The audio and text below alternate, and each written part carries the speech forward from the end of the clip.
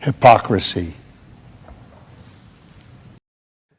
Hey, what's up, guys? Welcome to Lost Blaining the Interwebs. I am your host, Nick Rekieta of Rekieta Law, a small law firm in central Minnesota. And with me today is the avatar of Adam Crigler. Oh, there he is. Hey, what's up, man? What's up, dude? How you doing? I'm pretty good. Got some big stuff happening today. Might talk a little bit about it, but not a ton. Cool. But yeah, some big stuff happening today for me, which makes me and happy. Can you talk about it? Yeah. Oh, okay, cool. Yeah, right, I can good. talk about it. Adam, I try desperately to avoid things that I cannot talk about these days because it's like, why bother? Right. Like if I can't talk about it, it's not any fun. But no, we can talk about it. I know some people have kind of asked what's going on because I had a cryptic tweet earlier. I can't tell you how good it feels to talk about shit that, I mean, I could have talked about all this stuff and I was doing myself a disservice. Honestly, I've felt freer than ever before in my life this week. It just feels so good to just have people know what happened. Yeah. And it feels great. Catharsis, man. Oh, dude, Catharsis 100%. is there. Absolutely. Oh my God. Should I bring up the locals chat? Is that what you were reacting to? Yeah, but I'm gonna put it on screen. All right, let's see it. I don't know what. They're already on the meme games today. There we go. What Adam thinks happens behind closed door. What really happened? Oh, come on. Oh, that's funny. That's good. Okay, oh no, if that's the start of the show. Oh my goodness. So to let everybody know, up your locals. You enter at your own peril, my friend. Okay, so to let everybody know, yes, there was what we would call some internet drama, I guess, this week that has happened with involving Mr. Crigler here. Yeah. Mr. Crigler sounds like a Christmas villain. I'll take it. I think it's actually Mr. Cringler is the Mr. Cringler. That's the Christmas villain, I think. Mommy, what's going to happen if Mr. Cringler shows up instead of Santa? Well, you don't get any toys, and what you do get is a boatload of drama. Yeah. But we're not going to focus. Those cookies aren't saving you this year. We're not going to focus on the drama. You've told the story. I don't want you to come on here and tell the story again. Although, if you're okay with it, I may ask you about a part of the story that's not really fully related to Tim that I'm kind of just curious about. Okay. And I'm supposed to ridicule you over, but I'm not going to. Yeah. Just someone actually said it like right as it happened. And I was like, I know he's gonna get me. You're gonna get fucking torched. I deserve it. It's taken everything. There was one extra tear. There was one extra tear from fear of you, yelling at me for crying. Yeah. Nah. Of course not.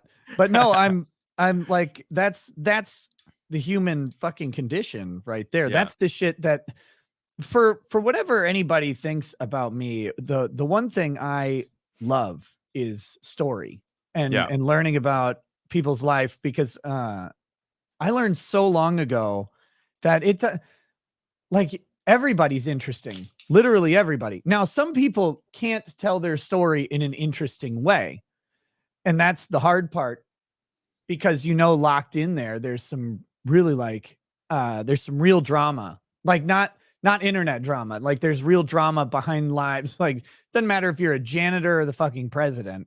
Like you've been through shit that I haven't. So I love to hear stories, and I like to get into that humanity aspect of it, because one thing the internet has taught me over the past 5 years is how easy and common it is that we speak and address everything in general terms, in generalities. It's like, okay, well, everybody is this, all people like this or that. It's really easy to do, and it's largely applicable for things that don't matter as much. But when you start getting into people, like those generalities, sure, I mean, they're kind of useful for easy categorizations, but when you get into it, man, the stories behind people are way more interesting than those general talking points. Yeah. And so I kind of like to get into the meat of stuff and figure it out. But that's just me. I don't know. I'm a weirdo. No, I like to as well. I don't like dwelling on the surface level. I think that's a problem with a lot of people these days. They're too comfortable not dealing with the root of the problem or the root of the issue that they have with someone, right? They'd rather stay on the surface, and that's partly the core of what was wrong with that household that I was living in, because I'm the type that, hey, I've got an issue. Let's get to the root of it. Let's talk about it, And I even admitted that like some of the shit that I was harboring was guilt that I was carrying myself, and I was kind of I was starting to face it, and without realizing how much it was like affecting me. It was affecting my work relationship, and I acknowledged that like that day. So it wasn't like I was trying to just push the 100% of the blame. I apologized to it. I'm like, look, I admit, like, I have my own demons that I'm dealing with, and it didn't make a difference, Right. but it was good for me, because it started this ball rolling of a journey to understand what I went through and how much it actually affected me. So Yeah.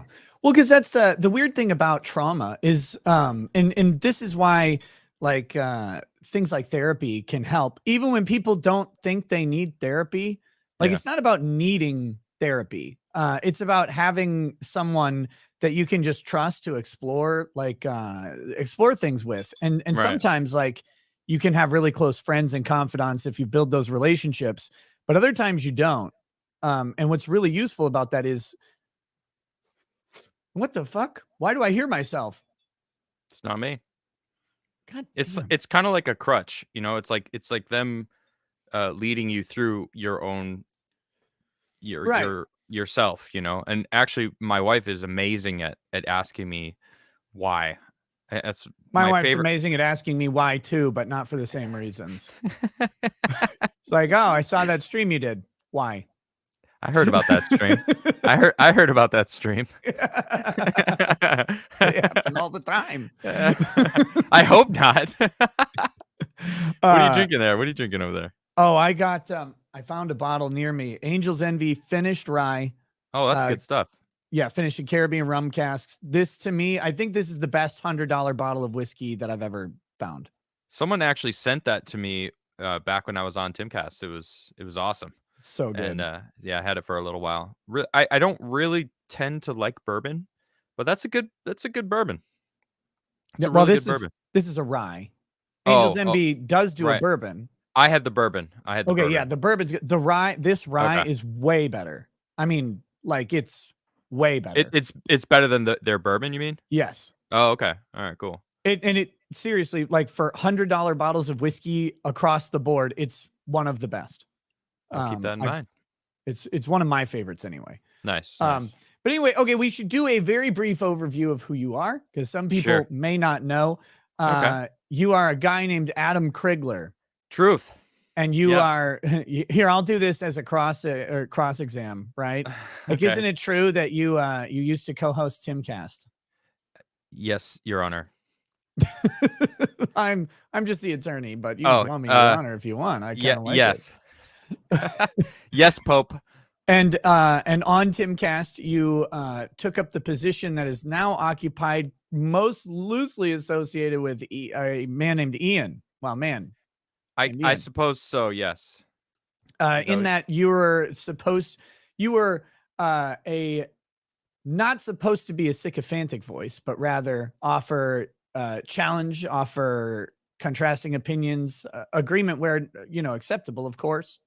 No, actually, I don't think that's ever what Tim's plan was. I think as soon as I started strongly staying to my own opinion, it was um there was a shift in the air in that household.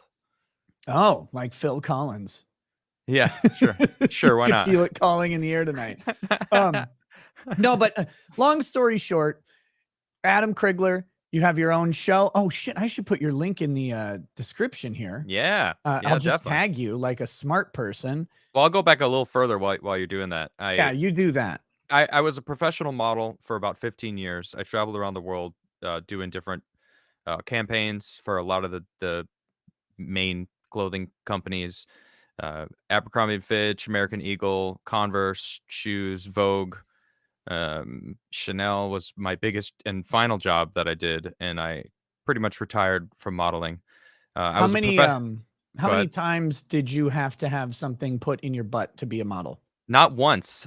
Really? That's for the models that are like Instagram models that they really want to be models, where they're like they could maybe, with the enough makeup and the right angles, and something inserted in their ass probably gets them in, but not a lot of. I feel like there's a good portion of people that don't have to do that, and I was lucky enough to be, I guess, attractive enough to not need that to go through that avenue. Oh, I mean, listen to this guy over here. I'm like, I'm just so damn pretty. Yeah, you definitely need something up your ass if you wanted to go that route. According to the internet, I'm already there, so it's fine. Yeah, guys, I wanted to announce today the big things happening are my new male modeling career, and Jerry from Rockstar Productions. He said, I'll totally be a star, but then I felt very uncomfortable as he teleported behind me. Wow. Hold on. Wait. Hydro, did you get muted on my channel? I didn't know that. What the fuck? Hydro, you shouldn't be muted on my channel. Where did you get muted? Dude, who knows? Sometimes people get muted for weird reasons. Like I think I made a new mod recently, and I think he's gone a little fucking too heavy with it. I need to have a chat with him because that's not cool. I hate YouTube mods. Like, I don't hate the mods. I just hate like the nature of the moderation, because like they're trying to help out. Yeah. And so they'll get zealous, like, oh shit, we got to stop like this thing. It's like, no, it's cool. It's cool. Yeah. It's cool. Yeah, I don't care if people are talking shit. That's definitely gonna happen. Pardon me. That's definitely gonna happen. But yeah, especially after Friday, because I've faced a lot of I call them beanie babies now. Works out. Oh, nice. Right. Yeah, I got it. Did you get it? Good. I'm glad you took me a second. Really catch that. It's like beanie. I saw you tweet that the other day. That you muted some beanie baby or something. Oh, on Twitter. I've muted so many people on Twitter. Well, dude, like, I just don't care. I've muted a couple people on Twitter. The main, I don't like to, but at some point I have to recognize who I am. And if I don't mute someone, like, I'll eventually I'll get myself banned again. Right. It won't take much effort. I'll do it really well. Okay. But recap, you're Adam Crigler, former male model, former skateboarder. I was a professional skateboarder. I rode professionally for Arbor Skateboards, designed a board for them. I ran my own skate school teaching skateboarding for about 5 years in New York, which was a lot of fun. And that was great. And then Occupy Wall Street happens, Tim Pool happens, and somehow you get roped into doing a show with him. Like, I don't know how that occurs. And I tell that in my story on Friday if you want to go find out. Yeah, and if anybody wants the full details of this thing with Timcast, go watch Adam's video. Law Nerd Clips has also clipped down like 26 minutes of it, but he missed some important context though. I watched that video just to see how it sounded, and it still missed a lot of important details. I mean, you think they're important. True. Well, the first 2 hours is essentially the important goods, the entire story. So I'm gonna post one of your pictures in the chat. But it's the caption. Photographer says, "Give me fuck eyes, Adam." Nailed it. But yeah. So you get wrapped up in Timcast. Famously, what was it? 2 years ago now, you leave Timcast. something like that? Well, I was fired from the Timcast show. I still worked for Tim for a year total. I was kind of the house handyman. I would do, I would like hang the TV. I was the guy that knew how to work the drill and the tools of the house. If something broke, they would come to me like, "Hey, this broke. Can you fix it?" And like, yeah. So I'd Right. fix shit. I mean, he was paying other people in that house. I'm not gonna like call them out for doing significantly less. So, and anyway, it was a great situation. Like Tim just kept paying me to be there. So yeah, of course. And then we also had these plans that we would discuss every so often about a new show that I would be doing Mm-hmm. with him, me and Tim. So it's like, well, the Timcast show, it's not what I wanted it to be. He wanted it to be more like, um, you know, Joe Rogan guests every day, so he didn't have to actually like prepare. And now, he's talking about he doesn't really interview guests. He just kind of brings them on to tell them how smart he is. Um, Well, I worded that a little more diplomatically, but sure. I was talking in my locals chat. And by the way, I should mention that this stream and every stream is brought to you by ricadalaw.locals.com, where I have a live chat going 24/7. I'm in it for probably too many unhealthy hours out of the day. And every show that I do, every appearance that I do, the locals chat is connected to that. And I'm interacting with the locals chat during those appearances and stuff too. If you're interested in joining what I consider to be my favorite part of the internet right now, you go to ricadalaw.locals.com. You can sign up for free to get all the notifications for the show. But if you want to participate in the chat, you have to join at the member level, and you can check that out over there. But it is great. And oh God, there it is. It was a matter of time before they turned you into me. That's pretty funny. It's pretty good. So I was in my locals chat. I was stuck at the Mall of America yesterday. Oh God. Okay, so I had to go to the Twin Cities, which is about 2 hours from my house, to pick up a friend from the airport. And so I'm driving in to go do this. And while I'm driving in, I noticed when I left my house, there was a dusting of snow, like maybe a half inch of snow, not a big deal. And I'm like driving, everything's clear skies. But as I get closer to the Twin Cities, it starts to get really just shittier and shittier. And the snow is still coming down. It's very heavy, slushy snow. And they ended up getting, I don't know, a couple inches, which, depending on how fast that piles up, can be really annoying for roads. It also was annoying enough that they shut down the airport. So get to the airport and I get a message as I'm in the parking ramp from my friend, says, "Hey, my flight was diverted to Chicago." Ugh. And so I'm in Chicago and I don't know. Can you come get me? No, thank God. They're going to bring us, I think, to Minneapolis. We just don't know when yet. And so I'm like, okay. So I check into it, find out it's going to be a couple hours, but they are planning on being there. Like, it was going to be, I think, 2 hours or something. I'm like, well, I'm right by the Mall of America. I guess I can go kill 2 hours. So I'm walking through the Mall of America, and of course I'm just on my phone because there's nothing. I mean, like it's just a big mall. Once you're there, it's not super impressive. And we were talking about the Kanye Tim Pool interview, and the thing, like, which I don't want to get into too much of. I haven't watched it. It doesn't really matter. I've put it out to Kanye on Twitter. He's welcome on my show. And I want to see that interview. Like, I think people are like, Adam, you should interview him because you'll actually let him talk. And I'm like, I would love to interview Kanye, of course. But I said some account from Kanye, some people were tagging me in it, like, who should Kanye go on next? And they were tagging me. So I wrote, I would love to, for like, Kanye's always welcome on my show. And like half of the comments were, how dare you, Adam? Like, you're so fucking salty. Like, I'm like, I didn't even say Tim. God damn. Like, Jesus. You can't possibly interview someone. Right. Like, someone else wanted to interview them. Shut the fuck up. My God. So it's ridiculous. But I would love to see him on your show, because you have one of my favorite shows on Rumble, we'll say. Well, you're on YouTube, so but we're on YouTube, Rumble, and Odyssey tonight. And I'll talk about that very soon, guys. I'll talk about that very soon. But yeah, no, I would love to interview Kanye. But so my chat mentioned though that like they started off with news stories, and I was kind of baffled by this because to me, if I have Kanye on, I don't want to talk about the news. Like I want to talk about vision. I want to talk about him knowing culture. I want to talk about him going from rich to insanely rich to back to just rich. Like I want to know about these things. Like that's really fucking interesting to me.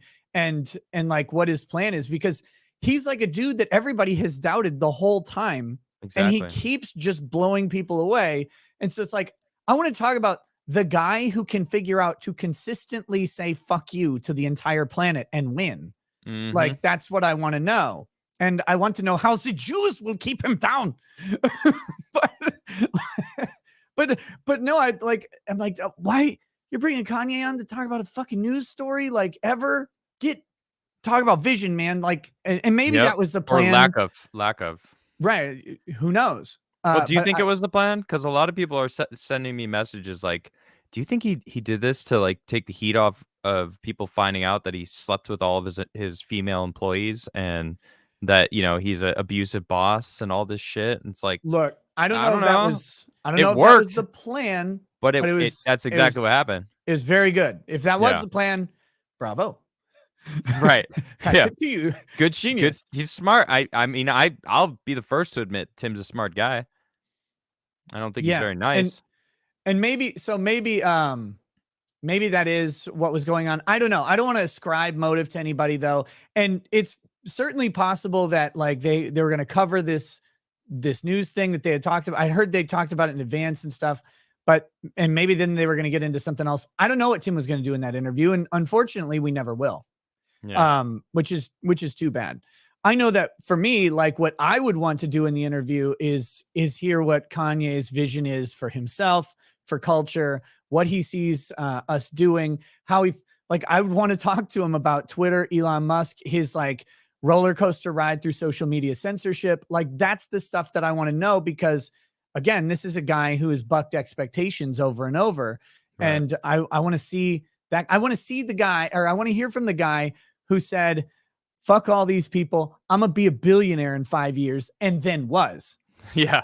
Like, because I want to do that. I want to go, fuck all y'all, I'm gonna be a billionaire, and then actually have that occur in some way. And I don't know like how many Kardashians I have to bang to make that happen, but like sacrifices might be able to be made. I don't know. If it's for $1 billion, we'll see. Yeah. But it's like, how do we get there? And the other reason that I think he's so interesting is because someone who can do that for themselves, I want to know what their vision is for culture, because I want to see if it was all just fucking luck or if there's a roadmap in there that I can agree with. To me, that's the spice of Kanye West, is like, well, you did this for you. What, as a cultural icon and now trying to be a political icon, how do you see this going for us, for the West, for America, for the East? I don't know. What pick your fucking poison. That's what I want to know from him. It's like, you know, he's trying to be president. You know, if he has these visions, wouldn't your first thing getting him on your show is to start asking about that? You know, not immediately go into what Kanye said didn't want to do. Like he admitted multiple times he didn't want to go into that sort of like back and forth battle, like the Lex Friedman interview. I wouldn't want to, actually, I wouldn't start there myself, because I try to always start first interviews with people who they are from them. Like I want to know, I mean just before you bring in a news article that calls him an anti-Semite, you know what I mean? I don't want a news article anyway. That's more what I'm saying. I just be like, so you hate Jews, like that. Like I don't need the news article to ask the question. But I don't know. And I would probably pregame with him a little bit and say, hey, so I want to get to this a little bit, as much as you're interested in it, but I'm not interested in this story, frankly, because like I know how people get misrepresented and mislabeled by the media all the time. It's happened to me, and I'm just I'm just a little guy, right? Out here in Minnesota, in middle of nowhere. And so like whatever happens to Kanye, like so he made some tweets and Instagram posts that are very, very offensive, highly dangerous and dubious. Okay, I don't fucking care like about that. I care to know the person behind that more than the narrative about it. But we'd probably have to address it at some point. But I'd make that clear prior to the interview. Like, look, if we go here and I'm comfortable, if you're comfortable going here, but this isn't the part of the story that I want to know about. I don't care. It's just out in the ether right now. So we might have to address it. But what I'm more concerned about is this stuff. And this is where I'd like to focus.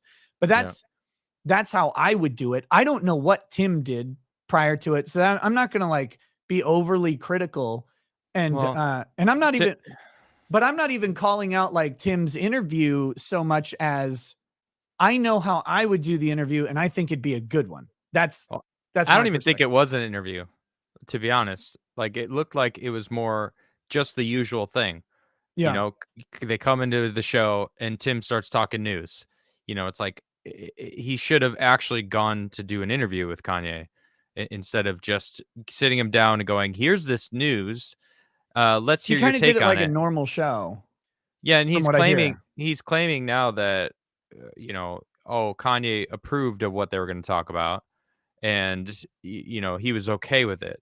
But if that was true, then when Kanye actually voiced 2 times before he walked out that he wasn't okay with what was going on, that's kind of contradictory. And even if they did agree to it, and then he was sitting there and going, you know what, I'm not cool with this, calmly stated, you know, I don't really want to go here with this kind of conversation, said it again a little bit later, and then when it continued, he got up and left. It's like, all right, well, I don't blame him for leaving.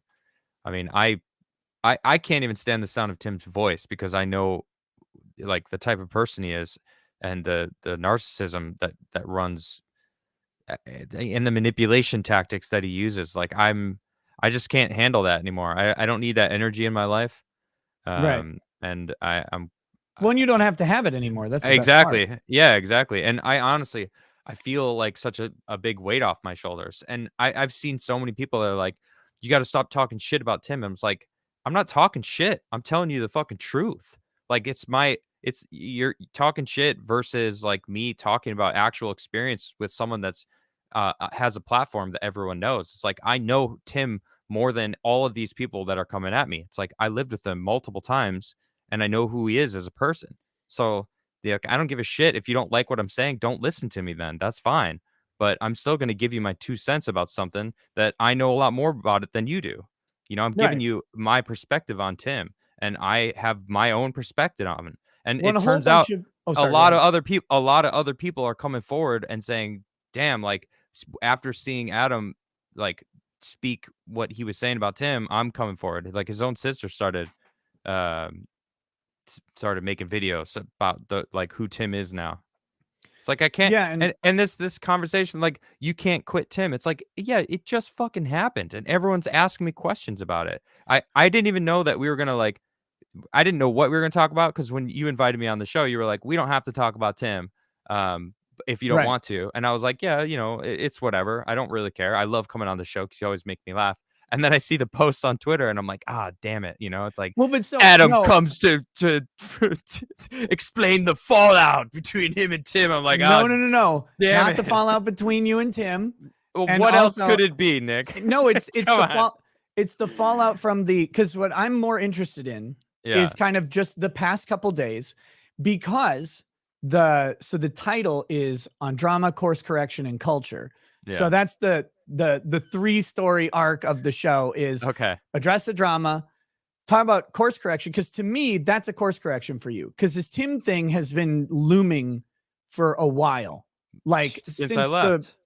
Since you left, every appearance on my show, there's like, there's some bit of it because people are interested. Exactly. He's an enigma. Like he's this guy who has 1 million subscribers and just a shitload of fucking support on the Timcast website. He's very, very successful. He's influential in the modern cultural political zeitgeist on Twitter. Like people listen to him. So of course it's going to come up. But you, what I saw happening is you going, all right, I'm going to process this. It's going to be done. Obviously, we're in the wake of it, so there's going to be some discussion. But I want to move past it pretty quick. In all honesty, yeah, me too. And I wanted to bring you on to tell jokes and talk about stories and have a banger of an article about how Clarence Thomas is making the the Supreme Court into a not a suicide pact, but a homicide pact, which I definitely want to go into. I want to talk about Balenciaga. I want to talk about me because I'm vain. And so like these are the things that I want to do, but I can't bring you on and not like have a few minutes on. No, I see. That's the thing though. I don't mind talking about it.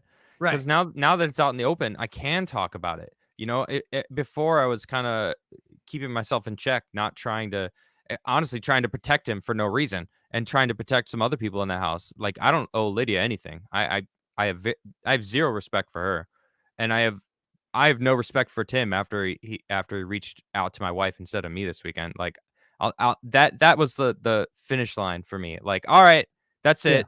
You're gonna try to manipulate my wife by sending her some sort of like cry me a fucking river. Like I hurt you, Tim, and like I fucked your girlfriend over. Like, I didn't say shit against your girlfriend. Like, his girlfriend's awesome. I don't even think he deserves her. You know, and to like reach out to my wife and say some shit instead of reaching out to me like a fucking man. Like, dude, fuck off. So like all these people defending Tim, like, get the fuck out of my way. I don't fucking care. I'm going to talk my shit about Tim because I know a lot more. I was being fucking nice on Friday. I was being nice. I was still protecting Tim. There's way more shit that I didn't say. All right. That I'm still, but you know, it's not necessarily my story. That's what I told, my story, my perspective. So all these people that are bitching, it's like, man, fuck off. That's my life. You know, I'm allowed to talk about my life. So yeah, of course. Well, it pissed me off. You don't have to. You're not allowed or disallowed to talk about anything, right? Like no one gets to control what you talk about. That's just a reality. But I do have a question. I need to figure out. While you were a model. Okay. I heard you did a photo spread for Hugo Boss, and I need you to explain. Hugo Boss. Yeah, I need you to explain your very anti-Semitic roots. I don't know if I did a job for Hugo Boss. Are you sure? Yeah. You care to explain this, Adam? You care to explain this? Is this why you're trying to get Kanye? That certainly has never been photoshopped, and I'm definitely not 100 years old. I mean, you want to explain? This is why you want Ye on the show, isn't it? This is why you're like, Kanye, listen. They found me out.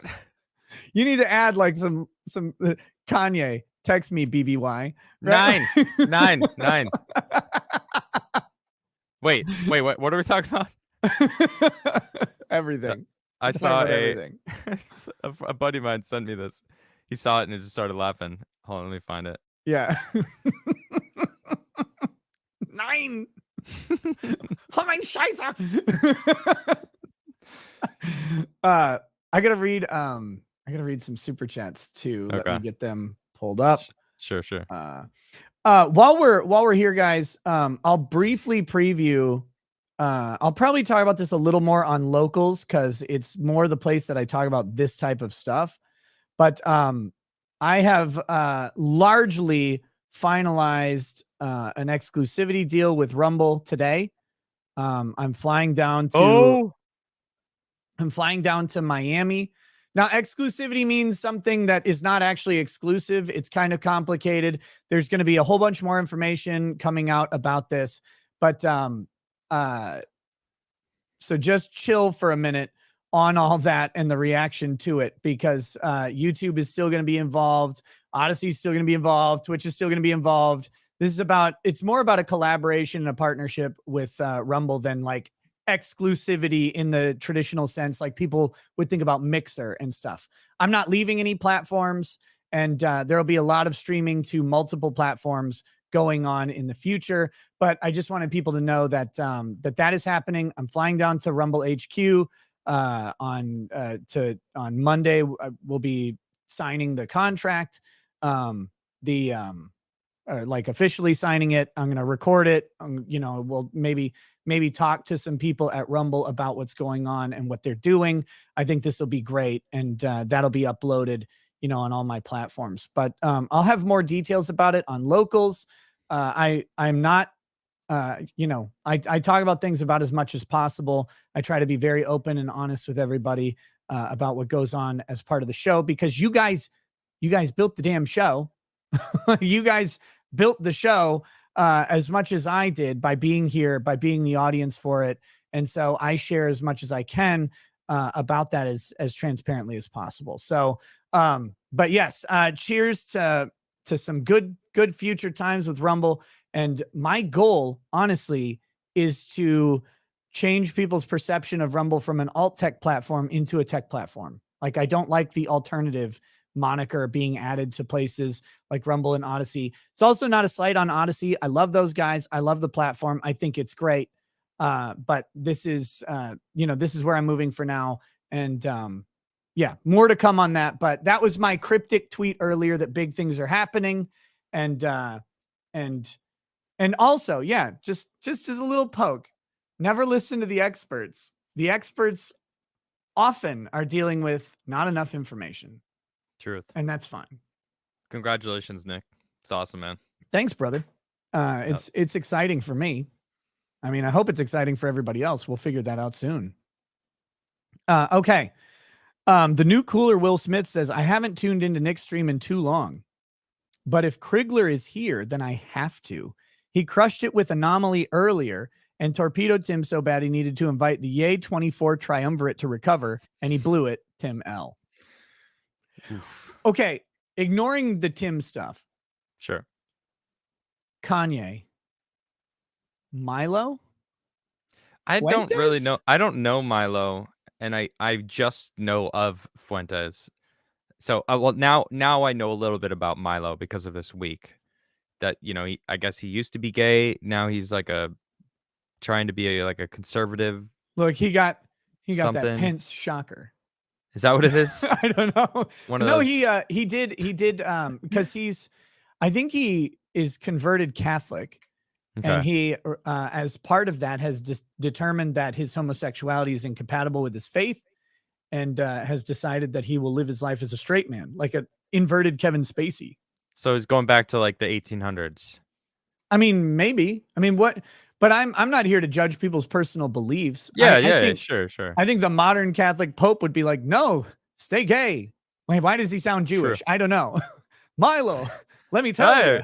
You go ahead, you stay gay. It's fine in the new Pope, the new papacy. It's okay. Ye's in the corner like, what's going on here? Let me bring you to Rome. I'll show you. The Pope's against me too now. God, you tested me. But I don't know, that's his thing, but I've never talked to Milo. I'd like to. I think he's wildly interesting. Okay. I think he had a really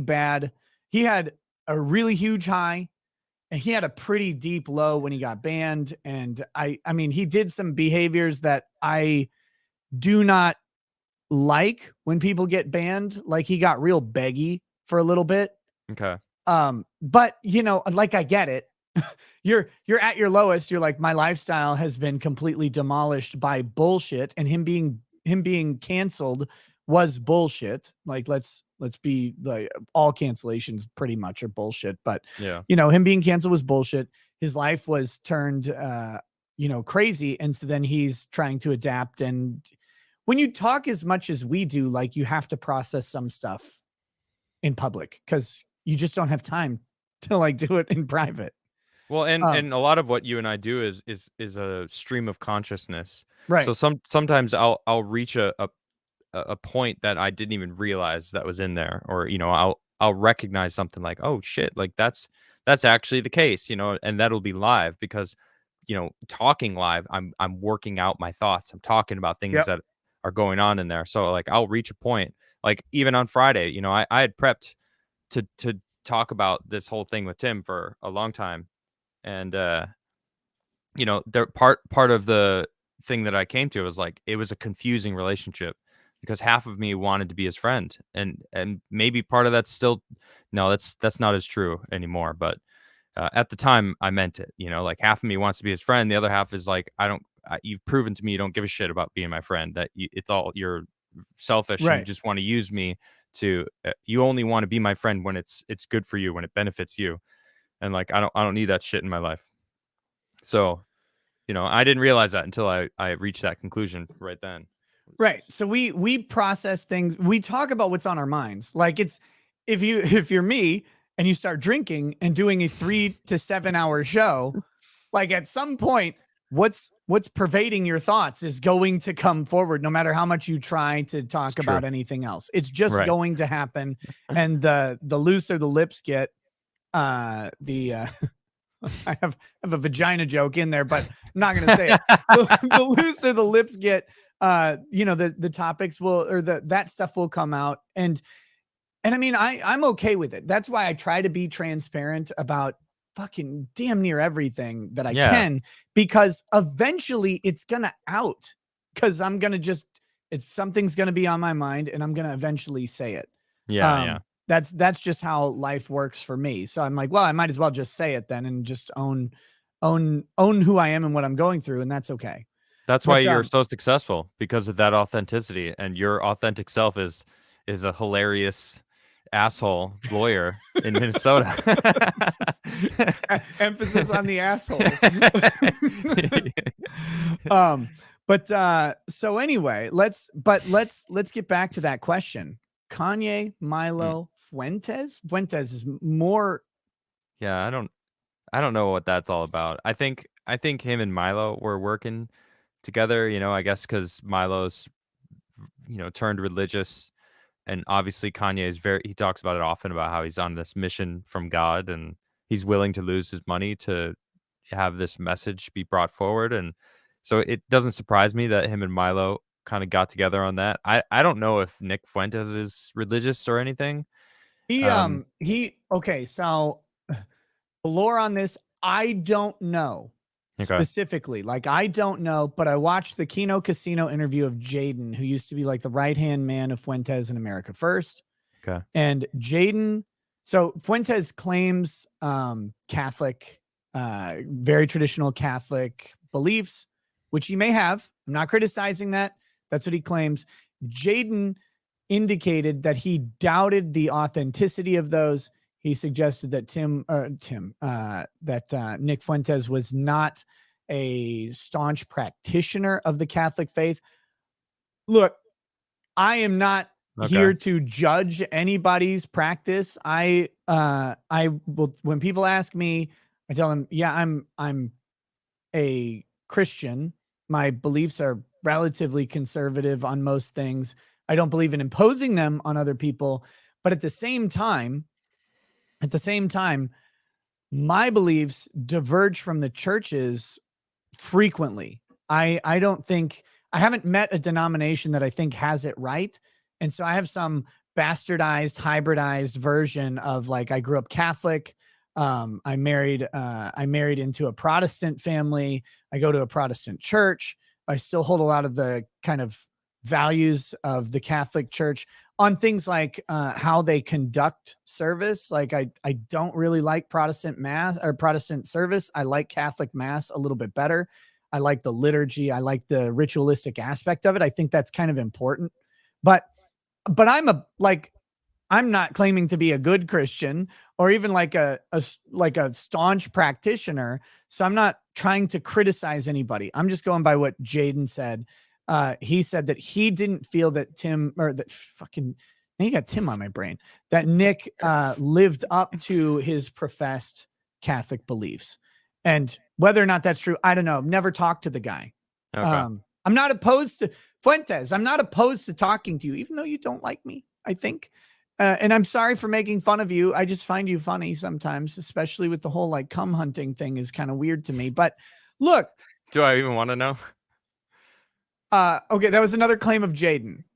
And it's too funny for me to think that it's fake. Okay.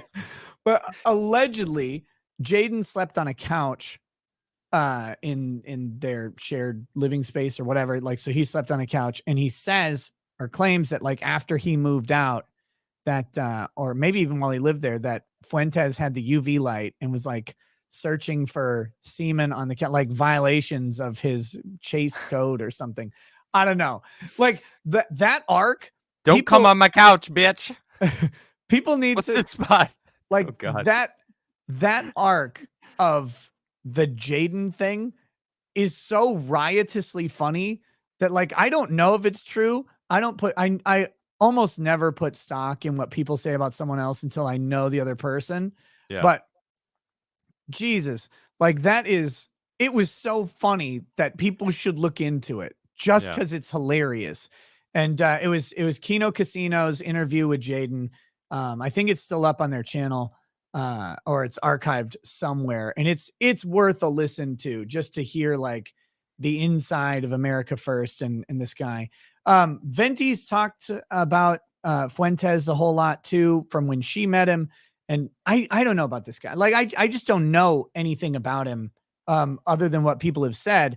And I try not to judge people on that, but I do like to laugh at some of the stuff because even if it's not true, it sucks, but it's also funny. Like, it'd be a good joke. Yeah. It'd be a great movie. You should interview all of these people. Kanye, Milo, Fuentes. I'd love to. I heard a rumor about potentially Rittenhouse. Yes. Rittenhouse. He has agreed to do an interview. We just got to lock down a date. So we're gonna make that happen really soon. One final thing, because I don't like leaving shit hanging. And I don't, but so I gotta do the Psaki circle back on Fuentes. Here's the thing. I don't know any of this. What I do know about that guy, though, he has an audience. Okay. He's politically connected somehow. Some people claim he's a Fed. I don't know. Okay. He's got the ire of like the US government. He's an interesting person, and he's really fucking young to have made the waves that he does. True. Those are the type of people, whether I agree with them, disagree with them, I don't give a shit. Like, it doesn't bother me to disagree with someone or agree with them, like whatever. But those are people I want to know a little bit about. So people have asked me a long time, would I have Fuentes on the show? I mean, if he'd come on, yeah, absolutely. I don't know that he will, though, because I legitimately, I have heard he's not a big fan, which is fine. And if I laugh too hard, I wonder why. It's probably because you laughed about that. The Dude, hunter. I laugh about everything, shit. But I laugh about me. Do. I know, like, it's true. Like, well, he might not know that, though. Laugh a little harder. It's all okay. It's fine to laugh. The more you're able to laugh at yourself, the better life is, I think. It's pretty great. But if anybody knows Fuentes and is able to make that connection, I'm not reaching out for, like, I'm not hunting down interviews, but if he'd be willing to talk, I'd absolutely be willing to talk to him. Not going to make it a big, like, crazy public thing and be like, you need to come on my show. I don't care. But if he wants to talk about anything, like, I'm here and perfectly happy to do so. I don't carry grudges. People carry grudges against me sometimes, and that's okay. But I don't. I'm okay with it. So if he wants to talk, I'd be happy to. And if he wants to, like, make jokes and stuff too, I don't care. Like, it's okay. Like, come on and shit on me too. It's fine. But I'd hope that he'd like get through that, and then we could talk about substantive stuff too. But like, I'll do both. I'm very self-deprecating, so it's okay. True. Because shit slides off of my supple, narrow shoulders. So it's really it's just straight down. It's really easy. Okay, here we go. Real Hydro PX. Law 2. I didn't see Law 1, but Law 2 here. Never put too much trust in friends. Learn how to use enemies. Friends are more likely to betray you in haste as they are more prone to envy. However, if you hire a former enemy. Wait, is that from like Art of War? Or is it the Laws of Power? But that's Law 2, he says. He also says, Nick, do you ever think that Adam crossed the line between friendship and business? Adam, I want to ask you that question. I have an answer, but I want to ask you that question. Did you cross the line between friendship and business? I think Tim did. And it affected my life in many ways. if he had given me a send off and allowed me to like tell the like, hey Adam, whatever the fuck he needed to tell the audience that I wasn't going to be on the show anymore, and gave me a send off, and like it wasn't this weird like I don't know, the atmosphere was just weird after that all happened, you know, because he was trying to be my friend still, and I was still trying to be his friend, even though, you know, the shit went down between us. You know, it's like Mhm. business and friendship. It's like he was fucking the producer. The fuck are you talking about? Like, how did I cross the line with business and friendship? Like Tim proved to me that he wasn't my friend multiple times throughout my time there. So like as soon as I left the cast castle, I didn't consider Tim a friend anymore. So like how can I cross that line anyway? Right? And then even more so, he proved that he didn't give a shit about me when he reached out to my wife trying to get her on his side. Like, bitch, my wife's not going to be on your side, Tim. You fucking abused both of us in that place, right? So when there is no friendship, how am I crossing a line? I'm getting the shit off of my chest to allow the people to know what happened to me on my end, what I viewed, and what I explained wasn't everything. The shit that I talked about was the stuff that was directly involved with me getting fired from that show and what happened through my time at the Timcast show. So, you know, it wasn't me trying to slander Tim, because it isn't slander if it's true. That everything that I said happened, and they both of them can try to avoid specific details and focus on that I didn't that his brother didn't actually sue him, even though Tim himself made videos about how his brother was suing him. It never went to court. Okay, semantics. Or that I like tried to throw that I attacked your girlfriend. It's like, no, she's one of the few people that I praised in that house because she was awesome. And I saw you abusing her in front of me, letting Lydia abuse her in front of you. It's like that shit it was disrespectful, and it really showed me the kind of person that Tim was. And I can't respect a person like that. So did I cross the line? No, I don't think so. Did he cross the line? Absolutely. That's my answer to that. My answer is a little different. I That's don't fine. know. Look, I'm an outside observer. Sure. But what I'll say is this: I think everybody in business crosses the line. Okay. I think it's a natural product of doing business is that you are then locked into an ongoing relationship that needs to work at some functional level with another person until you're not. Like until that relationship is terminated, you are there. And so I think in the workplace, people cross business into friendship constantly. We often forget that at least prior to the internet dating scene, and I don't know if the stats are different now. I actually would say they're probably not. But prior to the internet dating scene, I think it's something like 80 to 85% of marriages originated in a workplace relationship or a college relationship. Like those are people meet each other where they're stuck next to each other for long periods of time. That does not mean that all of them are appropriate. And I think there certainly needs to be some lines drawn between superior and subordinate employees and stuff like that. But Mhm. but like the fact that when you're in an office and you're next to someone that you're kind of like you talk to incidentally every single day, like you start to build a relationship with them because you kind of fucking have to. Yeah, And but I that's still kind of a cop out answer though, because he was specifically talking about me and what I did on Friday. right, but I don't know the nature of how you perceive your relationship with Tim. And so what I'm saying Okay. is that I think everybody does. That's why I asked you first, by the way. Yeah. I think everybody does to an extent. Like heaven knows Ryan the editor, like I fire him all the time, but he keeps coming back. Probably because I just like the guy. Like I just like him. He's great. I got to hang out with him at Matsuri. He's fantastic.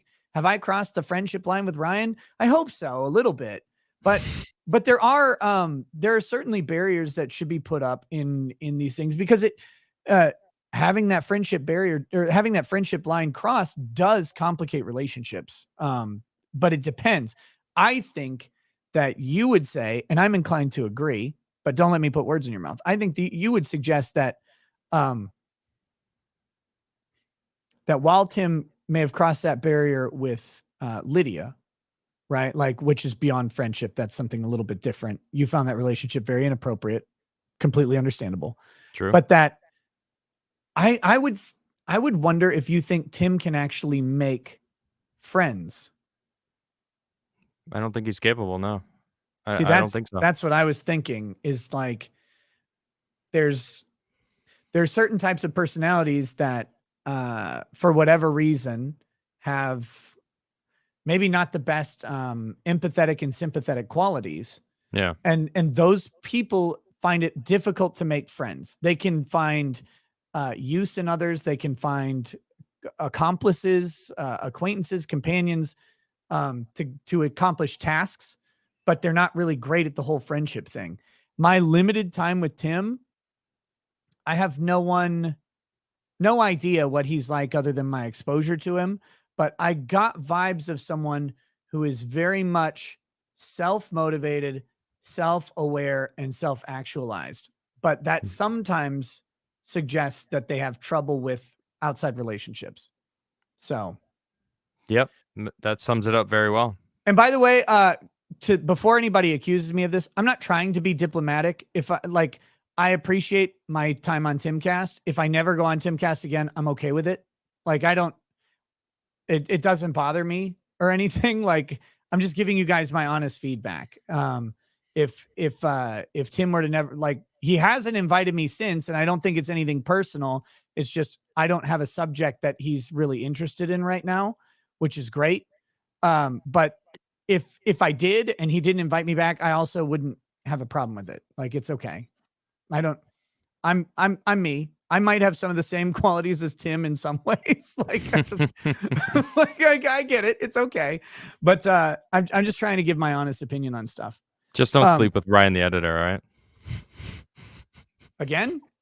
Hey, I don't know. Angry Whiskers says, in 2022, my challenge to myself is, if I say Nick Rekieta, I have to add of Rekieta Law, small law firm in central Minnesota. I navigated talking about your bands like this. I got Adam to say your title by super chatting.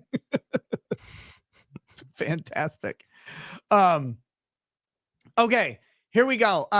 This is the first one of the night. I have to do this because we are here clearing the air. Sure. We're here clearing the air. And nothing is better at clearing the air than your new ENVIROKLENZ air purifier. That's right. It's the ENVIROKLENZ home air purification system. It is this box that looks like it's straight out of 1987. But I got to say this. Look, I got this thing the other day from ENVIROKLENZ. This is obviously a paid sponsorship by them. And they told me a whole bunch of stuff about the product, and I'll read you their script. I'm going to do that. I owe it to you to read you the script. But I want to say this legitimately and honestly. I put this fucking thing in the highest smell traffic area of my house. It's where a food smell, a garbage smell, and a cat smell all meet. And it's doing a really good job of making the air smell good. It just is. Is it worth the price tag? I don't know. Value is different for everybody, but this thing actually does make the air smell good. It recycles a lot of air very quickly. It's basically a 2-tier filtration system. Let me read their damn thing, because if I just start reading, like if I just keep talking about it on my end, then I'm going to get it wrong. So here's what they say. If all home air purifiers are the same, why did the U.S. Department of Defense select ENVIROKLENZ to protect and purify the air on board our Navy ships? Because ENVIROKLENZ advanced mineral technology goes beyond ordinary HEPA filters to destroy airborne illness-causing cold and flu viruses, including COVID. Bold claim. I don't know if this statement is approved by the FDA, but ENVIROKLENZ is the new science in air purification, and now you can order one for your home. This is how you help stop colds and flu from taking your whole family down. Like an Iranian with a suicide vest. Just kidding. That's not in their script, but we ad-lib here. This is how you destroy allergy-inflaming toxins and mold from the air your family breathes. In fact, this hospital-grade technology is so powerful that it promises far fewer colds and allergies and better sleep. Visit ekpure.com and use promo code NOSE for 10% off your ENVIROKLENZ home air purification unit. You'll also receive a free air quality monitor plus fast free shipping. That's $150 savings, y'all. That's ekpure.com, promo code NOSE. ekpure.com, promo code NOSE. Look, again, I can't tell you about the cold and flu shit. Like, that's well beyond my capability to test. But I can tell you that it makes the air smell pretty fucking good. It's good at that. I wanted to test it and give an honest reaction to it, and that is true. So ekair.com, promo code NOSE is how you get into that if you want. Sorry. Was that good for you?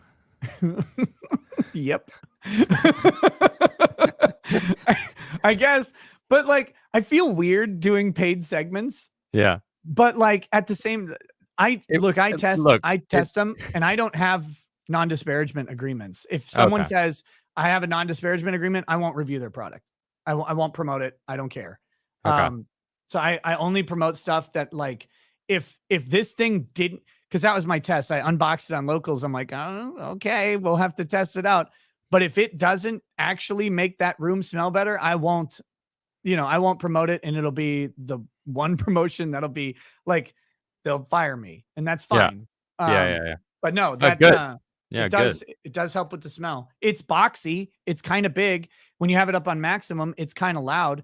There are issues with the unit in that respect, but hey, if you have air issues, it makes nice air. I can't complain.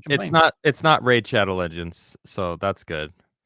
Or I did one of those once. Or Scottish titles. Did you really? Yeah, I did, because it was a meme stream, dude. Oh, okay. So Raid has two types of promotions that they do. Okay. For people who do recorded videos, they do like the recorded segment. You do a 60-second ad spot in your recorded video. Yeah. You get a lot of license to do it, as long as it's positive, as long as it's not negative of the company. Okay. You can actually be critical of the Raid product. In the contract that I got anyway, you can be critical of the Raid product. They want an honest review, but not of the company itself. You're not allowed to like disparage them. Okay. So, I don't know anything about the company. I don't care. A bunch of Chi-Coms probably, but I'm not in their contract anymore. But I had to do it for the meme, and I did it on Twitch. But so that's the first way. The second way is the live streamer option. And that's for smaller sub count channels, because this is only attached to my Twitch, which at the time had like 20,000 followers. Okay.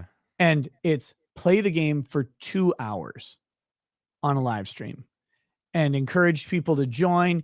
They get like a promo, like they get a specialized link and stuff. And you get a flat rate up front. I think I got paid $720 for the 2 hours. And then, you had tier goals, like 25 people sign up, 50 people, and 100 people within a week. And if you got the full 100 people, they doubled the amount that you got. So that's pretty good. I made like $1,400 doing it, but I promoted it a couple times. It was fun. But I told my chat, I'm like, look, I'm doing this. This is pure grift. I'm doing this because my kids want to go to the Great Wolf Lodge indoor water park. And for Christmas, this is last year, I think.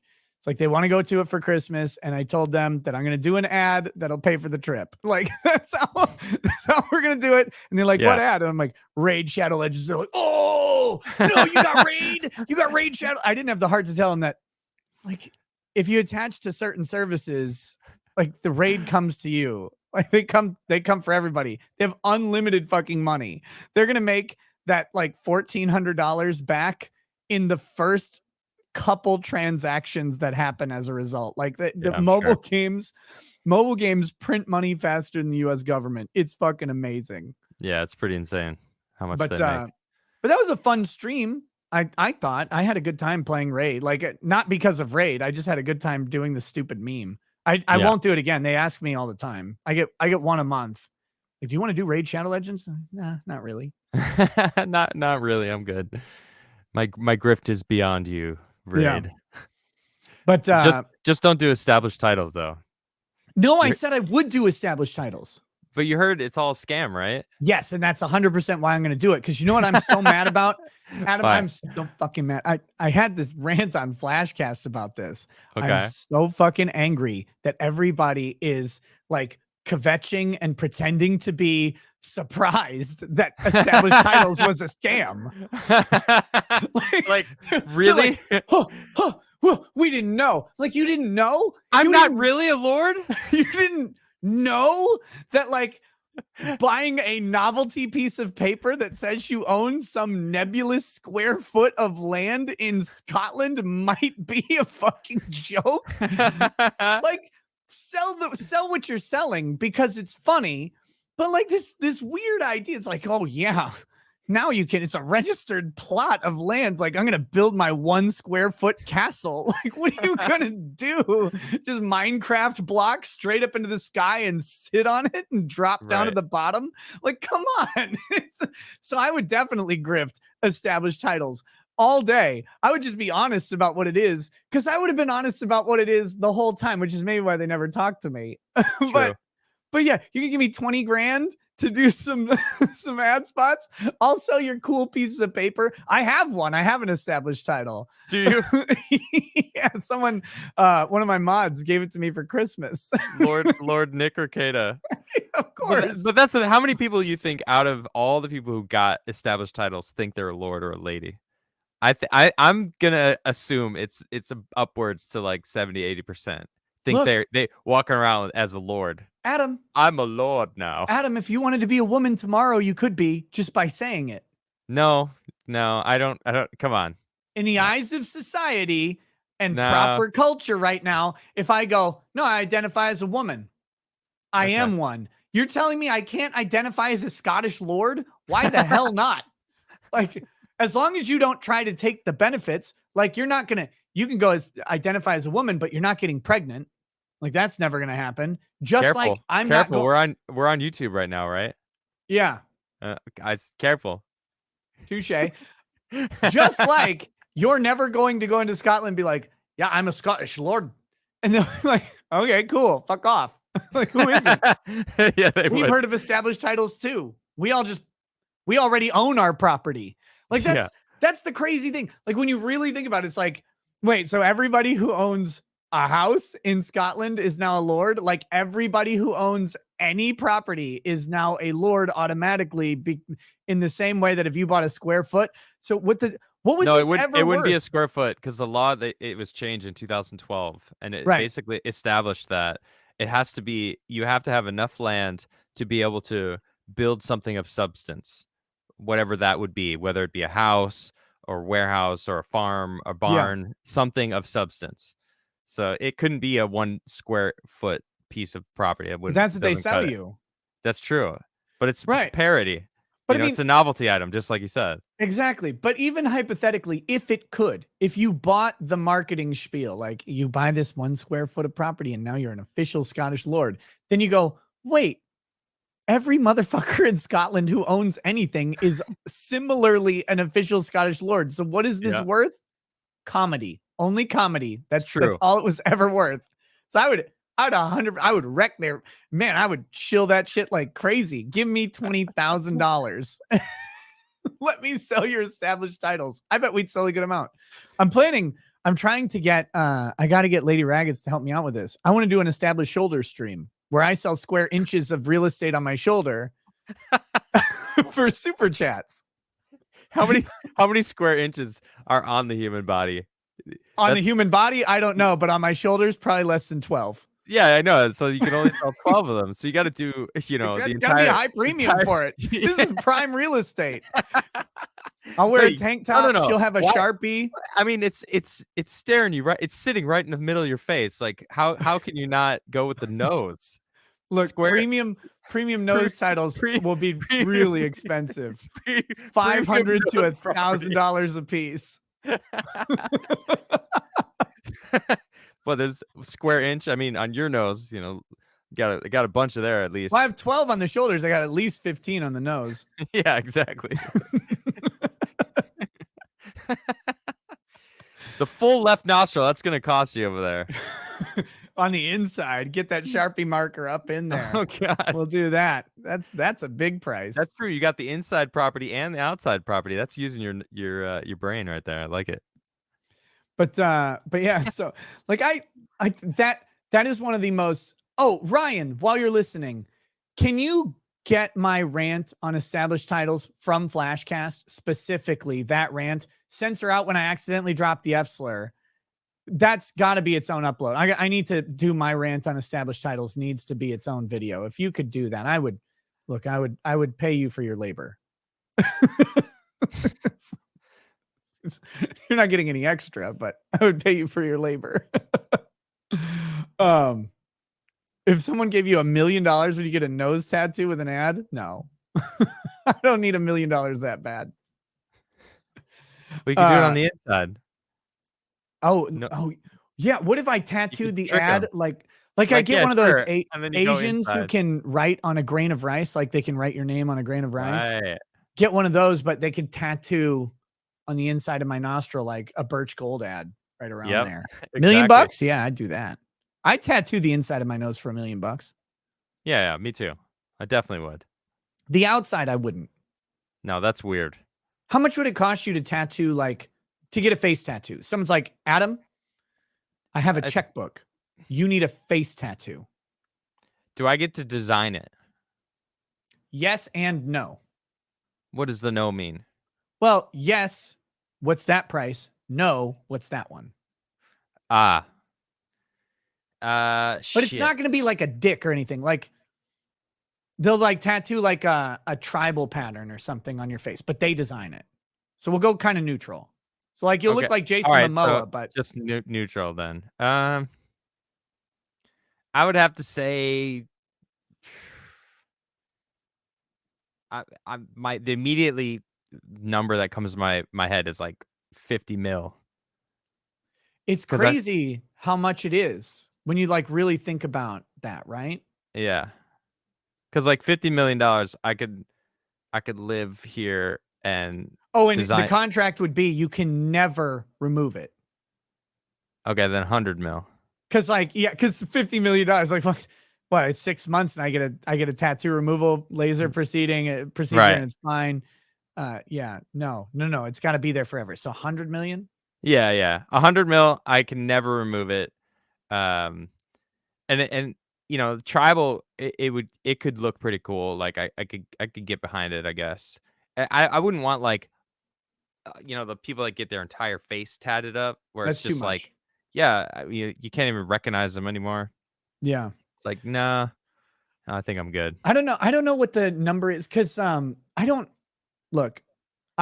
comfortable in my ability to pay for things, which makes it so much easier to say, yeah, I wouldn't like $1 million. I mean, no, not that I have $1 million coming in, but I just don't need $1 million. Like I could have fun with it. Don't get me wrong.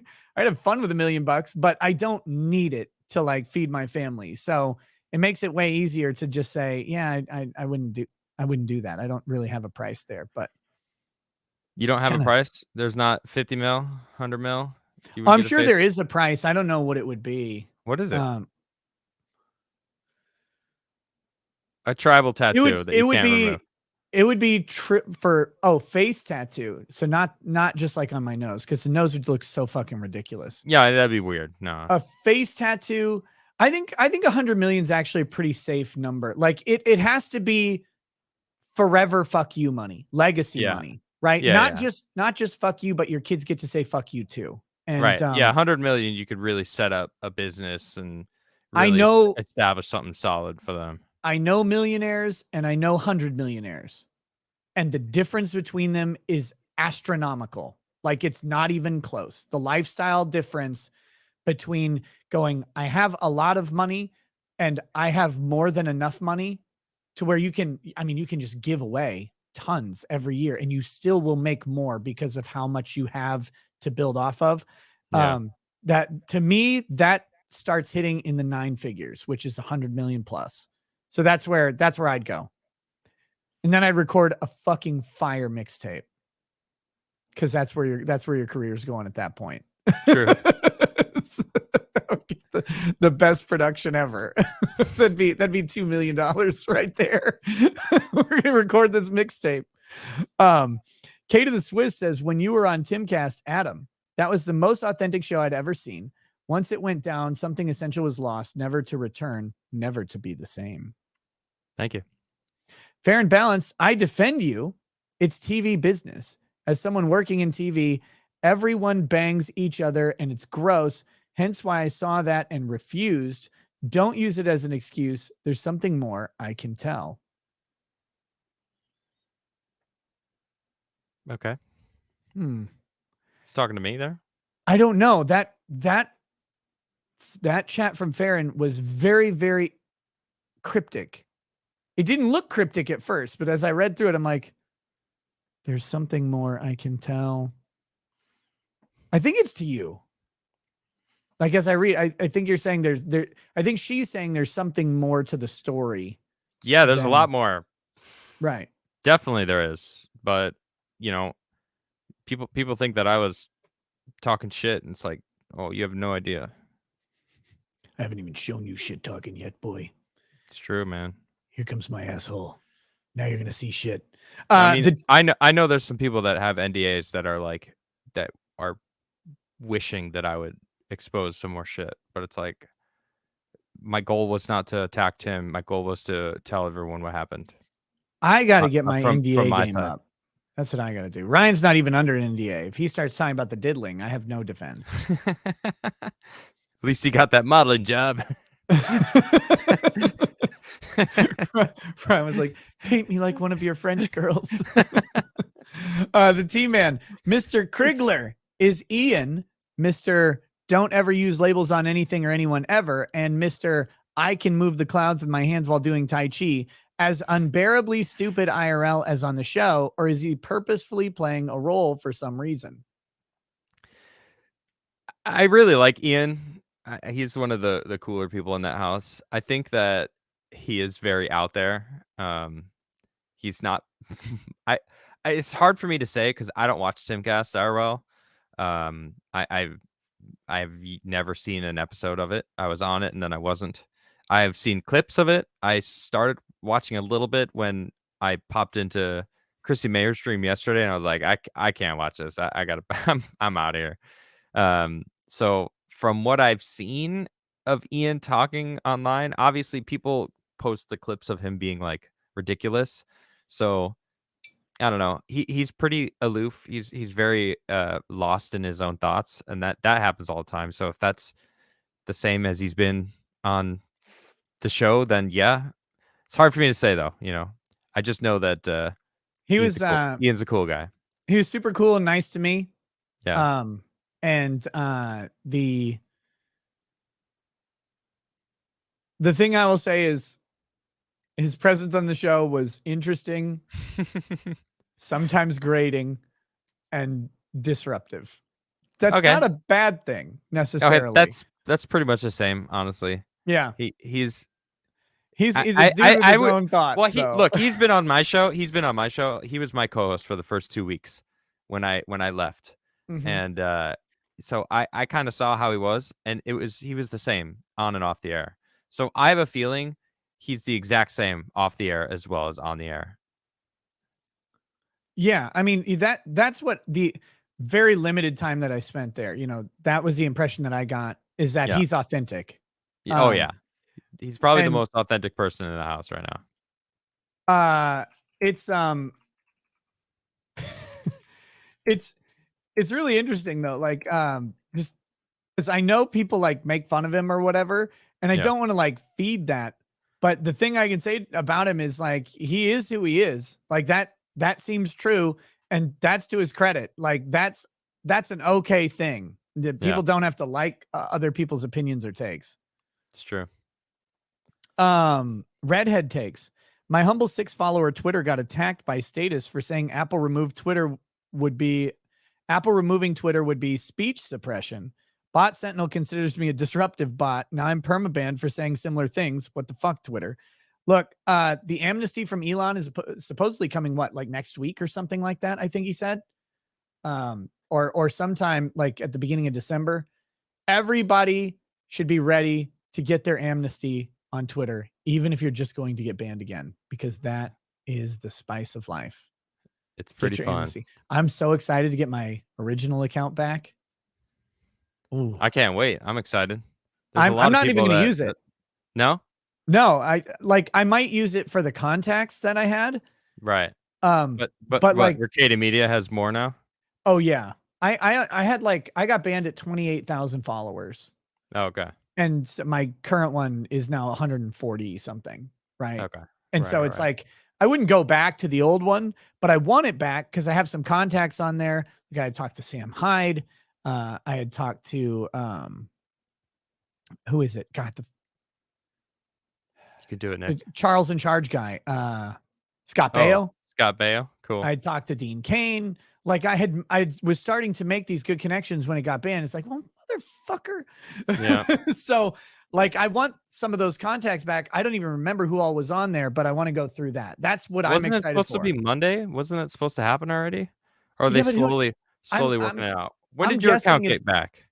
My account got back last week. Last week, right? Okay. But I think mine was like direct Elon staff intervention because the quartering somehow got his ear. And he asked about unbanning Sargon, and Sargon was unbanned within minutes. And then he asked about unbanning me, and I was unbanned within minutes of that. And then that was it. That was the whole thing. Yeah. I know I'd been trending, so that hopefully helped. Like, oh yeah, a lot of people seem to want this guy back, or a dedicated group of retards really wants this guy back on. But that's on Twitter, that's the same as a lot of people. Two things can be true in this situation, right? But yeah, I would love I really hated losing the Sam Hyde contact. I don't know if his account still exists, but I'd love to interview that guy. I think he's disruptive. I think he's fucking hilarious. And he pisses people off like Hassan Piker. So I definitely want to interview him. But yeah, long story short, when that amnesty comes through, though, everybody should do it. Everybody should do it. Make Twitter great again. Make Twitter ban you again. Let's find the extents of this. Well, Carrie Smith? Yes. Her shit just got restricted. And it was restricted because of her profile picture being too graphic, violent, and adult content. Wait, YouTube or her Twitter? Yeah, her Twitter. Look at this. I'm sharing my screen. Okay. This is her profile picture. Like, what? Where is this promoting graphic violence or adult content? It was this photo that they did? Yeah. This is her current profile picture. What Coomer is there at Twitter who's like, man, that's some sexual content. She's got to delete the profile image. Like, what? I don't understand. And now look at her page. It's changed everything to temporary unavailable. I've never seen this before. That's wild. Isn't that weird? Like, what does this even mean? And now the profile picture's gone. I mean, that profile picture is super hot. Like, I mean, the way she's showing all that cleavage, the under ass coming out of the short shorts. Yeah, I mean, everything about this. Really dress more conservatively than this. I'm embarrassed that I went on her show now.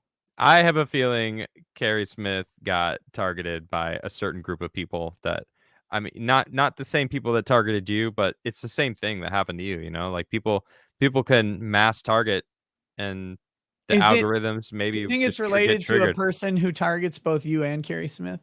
Probably, yeah. If I had to guess, in fact, I responded. Do we want to name the demon? No. No number of the beast. No. You know, like when you say the Candyman or Beetlejuice 3 times. Yeah, they show up. You get 3 times with that one. All right, you can at least say it twice and like live on the edge. But now with this one, you say it once and you got a 4-hour rage video about it. It's probably too late already. You called her a demon. I don't even know her. Yeah. Look, I'm just knitting together a story, Adam. I'm just knitting together a story based on loose fragments and threads that it's now a 7-hour stream. bringing together. Oh my god. Oh shit. Angry Shit. Whiskers says, "Love you, Adam. To show said love, of course, I'm donating to Lawyer Man. You It's got okay. your stipend from me on your Tim Stream music questions. Are there any electronic music genres, artists, or songs either of you like? Music. Wait, electronic Electronic, music? like Hmm. like techno? Like Moby or something, or like I don't know, Fatboy Slim. That's the first I'm trying to think of. Like Thievery Corporation. I actually like them. They're electronic music, right? I don't know, dude. I don't What know. I know That's is what I know is this. Fuck. Oh, these are in descending order now. Were they always in descending order? I think so. Uh dude, I have a weakness for house music. Like late 90s, early 2000s, basic bitch house techno. I liked it. I like Bad Boy Bill. I like Richard Humpty Vision. I like Paul Oakenfold. He was more trance, I think. But like that, I liked that stuff. The newer stuff is like that's too complicated for me. yeah. Yeah, me too. I mean, I'm an 80s child and my musical upbringing was late 90s. So, Mm-hmm. I Yep. don't know, Sublime, Incubus, the grunge, Nirvana, Nine Inch Nails. I don't know. That was kind of my, and then it kind of teetered off like with Tool and A Perfect Circle. And it's been a very long time since I've like really found a band that's newer that I really like. I'm Um I've been I listening. like Nightwish a lot, actually. My Nightwish is girl, cool, man. dude, Nightwish is cool.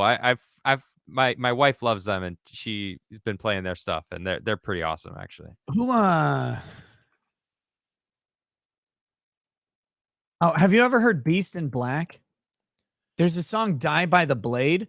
No, Uh that's a cool fucking song. I like that song. It sounds like an anime.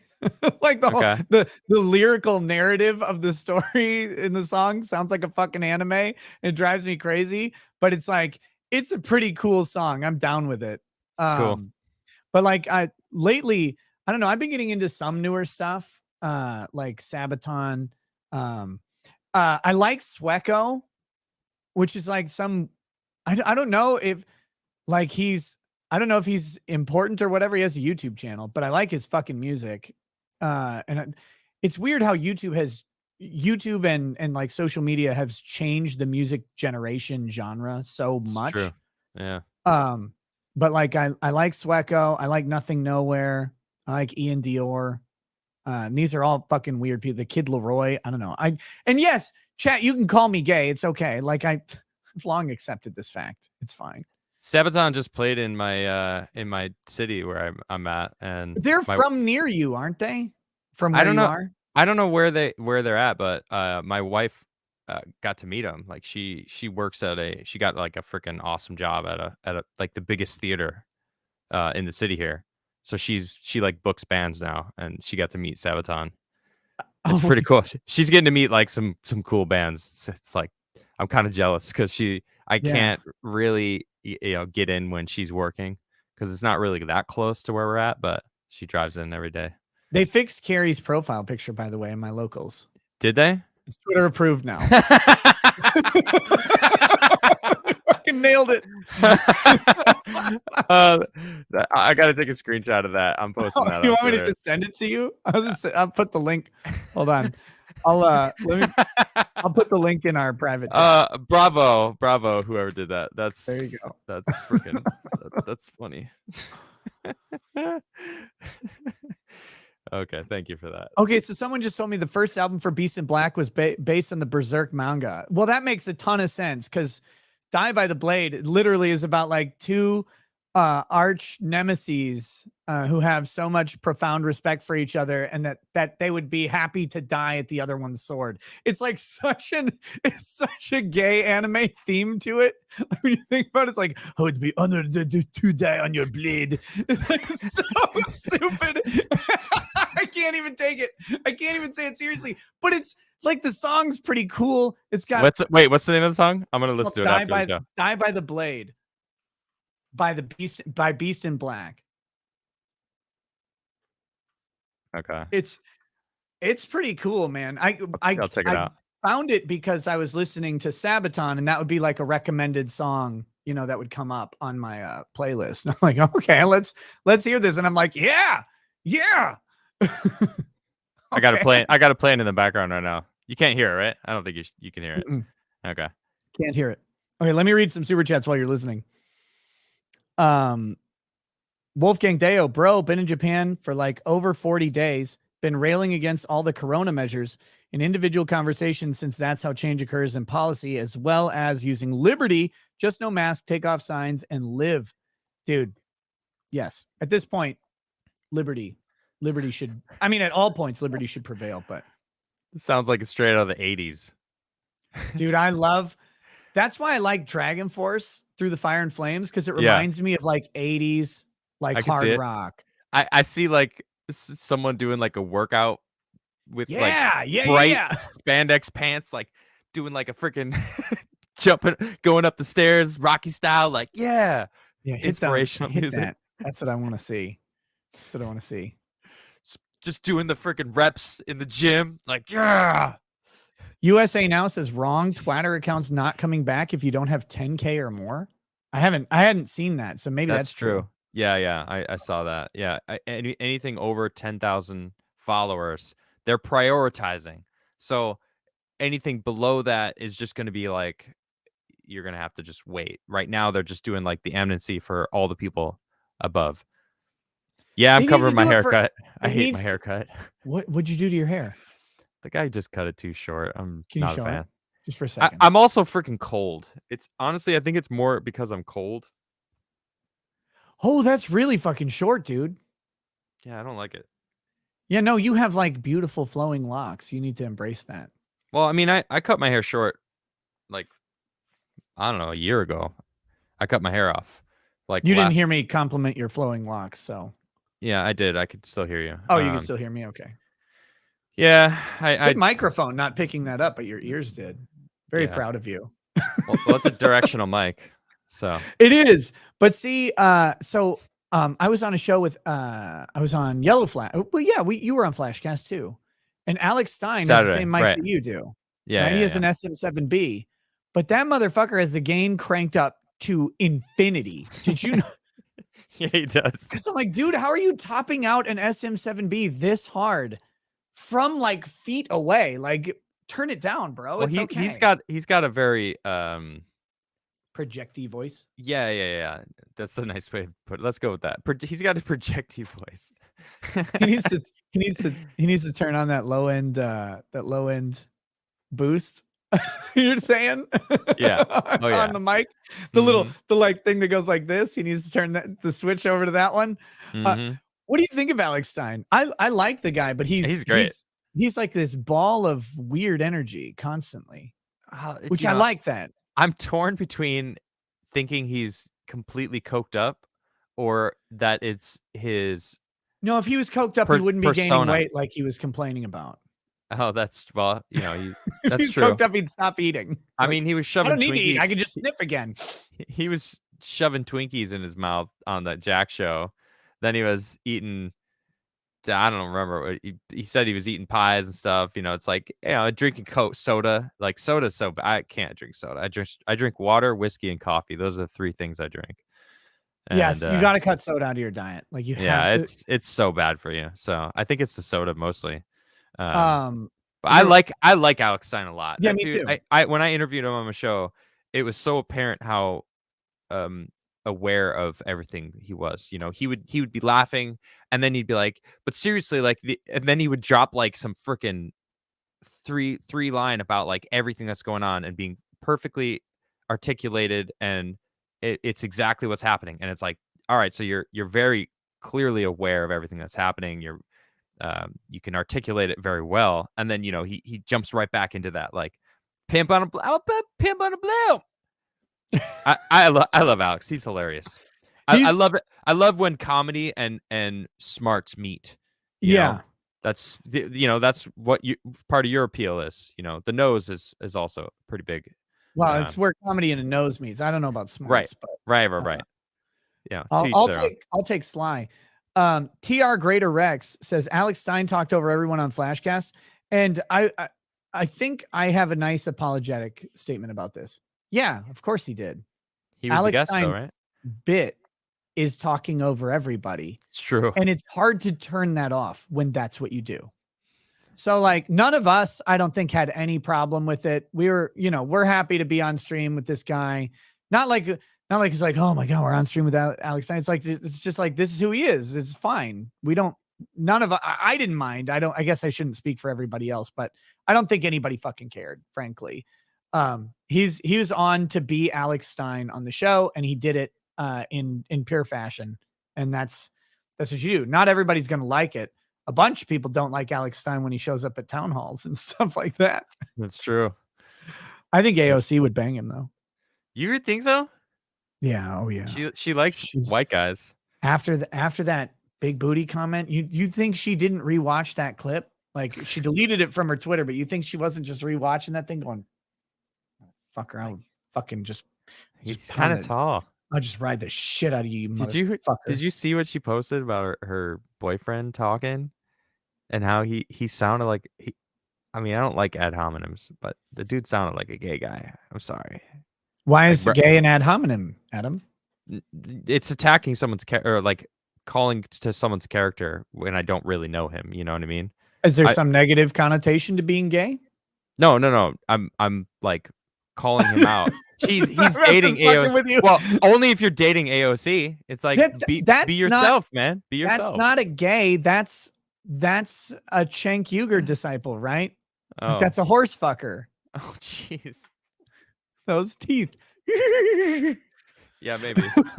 That'd be the most boner killing aspect of banging AOC. You'd be going to town, you'd be like, yeah, this is actually kind of good. She'd be like, no, you hit him from behind and she turns around and looks at you and it's literally a horse face. And then you look over on the counter and it's her like AOC human face. She's like, got the feed bag strapped on around her ears. Like, no, this is my worst nightmare. Oh God. Oh my Wait, God. where's this video? Oh, I saw it floating around on Twitter. I didn't actually like bookmark it or make sure I save it for later. I just was like, what is this? And then I laughed a little bit and moved on. I wonder if it's on. Are you looking at our Twitter page right now? No, I was sorry. Oh, okay. I was responding to a very important DM. I think people were just making fun of her. God, I don't know. I would love if Locals has it, because I don't want to look for it during the show, but Locals has this. They do have this, but if they have that video, I'd pull it up. Look. Come on. No, don't do that. That's a lot of gums. That's a lot of gums. Okay, so now that you're a Euro gay, I can't say the Euro F slur on YouTube. That's fine. But now that you're a Euro gay, are you following World Cup? I got to know this. No, not at all. Really? You don't like soccer? Football? No. How do you fit in there? I don't. I'm like a hobbit in the forest. Damn it. My job is online and I research all day and I just talk online. I literally live out in the middle of the forest, and the best place about my house is I have gigabit internet. God, I have like the best internet out in the middle of nowhere. I've only heard 2 planes since I moved here. 2. Yeah. By the way, Locals has provided me the video. I've got it, guys. Thank you. We'll play it in just a second. Look, first of all, I gotta do. I don't care about sports. Ever. Neither do I. Yeah, I don't. I don't follow football or soccer. I like it. Like I would go to MLS games. I really like. I'm glad that Minnesota has a team, and I'll go. I would go watch the Houston Dynamo. Whatever. I think because I love live sporting events in general. Like I don't even care about the sports. I just like the atmosphere and the energy that people have. It's fun. Yeah. But I do try to watch World Cup every 4 years because I like World Cup. I want to see because the energy's there. You don't care necessarily about the team. You care that there's a lot of people that are like watching it, and the energy is fantastic. Dude, it's so cool to see. Like when last year, or last World Cup or the one before that. I can't remember. Portugal. It wasn't last World Cup. It was the one before that. Portugal was in the finals and they showed Madrid. And it's like literally 3 million people are watching this fucking Jumbotron in the middle of Madrid. And you're like, cool. Holy shit. Like, imagine that you have millions of people in the street watching a fucking soccer game. And every time like one of those little twinks scores, they're like, like it's the most violent party you've ever seen. And you know that like 50 people probably died and no one cared. Like, that's how crazy this shit is. Or wait, I said Madrid. That's Spain. Whatever. Spain was in the final. Was that last year? That might have been last time. I know France won, but I can't remember. But it doesn't matter. You get the idea. No, 4 years ago. It was in. I was in Paris during the World Cup. I was actually there. Oh my God, it had to be a fucking disaster. And it was in the best It was insane. It was insane. And they lost, right? Didn't France lose? No, France won last year. They won. Not last year. It was 4 years ago. Yeah, 4 years ago. They won the last World Cup. They're the returning champions. Oh, okay. It was France and Croatia. Okay. I might be thinking way back. Spain was 2010 final. Okay. But I only watch World Cup. I don't, between the 4 years, I don't give a shit about anything. Yeah. But I like World Cup. I like to see what the US will do. I have no faith in them, but I like to see how they do. But I want to say, like, they threw Iran from a rooftop this year, and they advanced into the quarterfinals. See what you did there.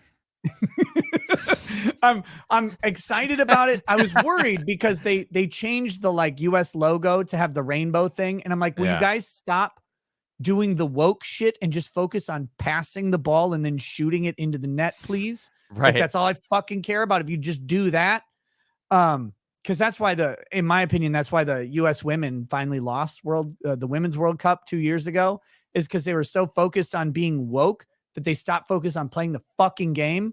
Truth. But anyway, today was so dramatic. It was Poland versus Argentina. So Messi misses his penalty kick like a fucking loser. He gets stuffed by based Polish Chad goalie. But they do end up, Argentina ends up pulling out a 2-goal win. And the drama, though, was that Mexico and Poland are tied in points. And Mexico was beating Saudi Arabia 2-0, which tied them in overall points. Even if Poland lost today, they tied them in overall points, tied them in goal differential. Then it tied them in the next stat, and they had to go to what's called the fair play stat, which is who has the most yellow cards loses. Like, that's how close it was. Damn. Until based and red-pilled Saudi Arabia takes a Kopesh to the neck of fucking Mexico by scoring 1 goal at the last minute, which puts the goal differential difference between Mexico and Poland into the fucking gutter, and Poland advances and Mexico gets cucked out of it because losing Saudi Arabia scores 1 goal on Mexico and they just get fucked. That sucks. Like, I was like, yeah, oh, that's great. That's the drama of World Cup that to me. That's what you live for. Yeah, like and I don't care if Mexico goes on or Poland goes on. I think it's funnier if Poland does, because Poland's one of my favorite countries. Because they're hilarious. Oh yeah, they're so fucking funny. Like, no, we don't want immigrants. You keep those over there in Denmark. We don't want those. Like, yeah, that's true. hilarious. They don't. But I don't ultimately care about any of these teams, any of these players. It doesn't bother me. But like, that type of stuff makes me laugh. I grew up watching the Bulls. I'm from Chicago, so like my first interaction with sports was everyone watching Jordan just crush. And oh yeah, I mean, everyone in Chicago would watch the Bulls. Did you see Fair and Balanced dancing on the sidelines watching the Bulls growing up? I don't know what that is. Fair and Balanced. What is that? YouTuber Farron? Oh, Farron. No, she was I a don't. Bulls dancer. Oh, was she? That's cool. Yeah. I never got to go. But maybe I saw her. I don't know. I watched a lot of games growing up. I have no idea. And then I've been to a bunch of Cubs games at Wrigley Field. So I have like a soft spot for the Bulls and the Cubs, and like that's it. you know, outside, I follow both of those teams. Like that's the only thing. I mean, I follow, like I literally follow them on Twitter and Instagram. So like I'll see how they're doing. And it's funny, I started watching the Cubs a little more heavy the year they can't won. watch baseball. The year they won. Well, I played baseball growing up, so I really liked. Oh, you did I don't all mind. this stuff. Oh, I played baseball. I No, was a that's I didn't. professional skateboarder. I didn't play football. I was a male model. You know, jealousy is not a good look on anyone, Nick. Look, I just wanted to know if you got in a gasoline fight accident ever. No. Did No, Zoolander never pain did. you to watch? No, and I can turn left. All right. You Got it. are an ambi-turn. Wait, no. I'm just an because you ambi-turn. can. Okay, you are an ambi-turn. You can also turn right. Yes, I can, Nick. Yes. Okay. Well, I wasn't sure. I'm an ambi-turner. Okay. I'm a merman. Merman. I love that fucking movie. It is so good. much. Also haunts me because like everyone, oh, you're a model, and then insert like whatever their favorite line of Zoolander is. It's yeah. Like, God, I've so heard it all. Adam Crigler is so hot right now. There was a time. The Tim Pool drama is so hot right now. Batgoat says, love you, Nick. Love you, Adam. Boom shakalaka. Oh, wait, as Stephen Hawking. Boom shakalaka. The Real Hydro PX. I love both of you figs and hope you both have anal tonight. My wife should be waking up soon. She's got to go to work. Fucking love. What time is it? YouTube for this shit. Oh shit. Yeah. Tic Tac. I probably should get going soon. I am getting pretty tired. I'll be honest, but I'll give you 15 more minutes. Okay. I'll go for the 2 hour mark. Tic Tac. Please ask Adam to offer that Crigler coffee tumbler for sale on his site. No Adam, no peace. I need to. They fucked up the mugs. They got the color wrong. So we're waiting. I wanted to have it done by Christmas, but I don't think it's going to happen. But I'm working on it. Thank you for your interest, though, in supporting me. They are awesome mugs. The Squid says most of Beast in Black is based off anime. Makes sense. That's why it's in theme. Yeah. Okay. So wait, we got this. Huh? Here we go. Is this your rant? No. Oh, this. Yeah. Listen to this guy. So, Riley, what has been helpful to you in combating racism? Okay, first of all, before we even get in there, let's just... Riley, what's been important to you in combating racism as a white person? If your wife ever does this to you, I mean, oh my God, what a disaster. You're already like, look, first of all, look at him. Second of all, good Christ, woman, why would you do this to this poor guy? She wears the baldo in that relationship. That's just an atrocity. Look at his face. He's like, you know what he's thinking? He's like, this bitch, but she is my queen, right? Like that's yeah, that's where he is. True. Like, oh, God damn it. Wait, who do you think has more of the chance to wear the horse feeder when they're fucking? I think she likes the horse feeder. On him? No, on her. I think she's chomping Viagra in them, though. she's taking the Viagra? Yeah. Yeah, she's like, maybe I'll grow a surrogate dick. My clitoris is going to be huge. A horse penis. I've heard that Viagra is like, will stimulate women too. Like, I mean, it effectively promotes blood flow to the genitals. So I don't know. I'm not a doctor though. So please don't try this at home, people. I'm not recommending it. I'm just saying that I think AOC's probably heard the same thing when she puts her feed bag of Viagra on. Just oh God! Wow. You think those teeth can't grind through some pills? Oh, I'm sure they can. Wait, here we go. I think it's helpful and important to talk to other white people. He does the upspeak. He does it to talk to other white people, right? Is he going to do it on every line? On every line, is he going to sound like this? Yeah, you tell me, man. Here we go. You tell me. It's really helpful to talk to other white people about racism.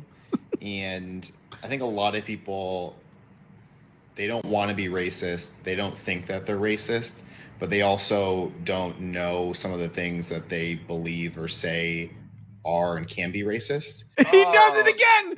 The next period, he goes straight to it. Shut Can the be fuck racist. up. And I think one of the like effective ways is just to talk and kind of help teach them about why some of the things they believe or say or think are wrong. Not necessarily racist, Not but that necessarily they're wrong. racist. And that'll sort of like chip away and, you know, contribute to some development in this. Okay, dude, if you just stopped at chip away, then you did downspeak. You were starting to balance, but then he couldn't finish the sentence there because it's against his natural inclination to upspeak. Right. He has to go back to it. Oh my God. What a disaster. All right, one in Area. chat. One in chat. If you think this guy's gay, just curious. Wait, no, Just- I can do this. Is YouTube. I can do a poll. oh, dude, throw a poll out there. Engage with your audience. Start a poll. Wait, where's the Q&A thing on YouTube? Have you messed with Q&A? No, what's Q&A? It's I don't know what that- I don't know what AOC's that means. husband, gay, pitcher, or catcher. Oh, there's a lot of ones in chat. I'm just Oh, gonna just saying. Yes, yes, pitcher, Yes, Yes, pitcher. catcher. Yes, catcher. add option, no, not gay. All right. Did the poll get that- approved? Oh, the poll it did get did. approved. That's tough. That's a tough question though. Like, what's your instinct going? Pitcher or catcher? Because I I think know he's you're not thinking no. I think he's a catcher for sure. You think he's a catcher? Yeah, I think that mitt is leathery and open.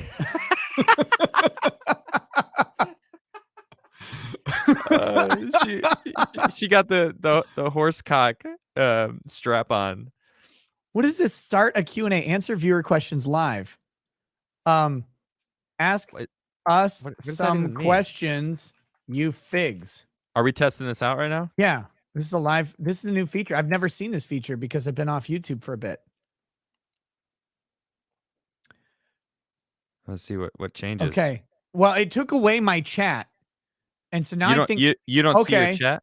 no, it's got a special chat, a separate chat for Q&A. Oh So my do you God, have- this isn't going to work with 6,000 people in it, though. Well, why are you gay? Okay, that's everybody's question. It's just why are you gay?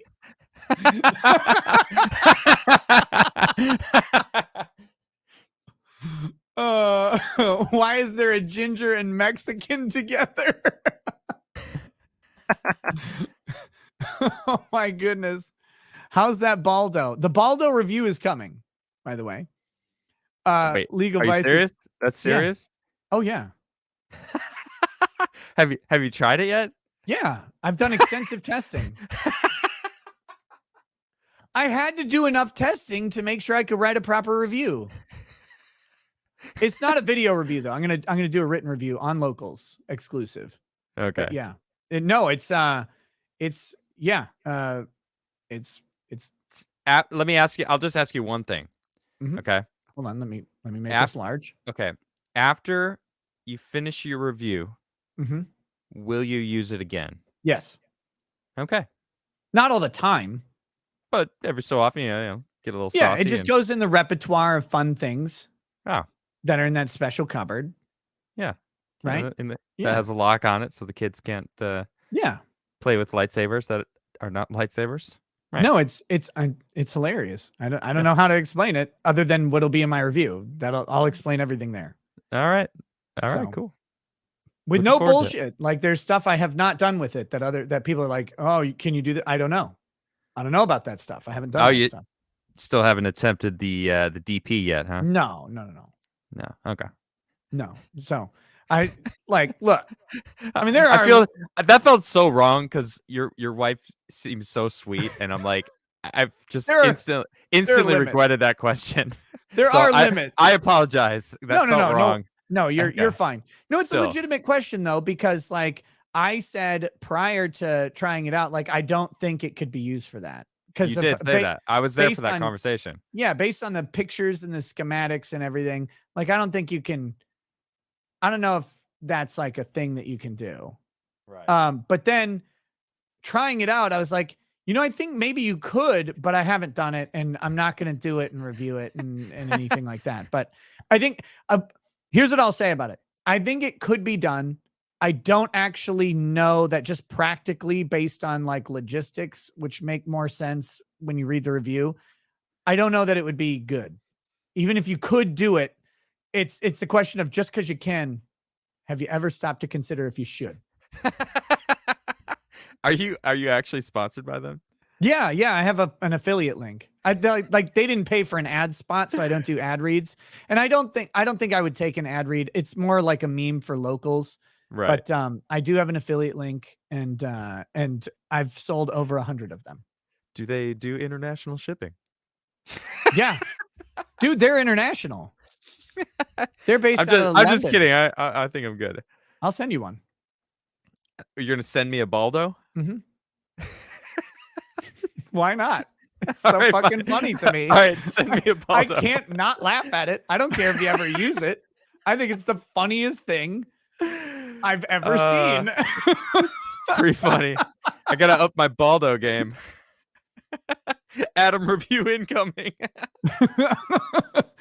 Look, it's Oh my a God. very weird thing, but no, it's a legitimate product. I thought it was a joke. I thought it was a meme, but it's a legitimate thing. It's not for everybody. And I'll say that the preface to my review is this is for, in my opinion, a committed partner that you have tons of trust with, because it's fucking silly. Like, it's really fucking silly. I know. It sounds and silly. You don't want to like call this thing on a date, right? Like, listen, let me look at my phone again. All I Listen, can Shonda. picture is Drex's soft eyes, and he pulls that shit out. It's like, listen, Angelique, yeah, I got this thing that we need to try. No, nope. No. This is not a casual thing. This is some goofy fucking bullshit that if you try it, you may really, really like it. Right. You may really, really like it. And but it'll all be in the review, everything about it, the good, the bad, because there's some stuff, and this is why you need trust. There's some stuff, because you gotta eliminate all of that apprehension. I mean, that's the way this shit goes. Sounds right. But oh, that's funny. didn't you have a rant about not doing silly shit with your partner, like boob honking? Well, okay, boob honking is like weird and goofy. Like, this is a specific sexual encounter that you're agreeing to. Well, boob honking as in like while you're in the midst of a sexual encounter, or like walking by and you just like honk I think or like in shit? public is what I was talking about. Like honk honk, like that's just weird. Like that's Well, in that's, public, yeah, that's weird. That's I don't know. boob honking's fucking weird. Like, it's so juvenile Yeah, I agree. and strange to me. Like I love breasts. I think they're great. Yeah, it's hard to deny that. But honking them is odd. Okay, I'm going to end this Q&A thing. Will Drex ever do a review? Apparently, yes. I don't know. Seems like you're gonna beat him to it, though. Oh yeah, I've already beaten him. He still hasn't used his. So Shame on him. yeah, still don't know how you fit them in there. Like, one at a time. No, so God, I've been trying to not really talk about this on my show, but you asked about it. Look, they just came out with a new stretchier version that is apparently a little bit easier to put on. I don't know. I don't have it. Guy's sending me one, so we'll see. But that putting it on, taking it off is the most harrowing part of it entirely. I'm sorry. It's so funny. Oh my goodness. Thank you for You're welcome. that. Yeah. Look, I'll indulge it. I try not to drive the it makes so many people like so angry. I'm like, I just think it's fucking funny. But I try not to like I'll talk about it more on locals generally, but if people ask, of course I'm going to answer, because, well, you know, that's what the internet fucking is. Let's see. Where was I? I think, have we done I lost track of my windows here. Fucking hell. Oh yeah, we were talking about this fucking weirdo. That's right. Oh yeah. Oh yeah. The catcher. Okay. We're Catcher almost in the done with rye. this. Catcher in his eye, probably. Here we go. But not necessarily take somebody from like being a Did he racist just- to not being a racist. Did he just do all the time. like just side always head be- thing? Did he what? Did he just do Yeah, this? he did the black lady thing. Like the black lady didn't get sauce with her chicken nuggets thing. Right, yeah, I saw that. Yeah. You can give me that barbecue sauce? That Do you was think him. she how much do you think she trained him to say all this shit? I don't know, but I think do you think she ambushed him for this? Like, look at the setup. She's wearing a jacket. That's how much she doesn't like him. Like they're inside and she's wearing a jacket. Like, please don't even look at me. Mm-hmm. I don't know, man. Can you do the Clarence Thomas article? Yeah, I'm gonna do that whether Adam's here or not for it, because I know he has to go. We're gonna finish this thing. Okay. Being open to learning about racist things that we may have said or done without judgment and defensiveness. Oh my god. She's like a fucking mother with her child. Like that fucking that trans child, which I don't believe is real. There's no such thing as a trans child, but the mother was like mouthing the words that the kid was saying. Like the kid was talking and the mother was like mouthing all the words. Like she knew exactly what he was saying because she fucking grilled it in his head. Do you know what I'm saying? Like Yeah. that's the vibe I was getting from that. Dude, Like good job, little boy. Like, yeah, this is what he thinks. Like, let me reiterate a little bit more and accurately, articulate what he was saying. It's like, god damn, I can't stand that woman. she how much do you think she fucking just owned him?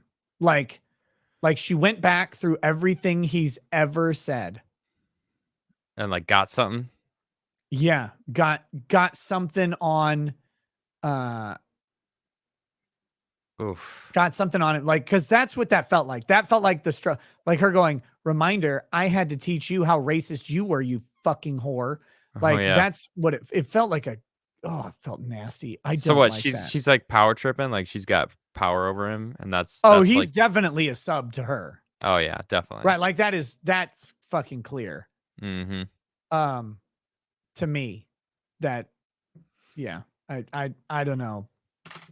I don't know if I'm Do you have any super chats that I don't know, specifically address you? Yeah, any questions for me before I leave? I don't want to jip anyone out of their super chat. Crigler coffee is the best, freshest coffee from D What. Hell yeah. Kai Thank you. Rain says Macriga. Macriga. Let me see. Andrew Hillier, love the work you do, both of you. Had you on the flat screen several times with my entire family watching your coverage of the impeachment, Depp. And now that you got Adam on, love you guys. Heart from Canada. Oh, thank you. Thank you. This one. Real Hydro PX. Nick, do you think if Adam's wife gives him a child long time ago, he would have time to be thinking about Tim and Lydia? I guess that's going to your story or something. Do you want to talk about that or no? I don't know. That's weird. It wasn't my wife, and no, I don't want to talk about that. Okay, that's fine. Like I only like incidentally have heard that bit of it because I haven't. Like hold on. I talked about something that was very like delicate for me to express, and like suddenly people think that my private life is on the table for everyone to like analyze, and it's like, you know what? I chose to analyze certain things. Yeah, I exposed Tim and Lydia for their fucking debaucherous shit, and okay, maybe I was wrong about that, but I don't fucking care. They both did me dirty and whatever. Tim tried to maintain me as a friend by like paying me, and it was weird, and I thought our friendship could withstand it all, and then but he lied to me multiple times throughout that. We didn't do another show, and then I ended up leaving after he tried to basically buy my show and my music that I was on, that I had written. It's like, so whatever. I don't owe you. I don't have to answer shit like that. And it's like, Hydro, Yeah, you've been a supporter of mine. I don't understand like why you're trying to fucking troll me like that. yeah. Who knows? I mean, maybe he just misunderstood the story. too. Like, Wow. It wasn't my wife, by the way. I don't know why people are thinking that. This was I was a lot younger. that's why I said maybe you misunderstood the story. Because like when I heard you just now say it wasn't your wife, like I've only incidentally heard like the thing, because I do plan to listen to the thing, but I haven't had the section of time to devote to it yet. And so it's like I assumed automatically, like I don't care, but I like no judgment either way. But I just assumed it was your wife that was the root of that story, because I hadn't heard the whole story. Yeah, yeah. So No, he said I saw he just said he was like I wasn't, it wasn't a troll. He was asking because he knows I want a child, and it's like, yeah, maybe, but the thing is, I don't know if anyone watch. I know Hydro watches my show, and there might be a few others that are here watch my show normally. I know a lot of people have come up to me and said that like you are definitely different from last week to this week, from a month ago to this week. Something changed this week, and it is such a different feeling going live when everyone knows what they wanted to know, what I needed to get off my chest, and that I live in Sweden, right? There's two Yeah. things that I needed to like get off my chest. I never lied about where I lived. People are like trying to claim I lied by omission, that suddenly I'm not Not talking like, about where you live is not a lie by omission. It's the fucking internet. right, exactly. Like, so I chose not to say. It's like I don't I still want to have a place in America. Like I'm probably going to get a place in Texas one day.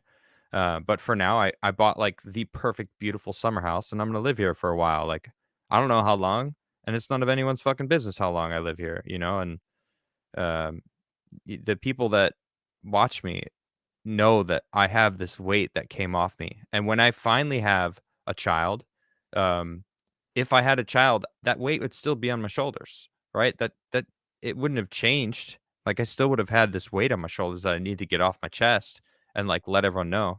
So yeah. So to clarify, so Real Hydro sent several, there's 4 chats in a row. Okay. I'll read, I read the first one. I'll read all of them, but his question was technically to me is, Nick, do you think if Adam's wife does this a long time ago, would you be thinking about Tim and Lydia? Yeah, I think so. Because workplace and family are like, they're connected, but they're separate. And just because you're, busy with one thing doesn't mean the rest of stuff doesn't matter. I have 5 kids, and certainly like the shit I've had to go through personally and professionally outside of that in the past 5 years, like, is not mitigated much at all by having kids.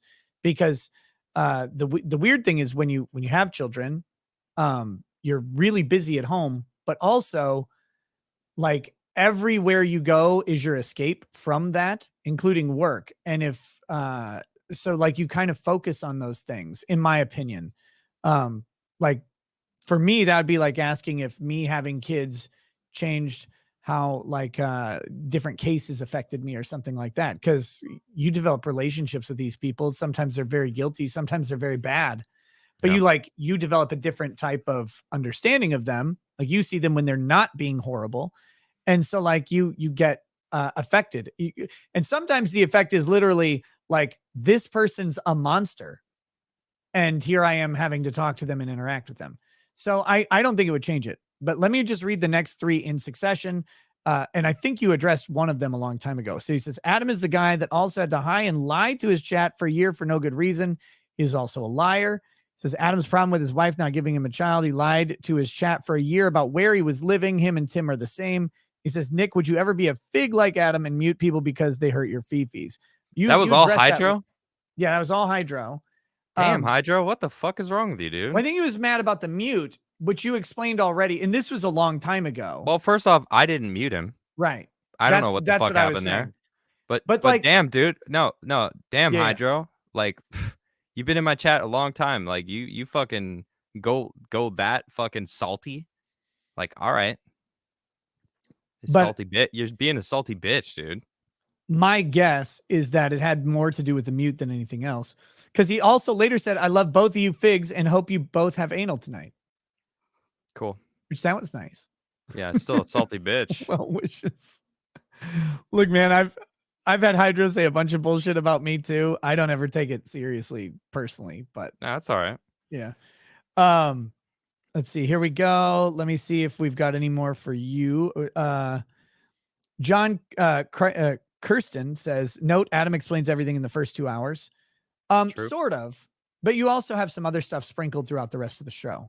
Well, I didn't look at chat once. I had the chat blocked.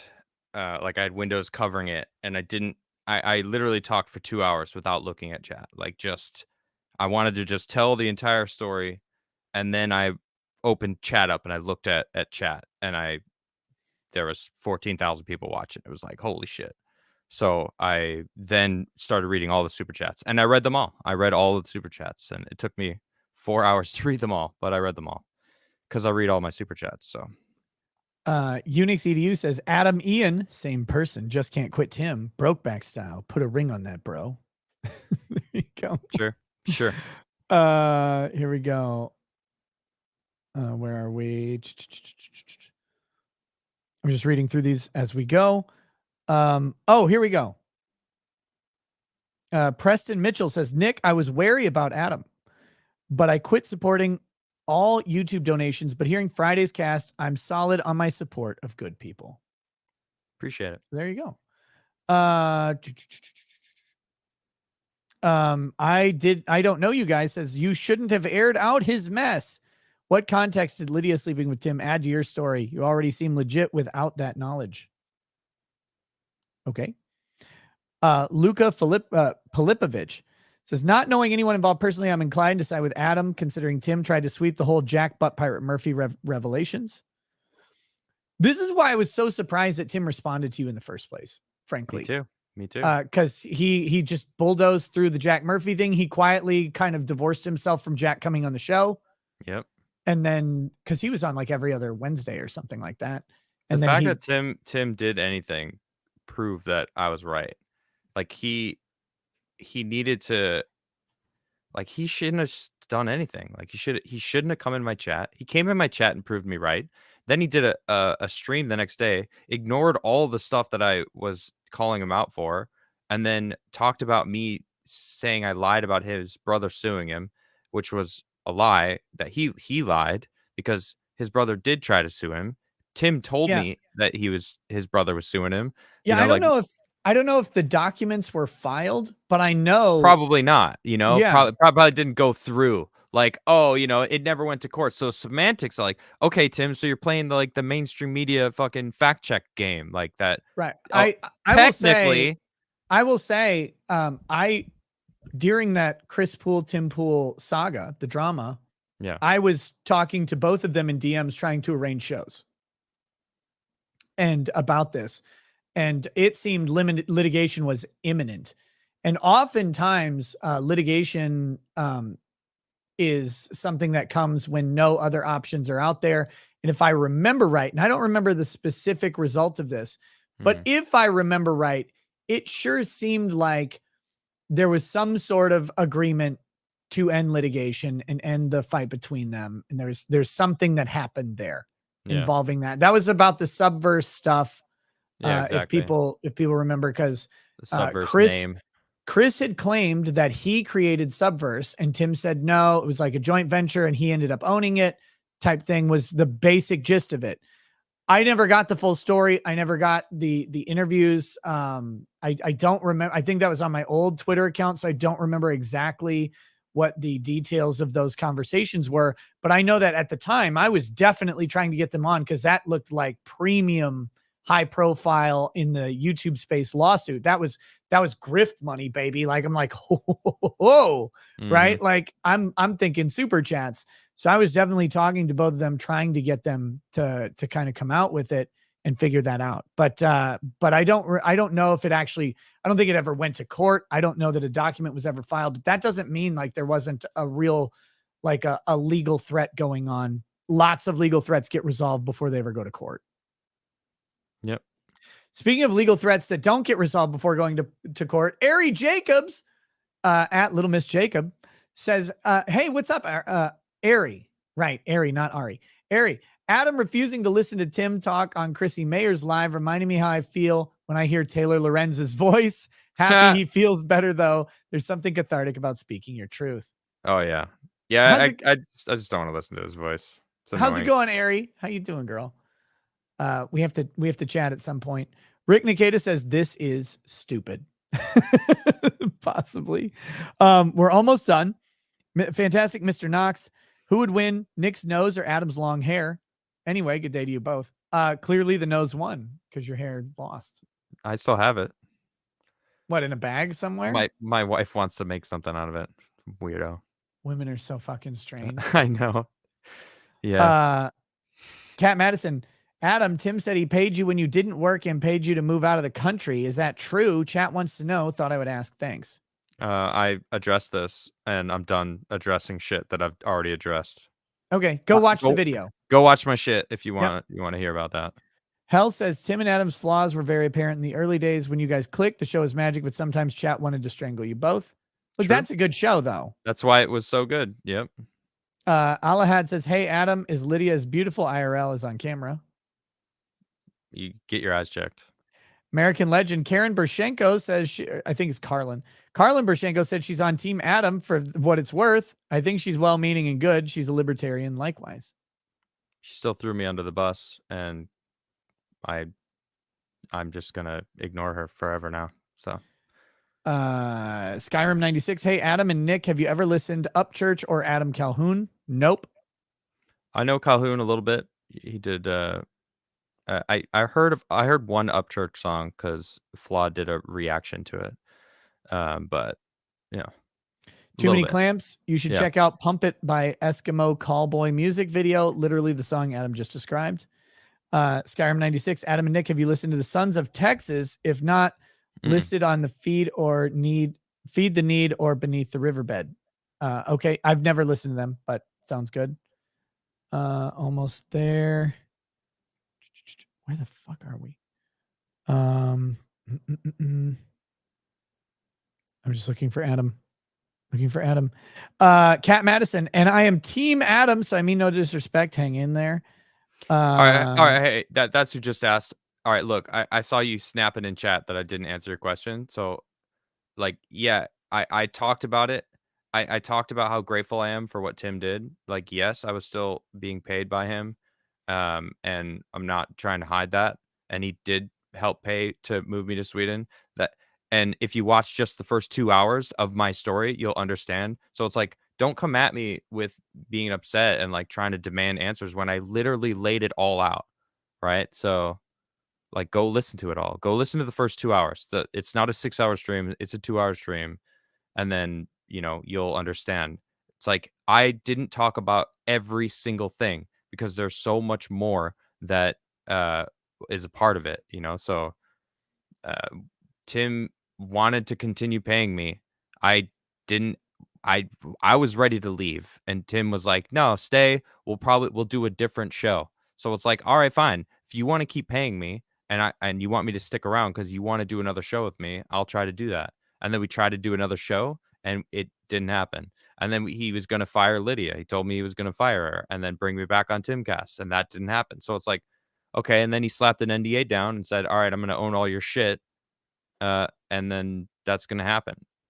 Fess up, you miss him? Yeah, a little bit. Yeah, of course. Because like I considered him a friend. You know, I don't think that he considered me a friend. Mr. Squiggles says, sup, Adam. Hey, Mr. Squiggles. Salty C says, Adam, I'm on your side, but please stop saying salty. Real Hydros followed up, says, people call me a troll because I say what I want. It's not personal. I like you. And I like you enough to be honest. I'm okay if you don't like it. No, I like Hydro, man. Hydro's always been real, and I've always appreciated that. I like people that are real. So it was shocking hearing such just salty shit. Yes, I said salty again. Whoever super chat that before. salty. Shador says, I listened to both your sides. Tim lost me when he accused Adam of talking about Tim's girlfriend when he didn't. True, I didn't. She's awesome. Holly Movie Star says, around the time of the lawsuit, suddenly Subverse was named SCNR. Look, Scanner. Whatever, I don't know the reason behind that. I had Tim on about Subverse long before the Chris drama when it was about the furry porn game on Steam. Subverse, and he I was heard thinking they trolled Tim in that game. I'm betting they did.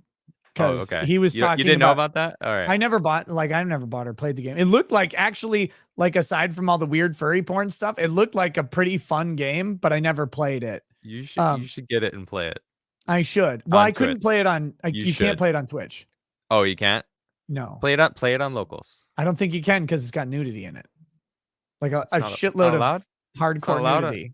It's not allowed in locals? Pretty sure it's. I don't not. know. I'll ask him. Oh, I'll be like, all hey, right. You know what? Wait until because Elon's gonna be turning Twitter dude, into on like Twitter, a stream. Twitter You could allows do it on hardcore you could do it on pornography. Twitter. You got to be able to do it there. Oh my god. So I can ask local again. I'm going to Locals HQ, so I'll ask him. I'll be like, hey, can I stream this really weird furry porn game? Because it's just a joke. But no. But whatever reason, when he was on my show, he's talking about suing them and stuff. And I'm like, bro, you're gonna lose. Like, you're Tim Pool, but this is the like biggest funded video game in crowdfunding history. It's got a huge thing, and okay. And they'll just laugh. Like that's your disadvantage, is when your opponent will just fucking laugh at you and they've got a huge following, you're in real trouble. Like, because it doesn't matter. Even if you win, they'll just be laughing the entire time and they'll make a fool. They may have to change their name after you gave them a billion views of publicity. They'll end up changing their name and then they'll make fun of you eternally. Oh, and yeah. You'll boosted it forever. Subverse 2.0 will be very targeted. They'll call it Vubsers or something and just fucking wreck you. Yeah. Okay. Let's see. Last Backgoat says spin it. Wonton Tiger, his pain runs deep. Let him share it with you. Use the drama, elevate, keep strong and stoic, absorb it all. Tim is trying to protect his business. Brahma Bull says Adam needs to restart the Crigler distillery. Hail to Crigler in the nose. So expensive, but I want to. Yeah. No. I have the ingredient. I have the actual recipe. Oh, you do? Yeah, the original Crigler whiskey recipe. Yeah. Wonton Tiger, love you both. Keep it real, live long and prosper. And there's one more, and then I'll let you go. Cool.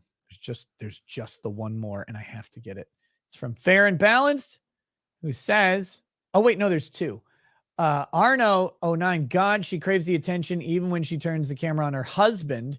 You can still see her teeth. That man should have just replied with donkey honks and braying. Poor cornered bastard.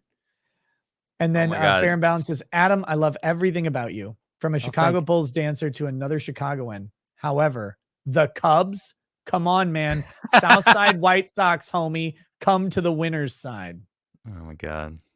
So there you go. Half my family loves the Sox. The other half likes the Cubs. I've been dealing with that shit my whole life. I want to show you something real quick. Yeah, and last one while you do that. I don't know you guys says, aside from my comment earlier, I missed the dynamic you added to Timcast. Glad it's behind you now. It feels good. I'll be honest. Yeah. These people are like, let it go. Let it go. I'm like, I don't want to fucking talk about it. Like all you guys fucking super chatted and we were talking about it. Like, what the fuck? We talked about it at the very beginning and then we moved on. We were talking about other shit. We were making fun of AOC's gay boyfriend and like, you know, laughing about the Baldo. And it's like, then we started talking about it because of the super chats. Like, we're still a week out. We're still a week out of some of the biggest drama about one of the biggest streamers. It'll die off. Of course, but it's still fresh. What the fuck is this? Oh, yeah, there he is in Subverse. Dim Fool. It says Suckverse on his chest there. Classic beanie, lobster wearing a beanie. Those fuckers, those total losers, I'm going to make them regret they ever messed with Dim Fool. Wonderful. Nailed it. It's beautiful. So there it is. That was from the video game Subverse. I think there's another one. Oh, there is. Heckabus says Tim handed Adam a career. Adam is ungrateful and a backstabber. Well, you didn't watch my show on Friday, so you can fuck off. Here's the next one. All right, here we go. Oh no. What's this one say? How can you try to kill me when I'm already trying to kill you first? That is so uncool. I'm going to talk about this next time I get on the Bro Bogan podcast. See, this is why you can't fight someone who laughs at you. Right. Exactly. You can't do it because even if you win, they'll win. Yep. It's a good point. I gotta learn that. To the entire internet, let me just give you a lesson. Always be the guy who laughs. Always be the guy who laughs, because first of all, people will always say what they're going to say. You will never stop them. You cannot control them. There's nothing you can do about it. Drama, lies, whatever. Always be the guy who laughs. If you can't be the guy who laughs, you end up the Ethan Ralph. True. And it's December, so I can mention him again. You end up to be Ethan Ralph if you cannot be the guy who laughs. If Ethan Ralph just laughed, everyone would still like him. And that's a fucking real situation that everybody needs to know. Like, just laugh. It's okay. People make fun of you. People criticize you. People disagree with you. People say negative things. They'll lie about you. They'll tell the worst stories. Dude, it's all true. Just laugh. It's fine. I love it. I love that. I'm gonna take that on and just laugh at all these people, the beanie babies that think I can't make fun of Tim. Of course. Dude, as always, it's been a pleasure. I know it's super fucking early and / late for you there. So thanks for coming on, hanging out with me. We gotta, dude, you got Dark Tide, right? I do. Did you get it? I got it. It's fucking good, man. It's We're a lot gonna of fun. play some Dark Tide soon. Let's do it. I'm down. I'm gonna be playing a lot, so it's gonna be a lot of fun. I've got you tagged on YouTube. Do you want to plug anything else? Follow me on Rumble as well, because YouTube kind of sucks. I mean, they're great. Thanks, YouTube. Love you, but follow me on Rumble, because no, YouTube is YouTube's amazing in certain perspectives. YouTube also has that algorithmic. Coffee. Oh, go ahead. My coffee company, criglercoffee.com. My mom designed this label. I love it. American-made mugs that we're working on getting more because they sold out, which is really cool. But that's coming soon. And freshest coffee you can get. It's roasted after you order it. So yeah, you know it's nice and delicious. And yeah, Nick, thanks for having me on. I had a lot of fun and always a blast. Learned a lot as always. Got even more off my chest, which is hopefully everyone will finally understand everything and won't ask me any more questions. So send me shipping information so I can buy you Jeremy's coffee, and definitely not a Baldo. That's funny. Yeah, I'll take a Baldo. Fine, send me a Baldo. I'll try it. Send me the info. All right, you got my. I'll send you. You got my stuff. I'll put it in there. All right, buddy. Have fun. Right. Oh wait, last one. Farron, What's Adam. up? We'd love to get you on my show to talk about everything but Tim Pool. Talk about journalism. It's better to burn out than fade away from that POS. This is your rising phoenix. So I can put you guys in contact if you need. That sounds wonderful, Farron. Thank you. Yeah. All right, buddy. I'll talk to you see you later. I gotta go to sleep. Peace. Peace. Guys, listen to that. Listen to that. Adam had everything. He had everything. And then one day he didn't have the everything that he thought. However, Adam had always Adam, who he was, what he was. Adam was a natural hedge against cancellation because he is who he is. He has his own accomplishments. He is his own person. He is not a facet of some other thing. He is him. And now he's a successful YouTuber, Twitch streamer. He lives the life he wants to live. He does what he wants to do. He talks about what he wants to talk about. He's not owned by anyone else. This is the importance. This is the importance of hedging against uncertainty and trials. And birchgold.com/knows is here to help you hedge against uncertainty in the marketplace as well as inflation. As you know, we have a bunch of bumbling retards running the country, walking around, derping all over the place, shitting on your fucking hard work, your investments, your retirement, your life legacy. That's what they're doing. They just shit all over it. They don't even fucking care. They hate you. They hate me. They hate everything about it. But birchgold.com/knows does not hate you. If you go to birchgold.com/knows, you will get to this page. This is linked in the description, by the way. You will get to this page. You click this green button. It will say, yeah, give me some more info, Big Daddy. And when you do, it'll go, oh, thank God. Oh, Birch Gold. Ugh! And they will go ahead and give you some sweet, sweet information on how you can use a loophole in the federal tax code. They changed it. No, they didn't. Only with a little known loophole in the IRS code. 20 pages of insider information on gold and silver. We're giving it away at no cost or obligation to you. Look, guys, they're not trying to sell you gold. They're not trying to sell you an investment. They're trying to give you information.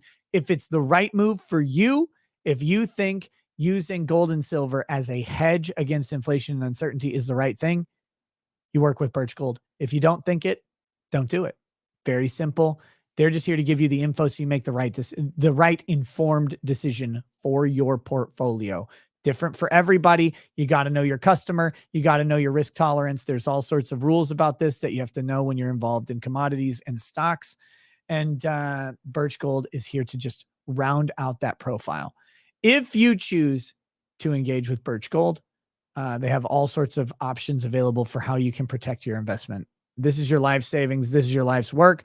This, for many people, is a legacy they will leave to their loved ones or children when they pass on, and Birch is there to protect it. So most importantly, of course, I give you a bunch of shit about Birch Gold. Fun stuff, not fun stuff, scripted stuff, not scripted stuff. It doesn't matter. Most important, they've never, ever, ever told me what I have to say, and they've never told me anything I've said has been unacceptable. They are absolute bros for advertising on the show. And I hope everybody checks them out because, look, what you've built in your life is really important. And a company that doesn't hate you, helping you figure out the right moves, that's value to me. If it's value to me, might be valuable to you. Check them out. birchgold.com/knows. All right, guys. I still have a Supreme Court video to do. We didn't actually get to our Supreme Court article to read. We're going to get to that. There's a bunch of super chats all over the place that we'll get to. I need to do something though. I need to go pee very, very badly. Need to take a piss. So I'm going to play the Peeing Wasted Lawyer song. This is not the end of the show. We're barely even there. I've also, before you leave, I'll talk a little bit more about what's going on with me, what my tweet is about, what the future of Rumble and YouTube and stuff is. So you may want to stick around for that real quick, but I'll be back in just a minute, and don't go anywhere. Don't go nowhere.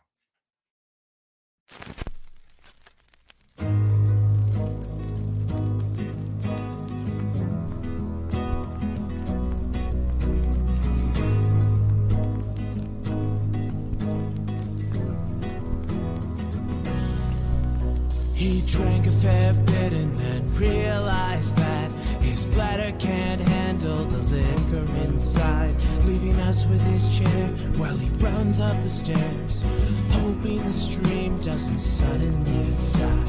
While we are waiting, we'll be laughing at you. The drinking along is what most of us do.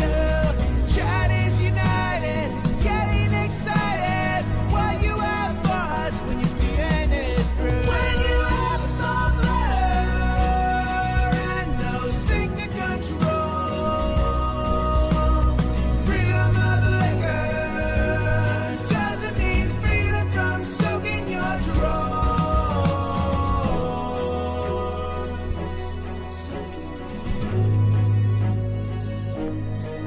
Now you're washing your hands and you realize that you've forgotten to scrub both the front and the back. Then you'll grab a quick bite, kiss your lady goodnight, and remember to thank her for all of the snacks.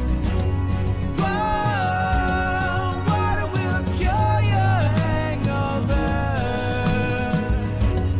Oh, drink some when the stream is over. When you have a small bladder and no sphincter control, freedom of liquor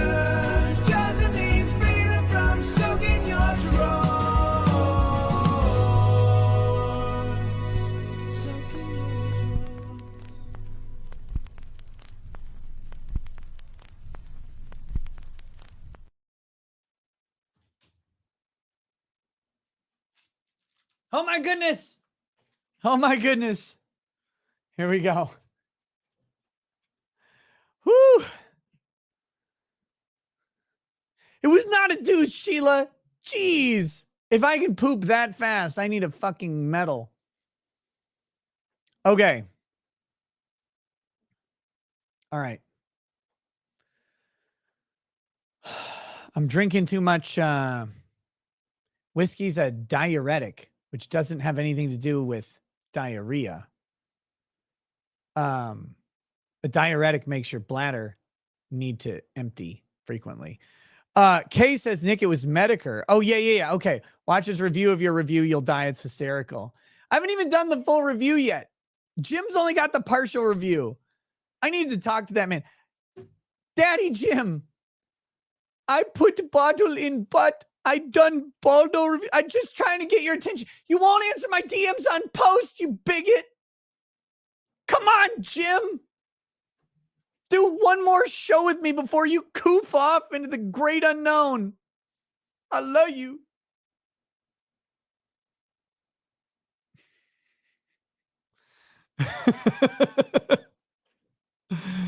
Unironically, think Medicare is one of the sharpest, funniest guys to ever grace the internet.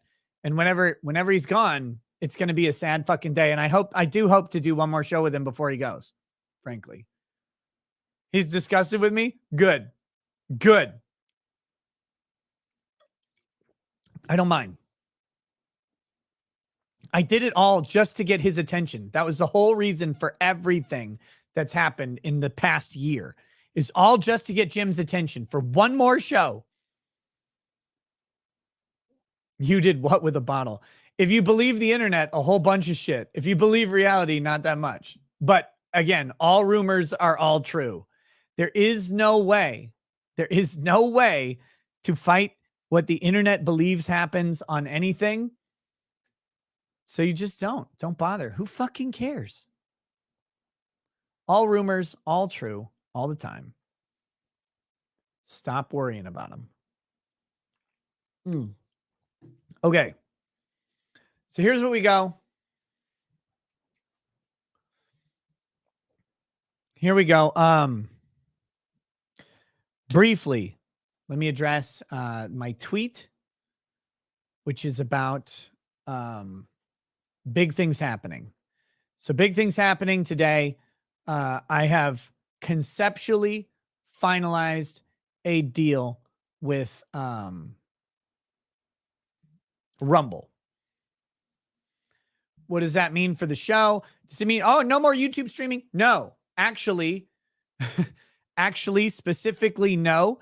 It more firmly cements the YouTube streaming schedule I had proposed before, where all trials will be streamed on YouTube, in addition to Rumble and Odyssey. That the trial streaming will be multi-platform.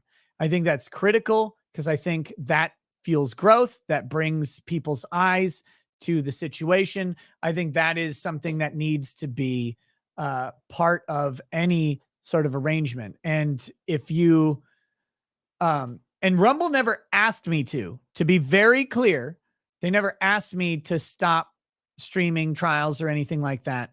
But that is part of it. All trials will be streamed on YouTube, Rumble, and Odyssey, assuming I'm not banned from any platform at the time. So all trials that I do end up streaming. We've got Dumpster Defenders coming up. There's a trial starting on December 8th, I believe, that I might be covering. I can't remember which one it is, but there's some trials to look into. There's I think that's the OnlyFans chick, the OnlyFans stabby girl. So FFS, you still stream trials. I have not, since Johnny Depp, had a consistent amount of time for a full trial in my schedule. I haven't had the bandwidth to do it. I've had too much personal shit going on, and I couldn't do it. I streamed as much of Daryl Brooks as I could. But yes, I would love to stream more trials. I've also been in fucking limbo on Rumble and YouTube, and where I am on that, it's made it kind of difficult as well. Because as simple as it seems, to just say, well, I mean, you've got Rumble or whatever. Having like this specter of, do you have a home? Do you not have a home? Like, what's YouTube going to do? What's Rumble going to do? What are these things? That puts a damper on basically all content creation entirely. It makes it really hard to focus on what's going on. I hate uncertainty and limbo. What I am great at in my life is when I have a goal or I have an objective that is clearly defined, I will pursue it, I will run it down, and I'll beat it to fucking death with a baseball bat. That's something I'm great at doing. Having the ambiguity and uncertainty is the most frustrating thing for me because it's like, I don't know where to focus, what to do, and it kind of consumes my thoughts. Is it a weakness? Sure. But I bet a bunch of other people feel the same way. And so I like to be candid about stuff like that. So anyway, I now have plenty of certainty on this stuff. I know that trials will be streamed on YouTube, along with Rumble and Odyssey, and that'll be great. However, there will be a specific number of shows that are Rumble exclusive. They'll start on YouTube and Rumble, sort of like the Viva Fry or Salty Cracker model. They'll start on YouTube and Rumble, and then after a period of time, they will move to Rumble exclusivity.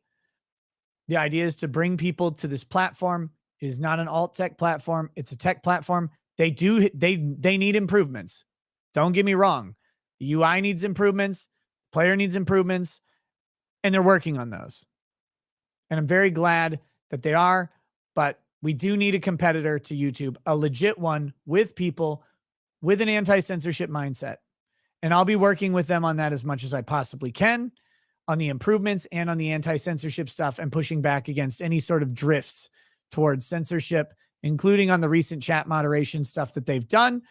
I would like that to change personally, but we'll be working on that as best I can influence it. I will. That being said, it's not just trials that will be streamed on YouTube,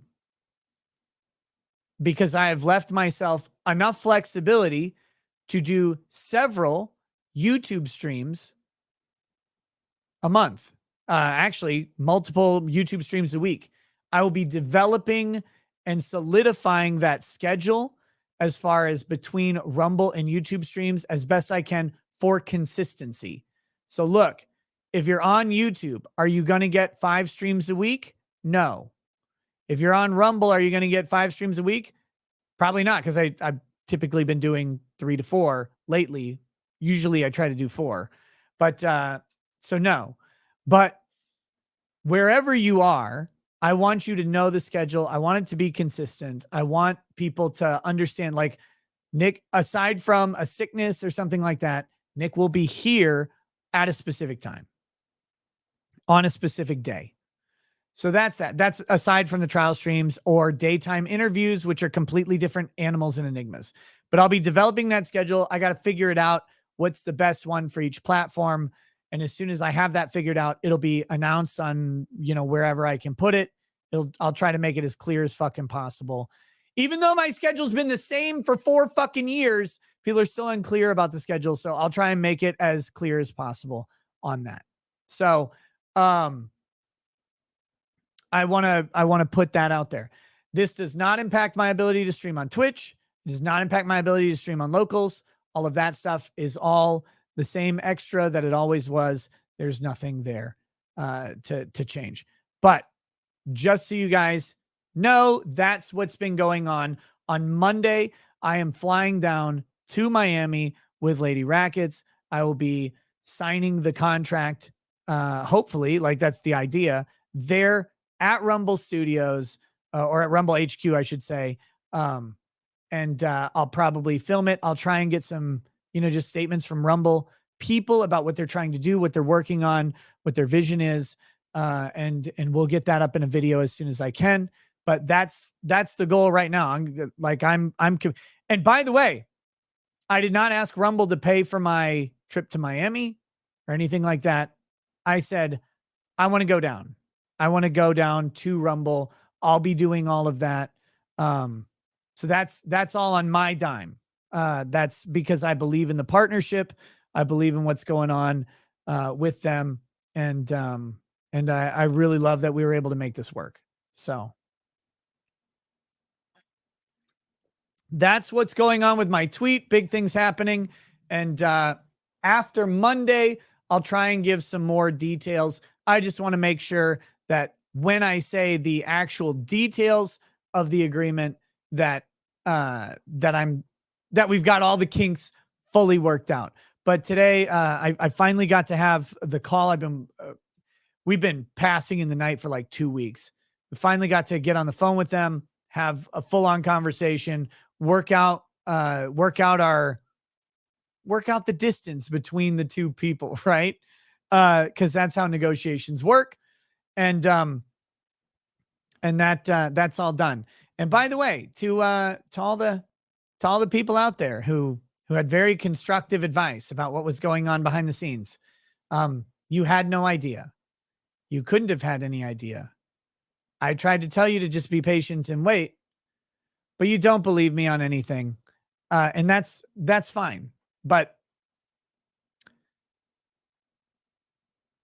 this deal is much better than the last one.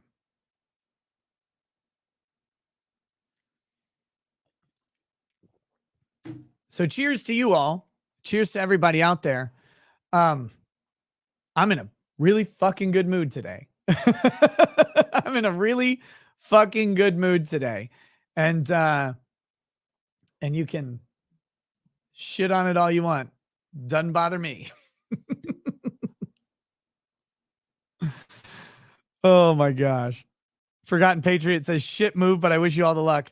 I don't think it's a shit move at all. But that's cool. I have a high value of freedom, and Rumble gives me a whole lot of freedom. I have a high value on income and growth, and Rumble, most importantly, Rumble and YouTube give me high value on income. YouTube gives me very high value on growth. That's one of the places where Rumble is not the strongest yet. And that's part of why I'm partnering with them, is to try and bring people to the platform, bring attention to the platform. I think it's really, really fucking important to get people over there and to break the YouTube fucking stranglehold. But I think, and again, this is something I've been very clear about, it's reciprocal, and that Rumble needs to make the user experience one worth staying for after visiting. And that's the place that they are working on, and I hope only improves as fast as fucking possible. So that's that. I wanted to clarify it. On locals, I'll talk probably a little bit more about it if people have questions. I will be doing a locals stream after this stream because I love my locals people. RicadaLaw.locals.com is where you can go to join that. And look, we have a pretty cool fucking thing going over on locals. That's all I'm going to say. That's all I'm going to say. Because you can't define, like, I try to define the locals live chat, and it's one thing one week, and the next week it's completely different. That's the spice, man. That's fucking freedom. And not everybody likes it, and a bunch of people can't take it. I don't know if you guys know, but freedom is fucking hard. It's really tough. Freedom is the thing that you have to say, I have power to stop this thing that I don't like, and I don't. Freedom is to say, I could walk away from this thing that has some negatives that I don't like, but I won't, because I'm going to challenge who I am. I'm going to challenge what I think. I'm going to challenge what I feel. I'm going to challenge my initial reactions. Freedom is the freedom to be offended. Freedom is the freedom to offend. It's not like you want to go into a place and just shit all over it. But if you do say something that offends someone, you can go, who fucking cares? Who fucking cares? And that's what my locals chat is. And to the people who cannot handle the locals chat, because too much freedom is too much fun. Cheers to you. I wish you the best. I hope you reconsider and come back. But of course, it's not for everybody. But if you're asking me to implement rules, tain't gonna happen. The platform's rules are the rules. Maximum freedom. If it means to my detriment, but to the benefit of freedom, I'll do it every time. Because I'm fucking good, fam. I'm happy. I'm a happy person. Oh, to all the people who talk about me paying $8 to Twitter, I will. They're locked down. I'd pay $8 in a heartbeat for a stupid blue check mark. But I'm gonna try and get that new yellow check mark too. Yeah.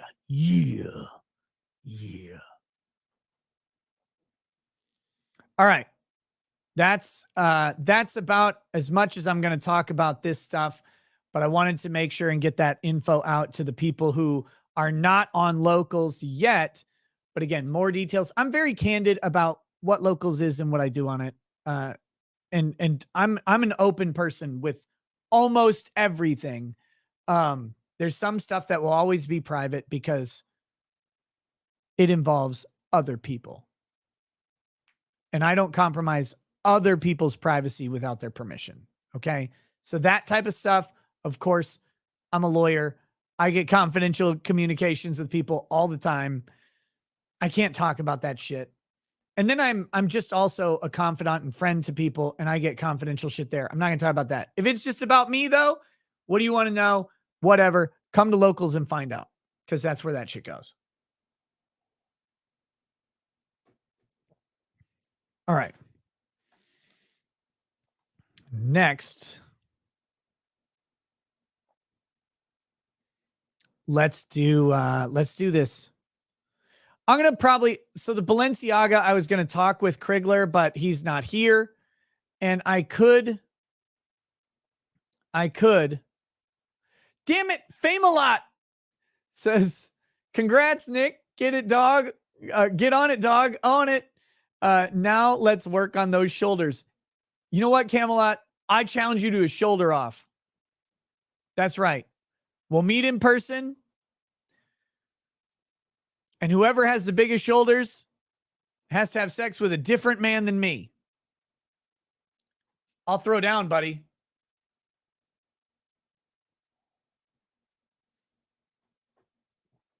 Okay.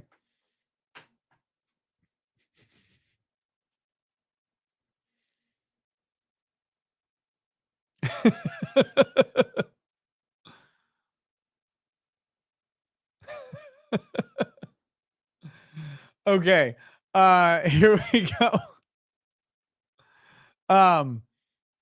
So I'm probably going to do a specific Balenciaga video, but I do want to go through this one article on the Supreme Court real quick.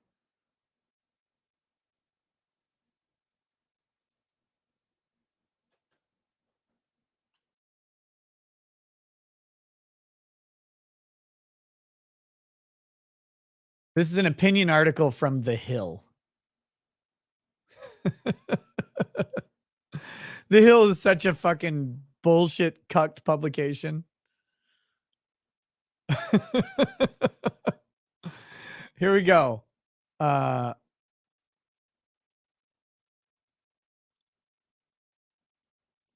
see. Fucking hell. Wait, where the... Why is there a GIF? Damn it. Why is this? Why am I Ricky Berwick doing push-ups? Why is this a thing that exists? Who did this?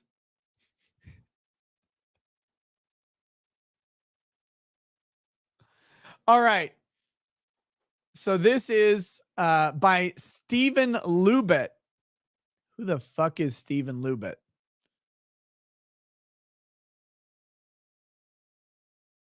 Oh, well, he's a legal scholar.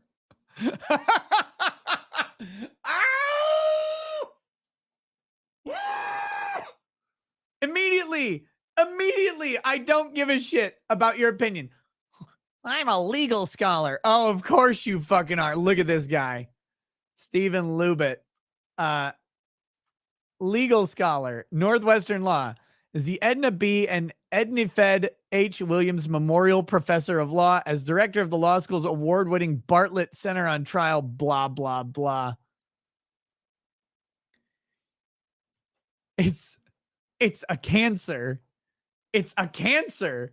Those little circular glasses are a cancer. You fucking know. Legal Vices. He says, holy fuck. Guys, Legal Vices has his Fuck It Friday stream coming up on Friday. I think it starts at 7 a.m. Central Time. I'm going to try and join. I've been up kind of early lately, and then I take a nap in the middle of the day. I'm going to try and join for some of it, but if you're up at 7 a.m. on a Friday, dude, Jeff, Legal Vices is one of my favorite fucking people on YouTube.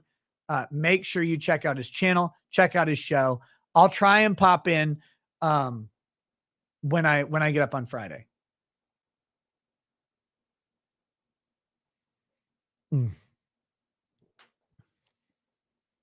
I'll try it, but oh my God, look at this. Look at this guy.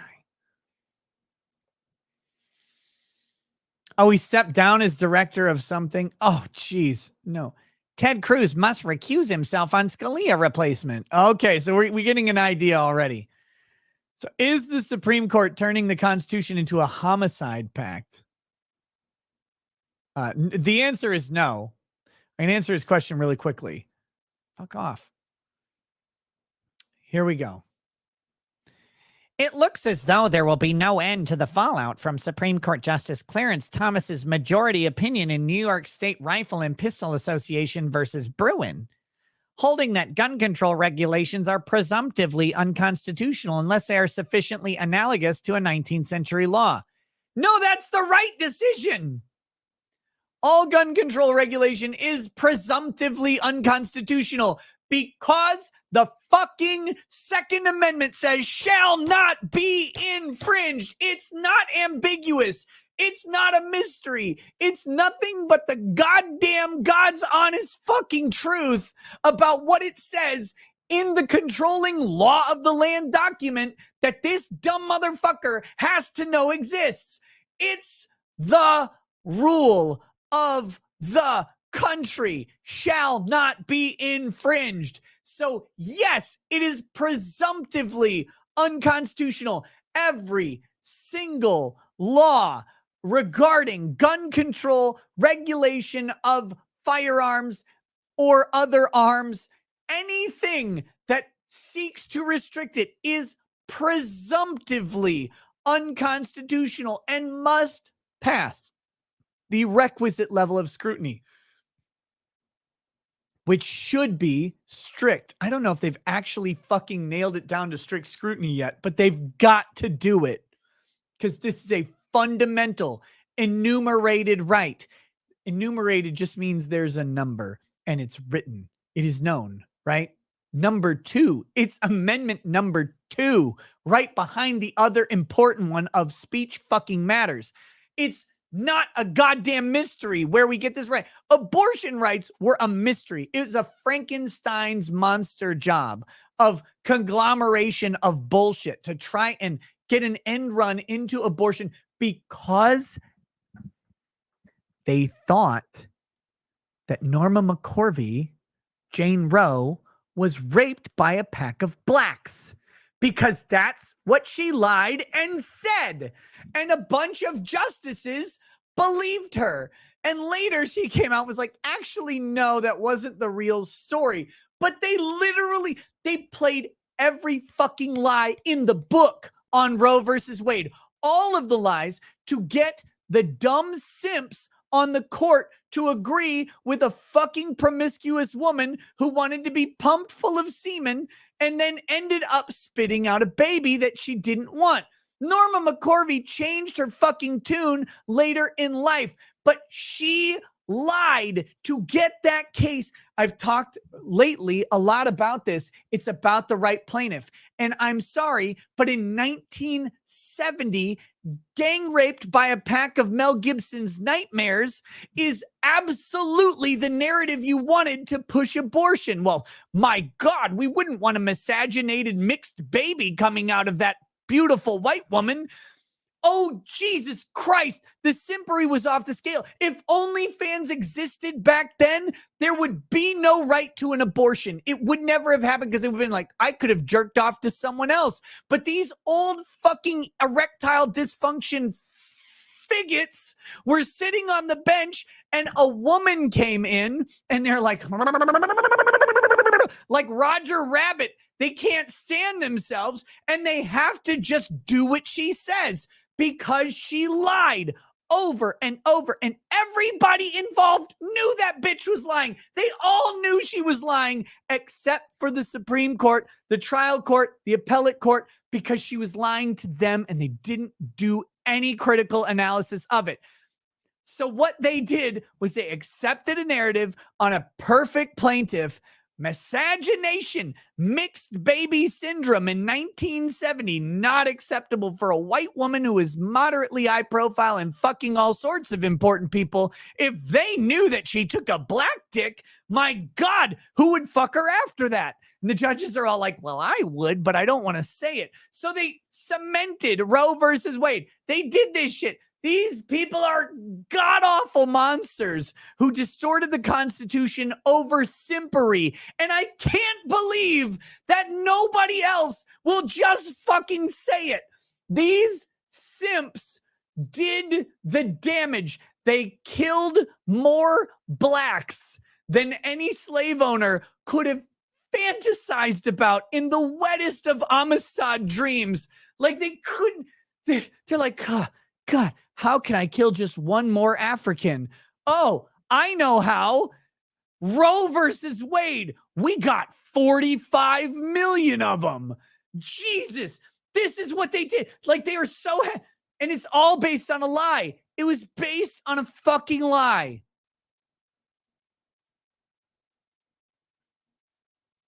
And we're still holding on to this as if it ever mattered, as if it wasn't just some guys who couldn't do a Twitch subscription.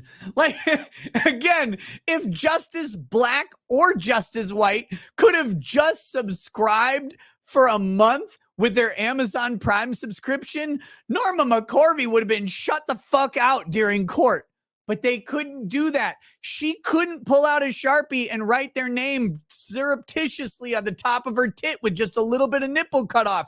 She couldn't do it. She wasn't riding a pickle in a hot tub. So like, we only have one option. Maybe she'll fuck us if we just agree with her on this case.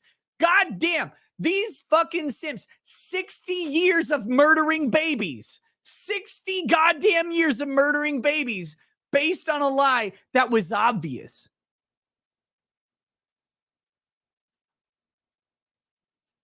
Roe versus Wade was a very important decision.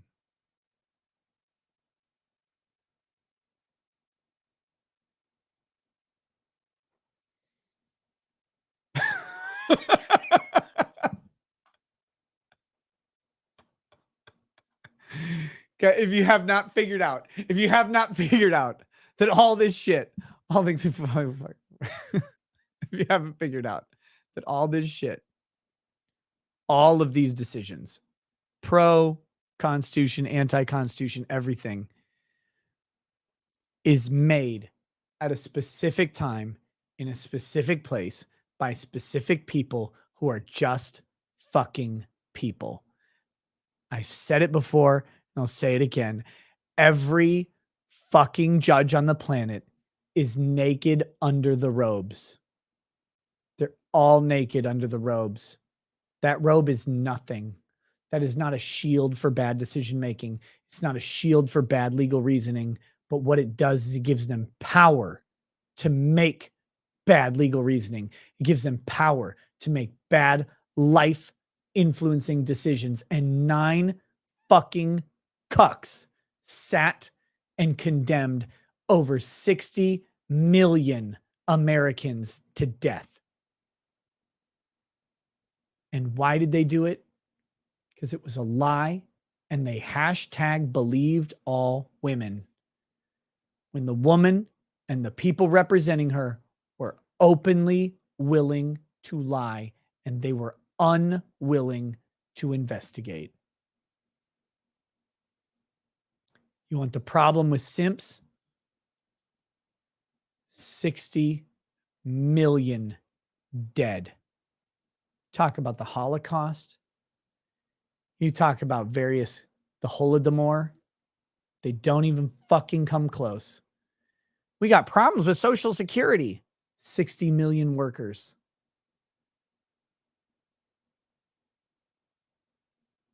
We got problems with military enlistment. At the going rate of 10% enlistment, 6 million soldiers don't exist. Didn't exist throughout history. 60 million taxpayers, 60 million Social Security contributors, 60 million potential innovators, 60 million murderers, 60 million rapists, 60 million car thieves, whatever you want. Like, it goes both ways. We don't want to paint every fucking abortion as a rosy picture. Lots of them, lots of them would be looking at a life that was very, very tough and divergent from yours and mine. Absolutely. But the American dream, the American reality is about people who shatter on occasion those expectations. And one person crushing the narrative of what happens to the majority changes the fucking planet in America. In China, not so much. But in America, it happens every day. And we've shut off 60 million opportunities for something great. And statistically, a couple thousand opportunities for something bad.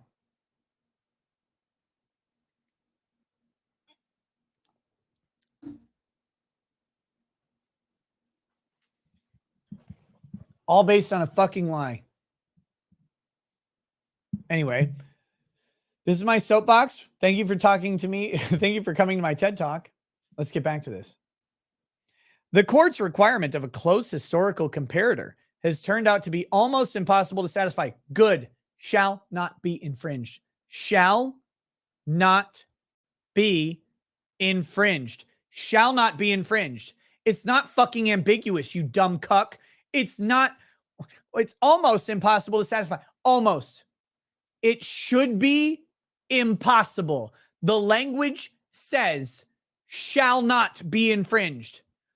The way the court reads the language is shall not be infringed unless it meets our stringent test. But that's not what it says. It was intended to never meet a court stringent test. And the court was fucking cucks. And Congress was bullshit. They didn't tamp this shit down back then. So now we're stuck with the courts making constitutional law when they never had the power. And if you want my rant on Marbury versus Madison, I've given it several fucking times.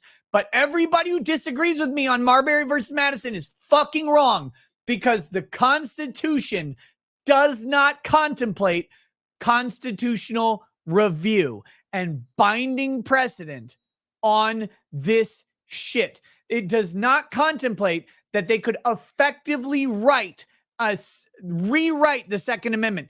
These motherfuckers struggled over that Second Amendment. It's evident in the language of the text, the bad syntax, the shitty grammar, the fucked up punctuation of a well-regulated militia being necessary to a free state. The right of the people to keep and bear arms shall not be infringed.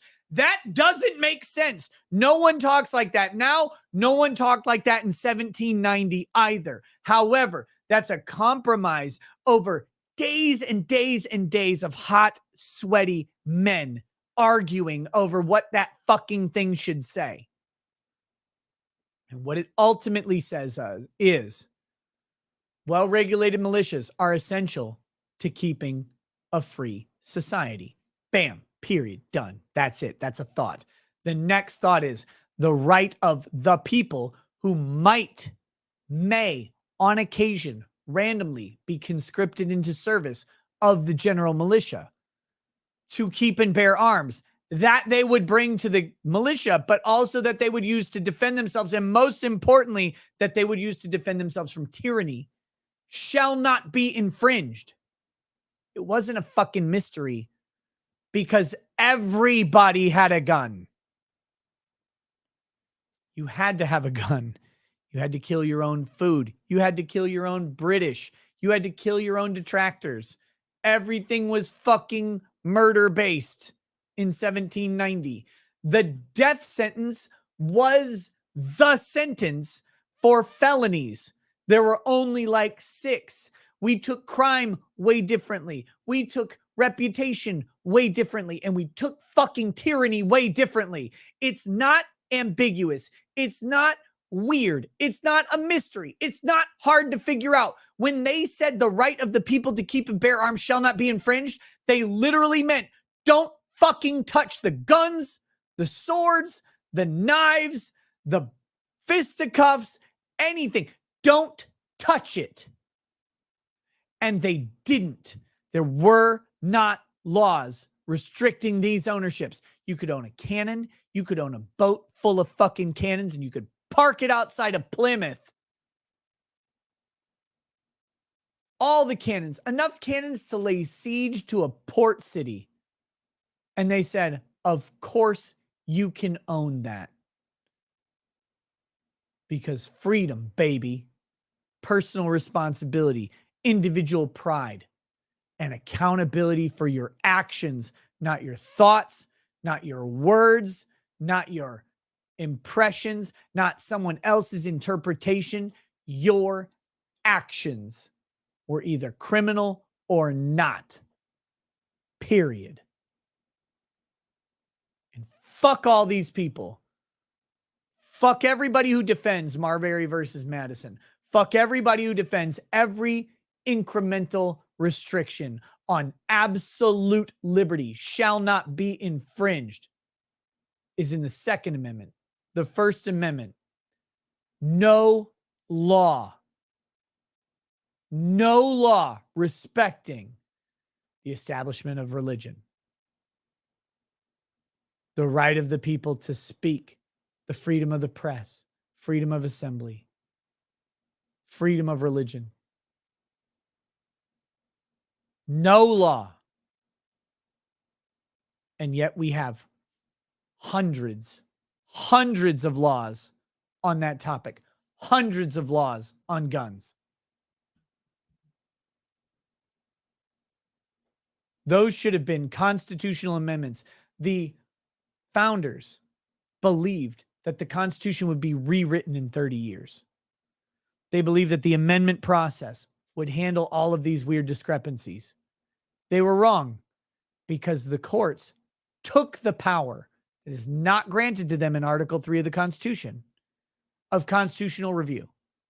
They took extra constitutional powers to tell other branches they weren't being constitutional.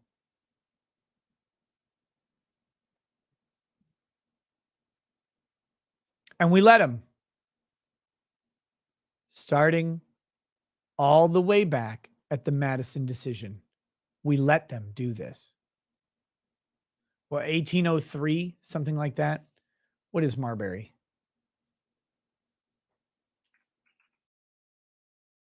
Yeah, 1803. Marbury versus Madison. God damn, sometimes my drunk brain is a fucking encyclopedia. Holy shit. All right.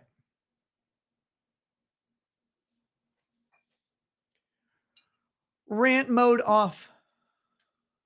Let's go back to reading the article.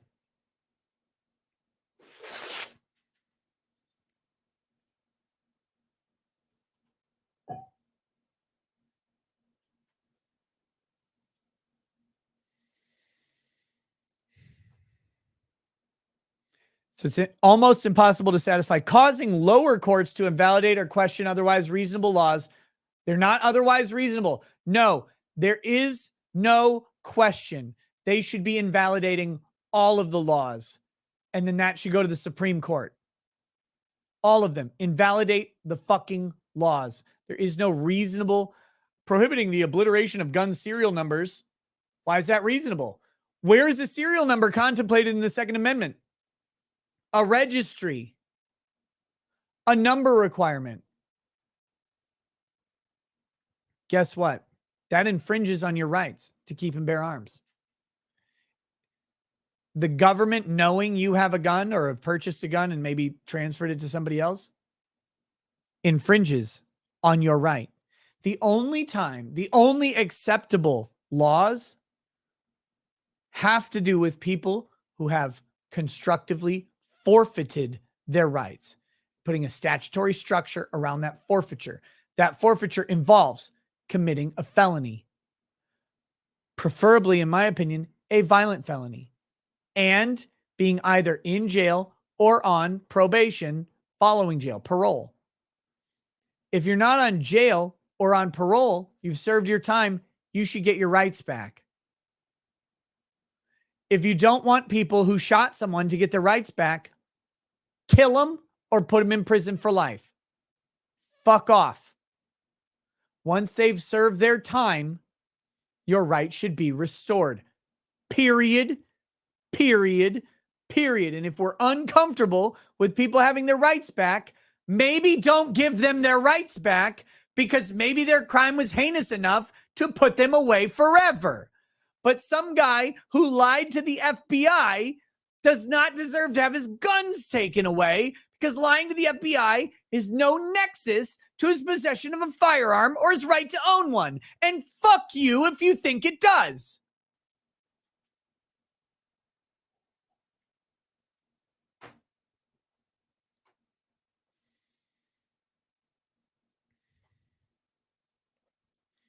And firearm possession by convicted felons or domestic abusers.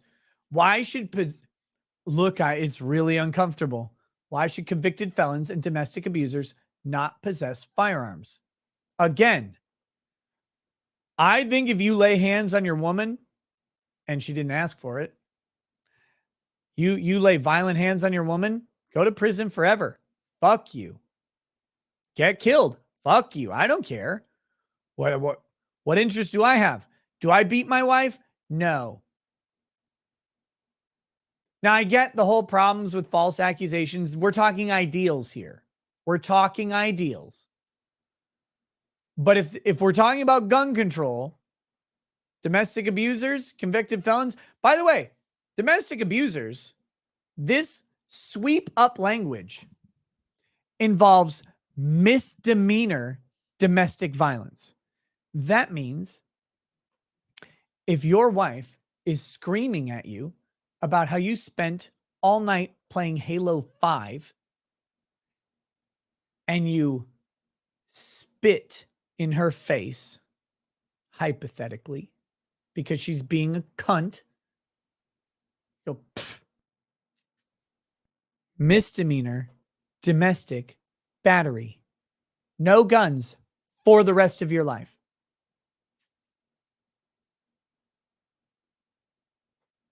That doesn't make sense.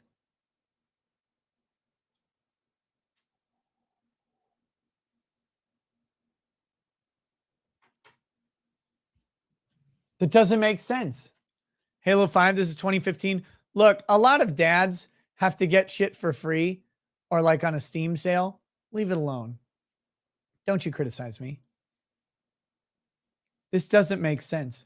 This isn't a guy who held his wife at gunpoint. Guy who holds his wife at gunpoint, go to prison forever. Guy who doesn't deserve prison forever for what he does to his wife, maybe he slaps her, right? Bad thing. Don't do it. Don't slap her. You go to jail for 60 days. You go to jail for a year. Like maybe it was a closed fist. You busted her jaw. You go, okay, we want this guy to go away, but like maybe he was drunk. Maybe there's a mitigating factor where he's not actually a danger. The situation's over.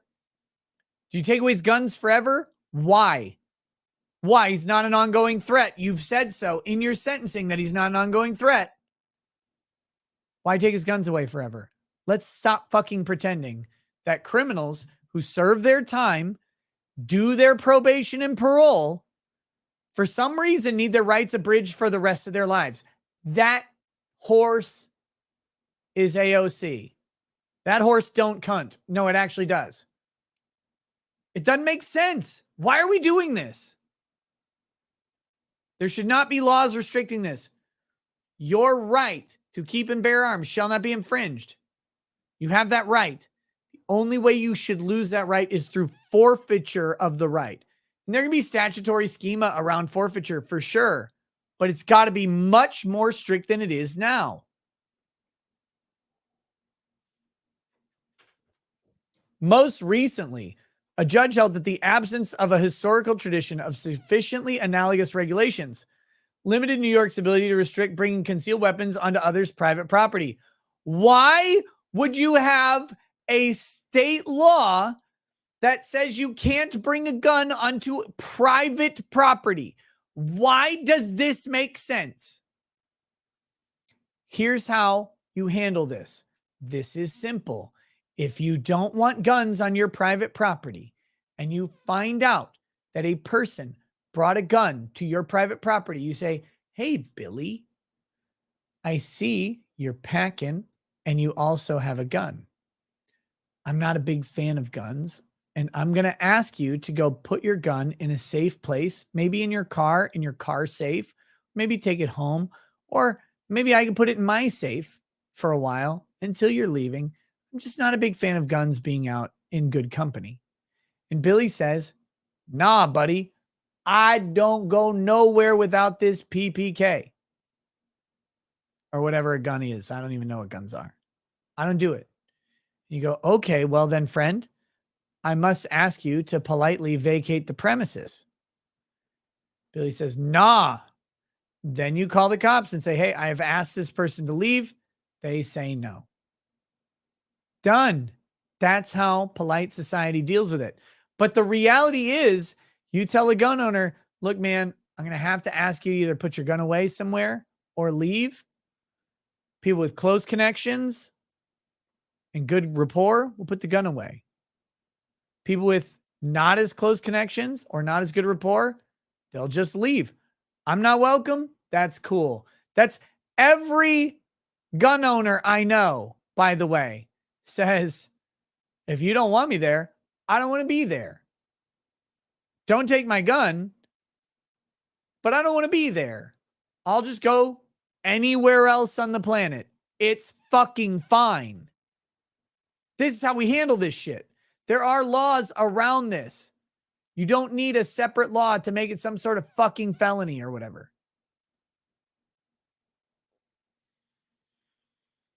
Meanwhile, mass shootings have continued at an alarming rate, occurring almost twice daily since the announcement of the Bruin decision. Have you guys heard of twice daily mass shootings? We're going to get into this real quick. Have you heard of a twice daily mass shooting? Do you get 2 stories a day about schools being shot up or nightclubs? 2 a day? About Las Vegas shooter? Oh, that story disappeared, didn't it? Why'd that story disappear? But about Uvalde, Parkland, is it 2 a day? But there's 2 a day mass shootings. What does that mean? Gang violence, drug violence. Frankly, is very uncomfortable for me to say because I'm on YouTube. Black violence, which is not fair because it has nothing to do with being black. It just happens to do with a concentration of where black populations are in Southside Chicago in massive amounts of poverty where drugs are prevalent. The drug trade is territorial and violent. Southside Chicago, Philadelphia, Baltimore, Washington, D.C.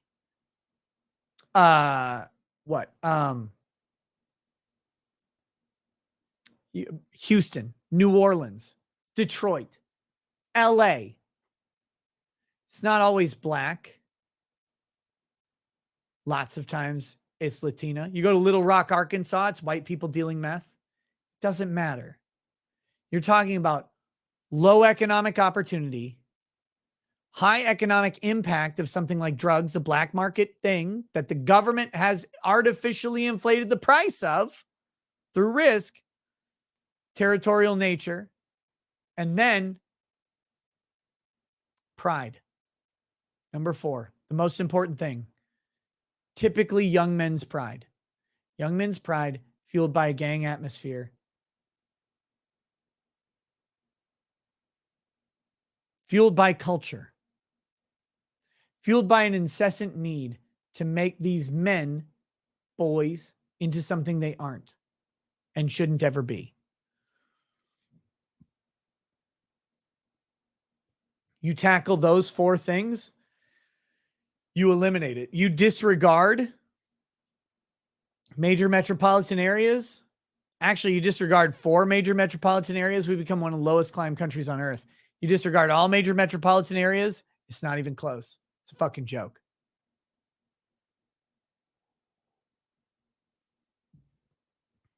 Scared of going to Chicago?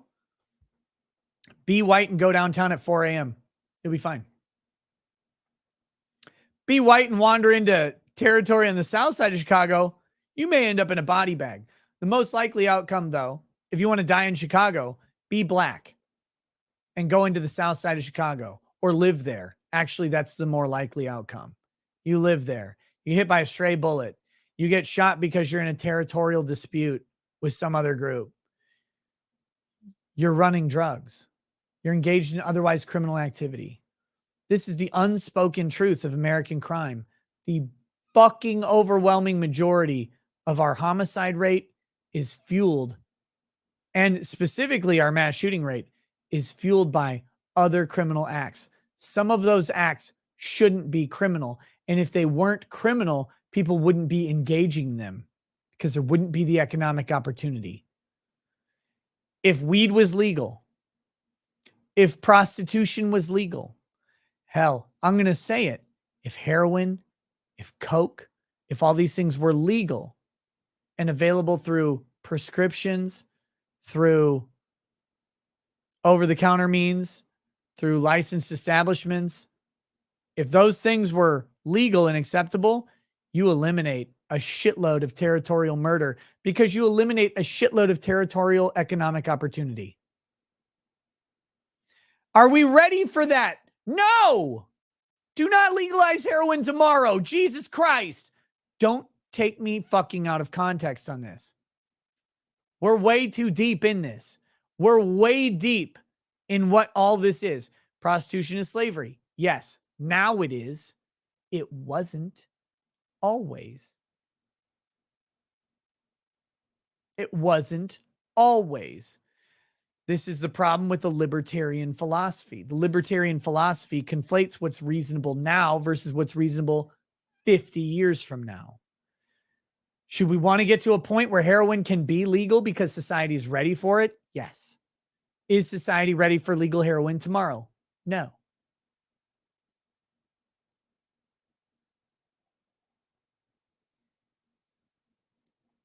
These are really fucking important distinctions. But we don't get to pretend that we didn't build the murder factory that we built. But like most things, the murder factory is very specific. It's very specific.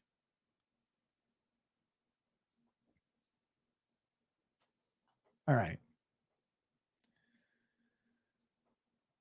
No one's heard of twice daily mass shootings because the twice daily mass shootings involve a mass shooting is a shooting of 3 or more victims. That's a mass shooting. Doesn't involve death. Has no criteria for what caused the mass shooting, the motivations behind it. The overwhelming majority of mass shootings are gang or drug related. Period. Period. Period. It just is. Always has been. If you're okay with that, cool. But if you want to solve it, you got to tackle those issues. Tiny Tree Hand says, retired drug dealer, you're right. Dude, I know. It's not a secret. It's not a secret on any of this stuff. It's just reality. And it's neutral reality. You can be okay with it. You can say, yeah, actually, though, but I want these drugs to be illegal. The overall harm to society is worse than what's going on. That's a reasonable position, by the way. Heroin, fucking bad. Meth, devastating. Cocaine addiction, horrifying. Terrible things have been done. Crack, fentanyl. We see what these things do to lives, to societies, to groups, to cultures, to people. You can say, yeah, we'll take the murder over that stuff. Fine. Society gets to make those decisions. Will you fucking stop? Jesus, it's loud.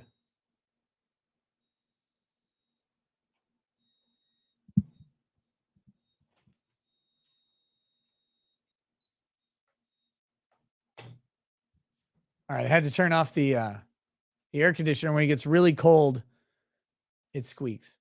Okay. It's a trade-off. It's a trade-off. Freedom, liberty, these are always trade-offs. Acceptable levels of risk. What does society want? If society thinks that drugs are more detrimental than mass shootings, fine. They might be, actually. The number of people who die from fentanyl overdoses and crack and meth might be more detrimental than mass shootings. But let's not pretend they're not related. Let's not pretend this isn't a balancing, a give and take. And that's what they want us to do. They want us to disambiguate reality from stats. Look at this stat only in a vacuum. Don't ask why this stat exists. Don't ask what's behind it. Don't ask where the stat's occurring. Because they want you to think that when 9,000 people are murdered by guns a year, that gun is your gun or your wife's gun or your friend's gun. Guys, it's not you, your wife, or your friend's gun that's murdering you. The overwhelming majority of gun homicide occurs in low economic areas with high drug influence involving a perpetrator and a victim who are party to illegal transactions. That is the overwhelming amount of murder in the United States. It's not gun homicide, I should say. It's not even fucking close to the rest of gun homicide. It has no correlation with actual mass killings like we saw in Nevada or Las Vegas, that we saw in Uvalde, we saw in Sandy Hook, Pulse nightclub. These things are way different. They have different motivations, they have different reasons, and they cannot be compared. They're not the same thing. All right. Oh, by the way, if you hate things like crack and fentanyl, blame the illegality of drugs. Because those created the need for more efficient, more cost-effective delivery of the good. People smoking opium, not anywhere near the level of death as people eating fentanyl.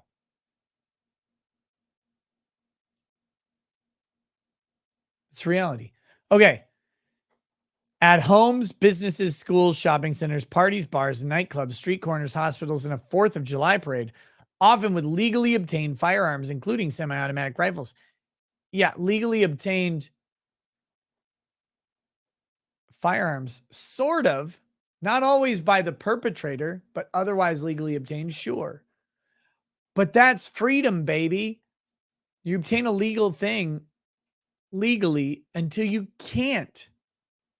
It defers to innocence. It defers to the idea. Why wouldn't it be legal to acquire the firearm? Have we ever asked that fucking question? Well, it was a legally acquired firearm. Why shouldn't it have been legal? Well, they were crazy. What did they do? They said stuff on Facebook. What did they do? If the answer to that question isn't threaten to murder someone, what did they do?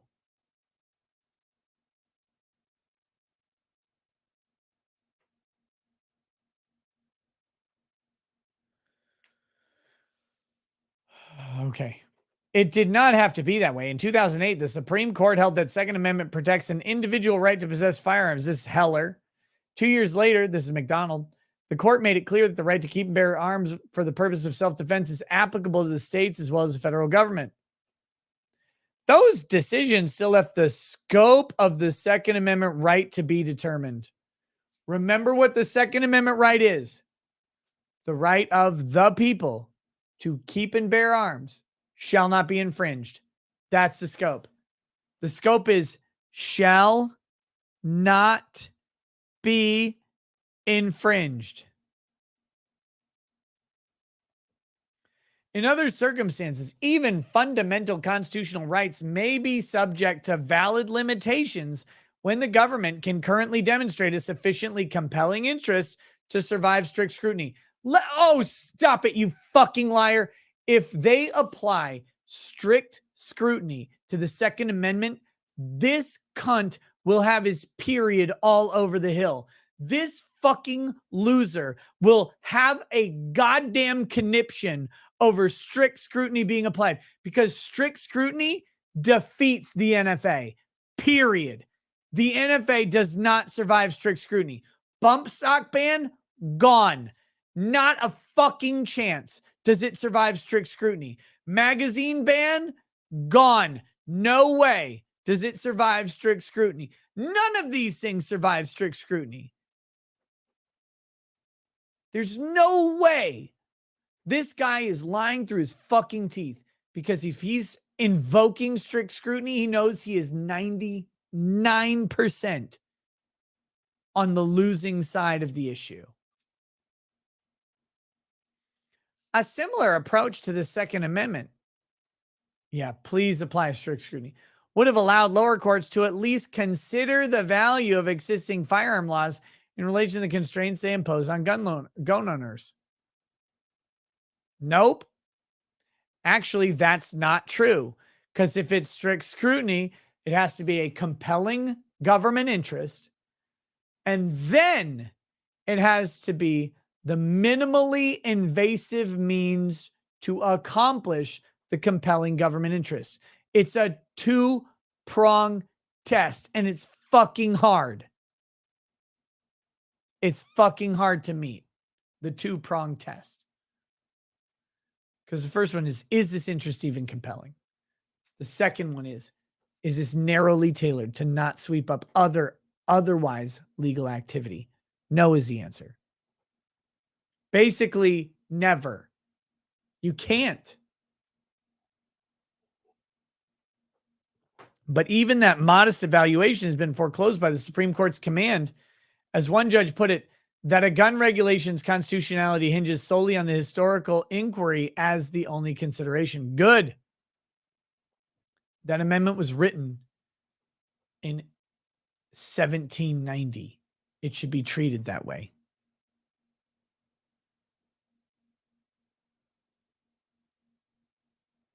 The court's embrace of an exclusively historical method of constitutional review represented an ideological triumph for Justice Thomas, who had been pushing for it in a series of dissenting opinions for years.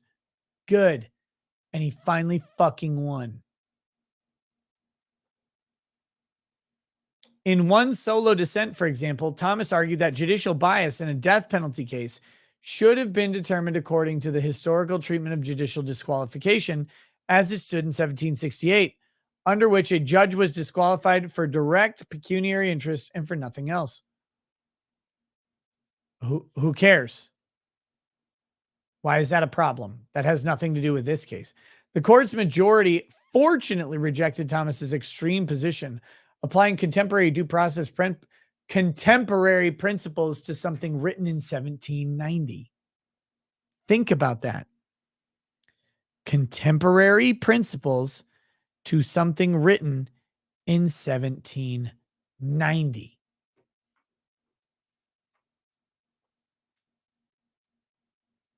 Why? Why are we applying contemporary principles that have been warped and molded by 250 fucking years?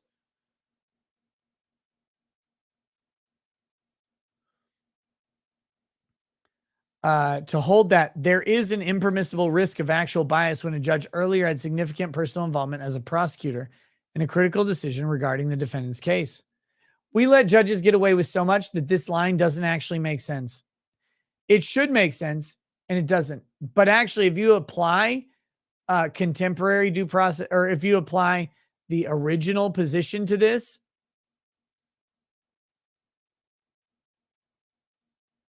I think Thomas tends to actually win on the majority of recusals. In another solo dissent, Thomas claimed that minors have no First Amendment right to access speech because historical evidence shows that the founding generation believed parents had absolute authority over their minor children. Yeah, a minor does not have a right over their parents to parent. In support, he cited a series of sermons and child rearing guides dating from 1646 to 1790, some of which admonished parents to suppress their children's natural depravity, while others urged only close monitoring and carefully planned development. Again, wait, are we granting children a right to any access over their parents' objection? So if a kid wants to watch gaping anal pornography at 7, they should have a constitutional right to access speech over their parents' objection. That's what that statement says.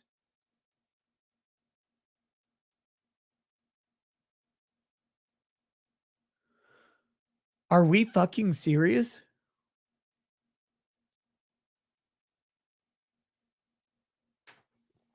Are we fucking serious? We're going to impose a constitutional right over parents. We don't do this anywhere. Constitutional rights are limited to state involvement, state actors, not parents.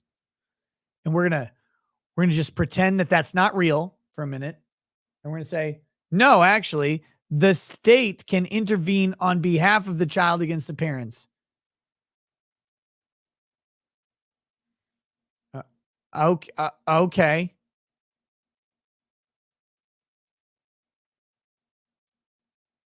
Okay. From these sources, Thomas, alone among the justices, concluded the First Amendment conferred no rights to children in 1791, therefore continues to exclude them today. This actually is not a strange belief. I don't agree with it at its maximum application. I think that children do have First Amendment rights. I think those children's First Amendment rights are subservient to the parents.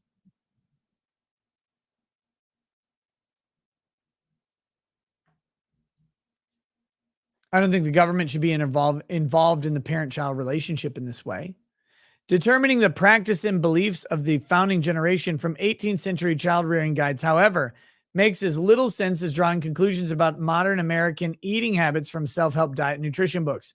Nope. I actually think 18th century child rearing guides, I think we could use some fucking notes from those. I don't know about you guys,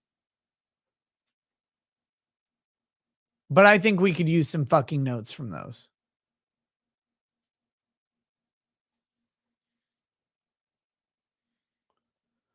In both cases, the purpose of the books has been to improve behavior, not document it. If anything, the hectoring of parents by ministers and other authors suggests that young people in the late 18th century had access to more reading material than the most rigid disciplinarians deemed wise. Yes. So? Thomas has ultimately succeeded at a long game, but his victory comes at a severe cost. Under Bruin's holding, a gun regulation must be invalidated unless the court can locate a well-established and representative historical analog, good, dating to the 19th century. Reasoning from a silent record is perverse. Reasoning from a silent record, reasoning from nothing is perverse. Yes. Always. At all things. You go, well, everything was quiet about this thing, therefore I will reason through it. That's perverse. Of course it is.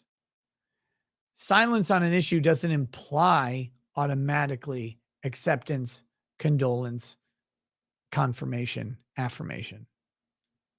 All right. Reasoning from a silent record is perverse. The absence of a historical counterpart does not mean that a particular firearm limitation would have been considered unconstitutional by the framers. Yes, it does. But only they found it unnecessary if they thought of it at all. The reason that they found it unnecessary and the reason they didn't think of it is because they had a Second Amendment that actually functioned.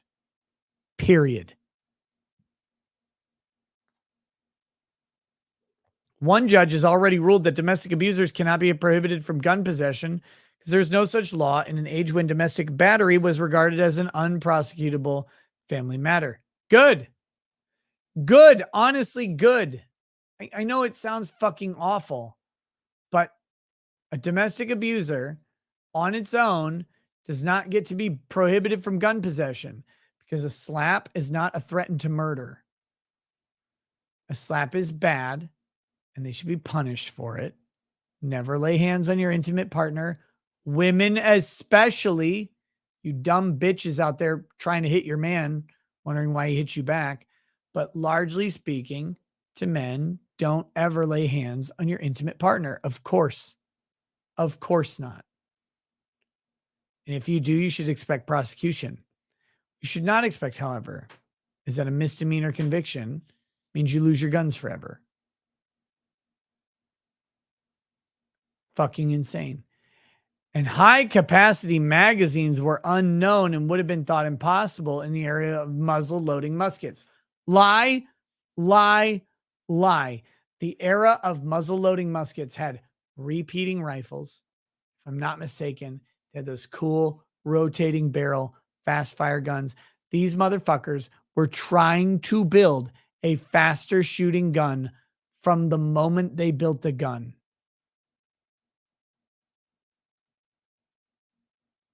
It's fucking insane that they think this. It's legitimately insane. There's no logical, sensible, or moral reason to confine today's gun laws to the provisions favored by the 19th century property owners, well, except for the Constitution. Other than a dogmatic commitment to so-called originalism, no matter how much carnage follows. In 1949, wait, are you appealing to the past? Justice Robert Jackson famously cautioned there is danger that if the court does not temper its doctrinaire logic with a little practical wisdom, it will convert the Constitutional Bill of Rights into a suicide pact. This is the first fucking loser to write extensively about how your rights under the Bill of Rights are bad. Because remember this. All of this is to tell you that your rights are bad, and the good thing is that the government has abridged your rights. This is a cop. This is a cop writing about why the government is correct, putting you down for your habits. Justice Thomas has at last assembled a majority that now appears bent on turning the Second Amendment into a homicide pact. Oh, I love this. So suicide pact is the line. He's called it a homicide pact, and he doesn't explain the metaphor.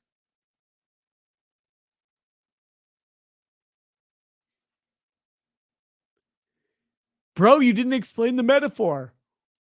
What are we supposed to do with this?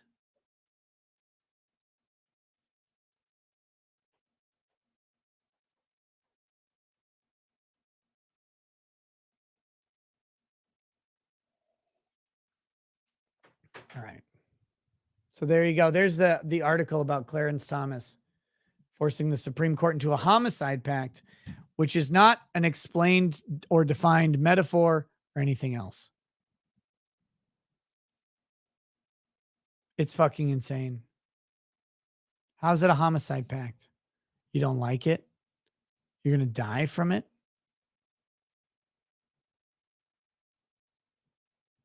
I don't know about that. Okay. Here we go. It's time for chats and to close down this stream. But we got something first, right? Got a very important thing. I'm bread! Shit. I wasn't ready. Too much drinking.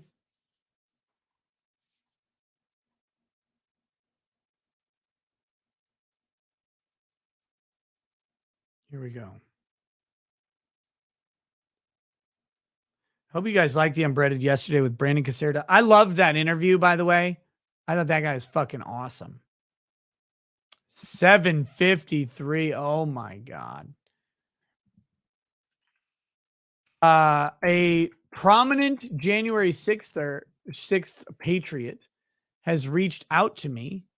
He's a self-described January 6th patriot. That's not my label, it's his.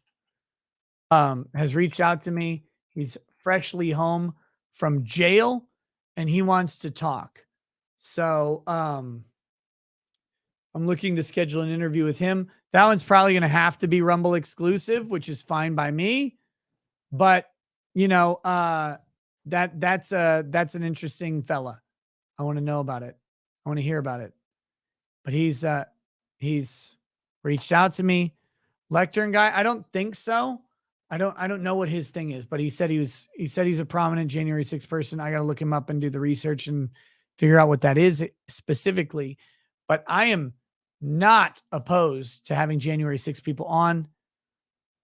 Might not be able to do it on YouTube because of what they'll say. I have no idea. We'll figure all that out. But that's an interview that's coming. All right, we're on page 753. Let's do this.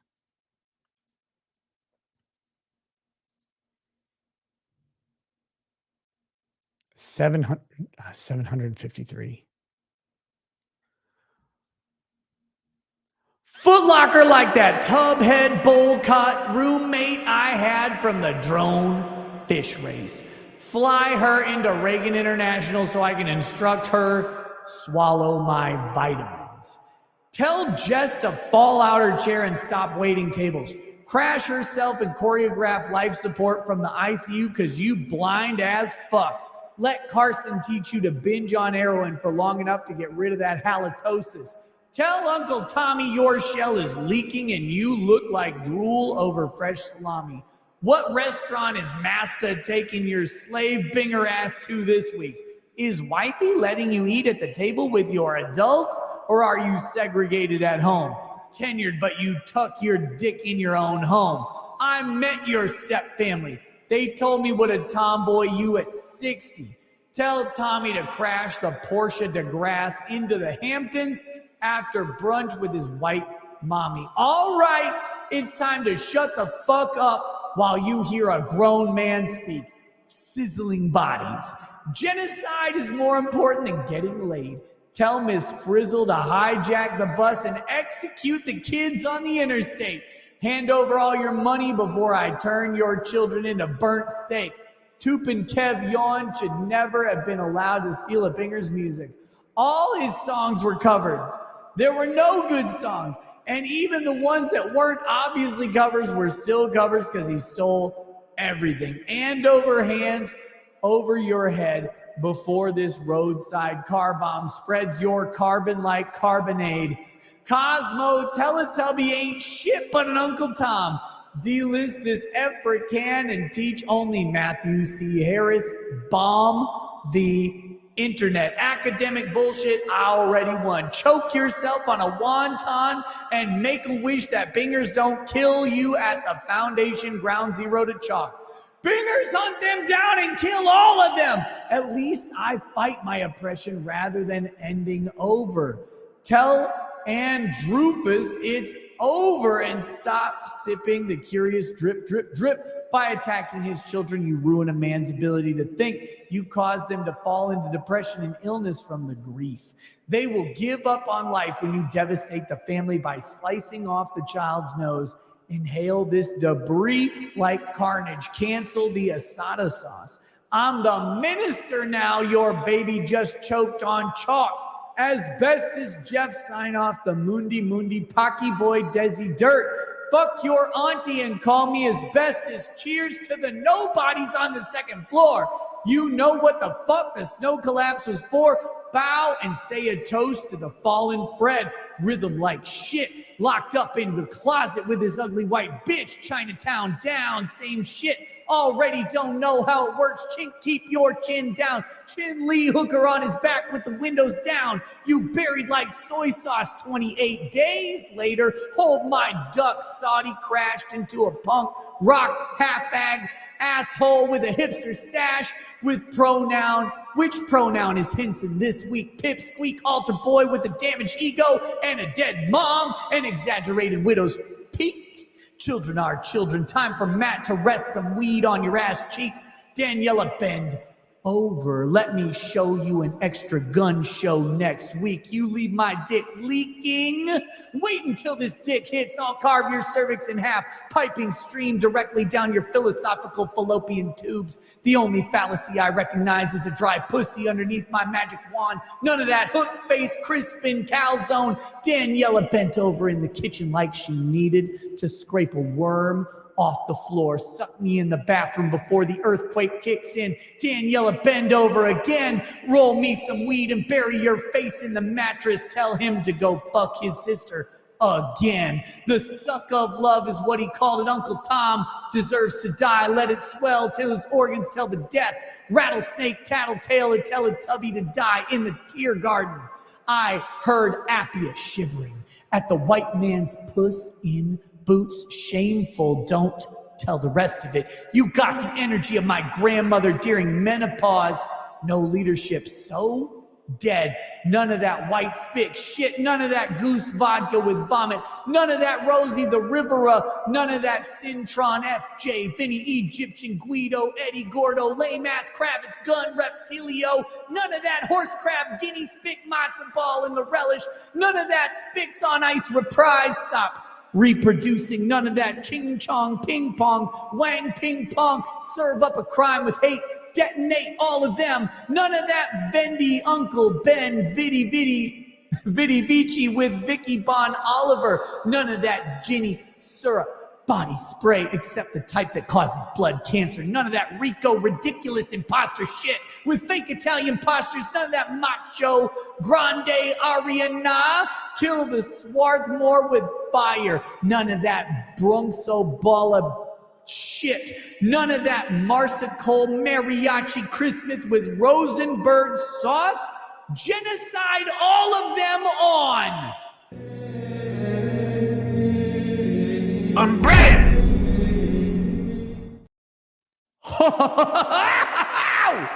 Whoa!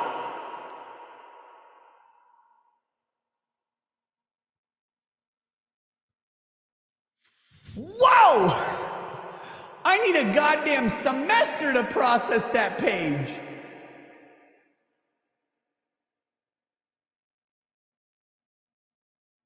I'm still on reverb, sorry.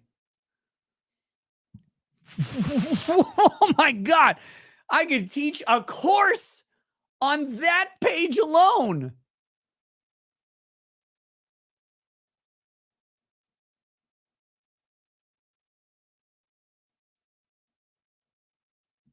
Damn. Listen to that. Listen to that. None of that Rosie the Rivera. None of that Cintron FJ, Vinny Egyptian, Guido, Eddie Gordo, lame ass Kravitz, gun reptilio. Oh my God. How did you insult so many Italians at once? How did you fucking do that? How did you, oh! Whoa. That wasn't insulting a race. That was fisting a race to death.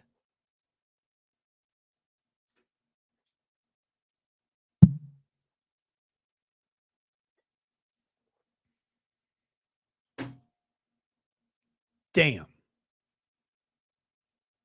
Damn. All right. All right, all right, all right. It's time. It's time. We got to wrap this shit up. We got to do the Rumble rants, the super chats, the locals chats, whatever they are. We got to do all that shit. And then I'm going to go to locals. We'll live stream on locals for a little bit. It's going to be a good time. Hopefully we'll see you there. My live streams on locals, 99.9% of the time, by the way, are completely open to the public. You don't have to be a subscriber to watch them. You just follow on locals. You create a locals account and follow for free, and you can watch the live streams there. If you want to participate in chat, that's where you need to be a member of the community. But if you want to just come watch, you certainly can. Do you love to watch? Be honest.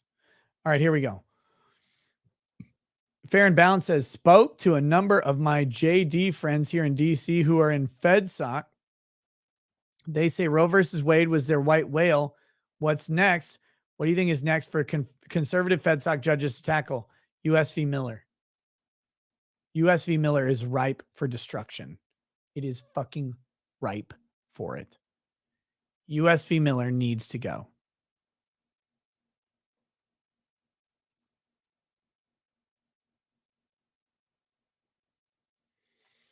All right.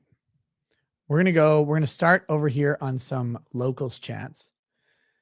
Swoop 1337, because you fucks don't understand. We have bigger fish to fry. Bro, right now we're brass on the Titanic. Okay, cool. On Breton, so grateful for your honest, hilarious, informative streams. You're the reason I joined locals. I have a feeling I'm about to go down the rabbit hole of good streamers. Cheers to you. Hey, you don't need to go anywhere else but my locals. It's the place. You're home. Welcome home. Dirty Ezio 30 says, holy fuck, Nick, did you see that Judge Doro from the Brooks trial is now being recommended for Wisconsin Supreme Court judge? Yes, she was pursuing it before Brooks. It explains a lot of her behavior, and we'll be talking about that really fucking soon. Jessica Reloaded. Nick, Josh is back, and he's accusing me of threatening to swat him and is trying to get me taken down. That guy's a weirdo. I don't know what you need to do, but I would mostly ignore him. Matt Amos, locals chat weirdness, so may as well tip again. What about Andrew WK, Ready to Die? Also, electronic retro is cool. Robin's song Dancing with Myself is good. Also, Excommunicate by Kristen Control. Never heard of any of those. They're probably fire.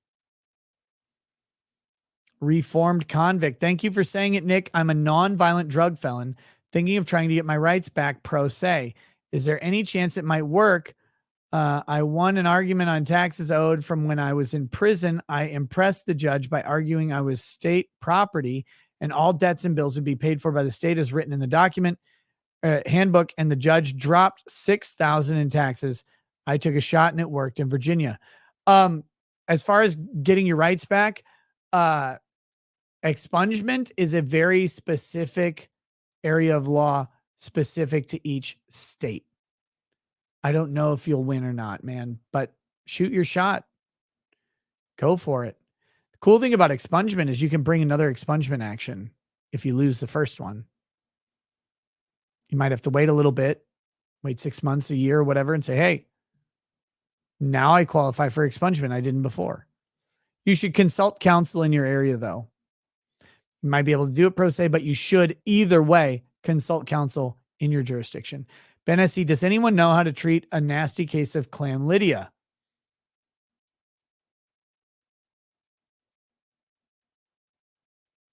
Angie Ha, Ricada Law, can you say happy birthday to my son, Alan Harover?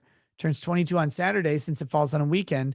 He got me started on watching you 2 years ago. Yeah, let me get a little, I'll do a little, you didn't ask for a toast, but let's do a little toast. I have to pee so fucking bad lately. My bladder has gone into the fucking nether realms. To Alan Harover, happy birthday. Happy 22nd birthday. Thank you for bringing your mom to the stream, to the show. I hope you still enjoy it. I hope she enjoys it always. And look, get out there, spread truth, spread fun, spread reality, and spread the complexity of humanity that we all exist in and pretend that we don't. Cheers to you. Cheers to your mom. Have a good birthday, buddy.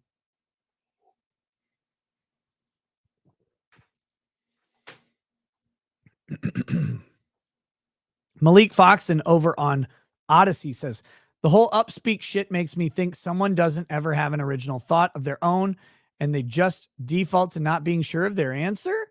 They have to look around the room to see if anyone agrees with them when they talk to be sure their firmware installed in the right folder. Thanks, buddy. How you doing? I hope you're doing well, Malik. You're a good dude. All right. We're going to have to burn these to the fucking ground. You ready? We're going fast. Mario Carter 13, Yeezy and Adam getting all the chicks this evening. I want to see y'all drop an egg for Crigler. We could have had this timeline. Mario Carter also says, if Nick couldn't take some light ribbing, he wouldn't have used a screw top. That's true. That's true. C. Herney 98. Shut up and take my money. Also currently drinking some whiskey out of my Crigler coffee mug. Hands down the best mug I've ever had. Oh, sorry, I missed that while he was here. Mario Carter, why don't you know where the lawyers... When you don't know where the lawyer is, you got the loyalist. I can't believe Kanye failed No Ralph November. Disloyal Shaster lawyer. Oversoul, I heard many times, never go into business with your friends. Some people can isolate their roles. Some cannot discuss. 280 gang sends. Yeah, it's a tough one. It's a tough one. If you go, it's not never go into business with your friends. It's when you go into business with your friends, realize that they may not be friends for long. That's the truth.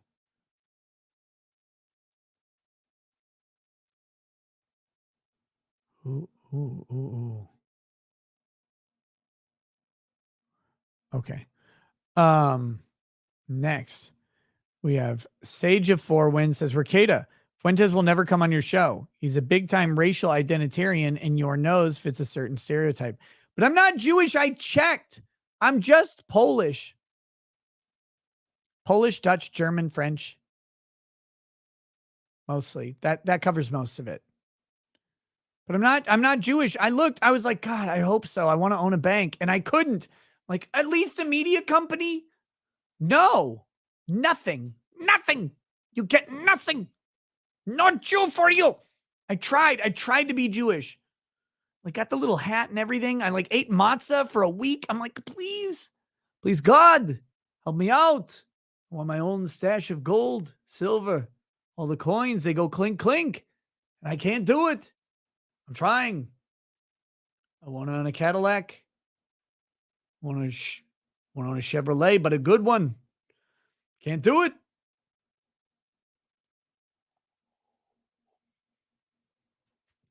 Oversoul. No one can be friends with the king. And having watched that stream and taking on board Adam's story, the dude is the king of Chicken City. 288 gang sends. Thank you. SC Medic eliminates odors from the ovens. It might. Sure you don't Italian mixed with Polish? I might be part Italian. I don't know. I don't remember the full thing. Like, my grandpa on my dad's side is Polish. Boom. So my dad's half Polish, so I'm a quarter Polish. But everything else is a fucking mutt. A Euro mutt. So I'm a quarter Polish and the rest a shitload of Euro mutt. But there was no Jew in there. I checked with one of those ancestry things or 23. I don't remember which one it was. Oversoul. Novel take. Anyone who believed they were Scottish lord for sending in $40 deserves to lose $40. Pure caveat. I'm Tor energy. Yeah, I agree.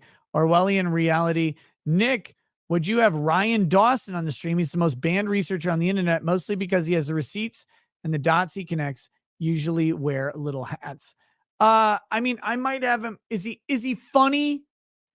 Is he funny and entertaining and engaging?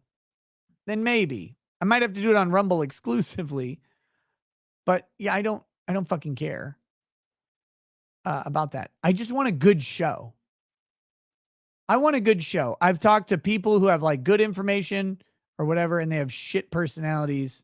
It's like talking to a fucking brick. a Down syndrome brick. It's like, gee, no, actually a Down's brick would probably have some good character. No, it's like talking to a fucking brick, like a Twitter brick. It's so bad.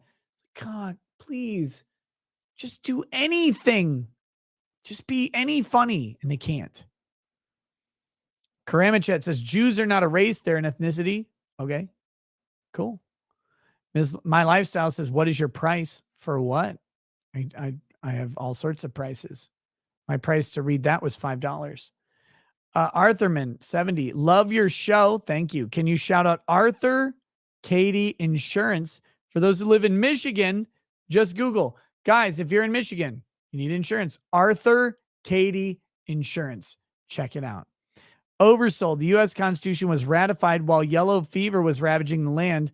Note the clear lack of medical tyranny therein. Good point.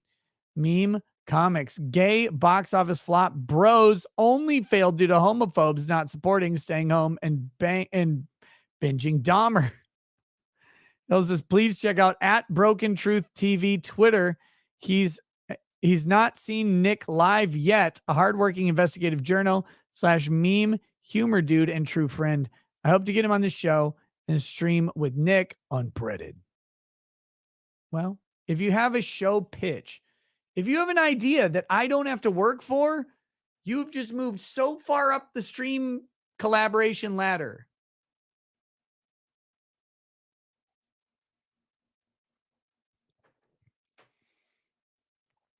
The Most Banned Queen says, I'm worried that if they let us pay for rants through the app, that Apple will start giving them pushback on content moderation like they apparently do with Apple. Yes, and I think that's one of their concerns. Maybe. I've heard they're working on alternatives. I've heard alternatives proposed. I'm going to try and get info on it. I am. Not Apple, Twitter. The Most Banned Queen says says Twitter. Maybe. Oversoul. That's not even the Rose scandal. The scandal is Justice Blackmun being heavily influenced by his wife and daughter to pen that gross decision. It's rife with scandal, dude. Mario Kart 13, a well-regulated relationship being necessary to the security of a free sex life. The right of the people to keep and use a baldo shall not be inserted. No, infringed. Oh, damn it.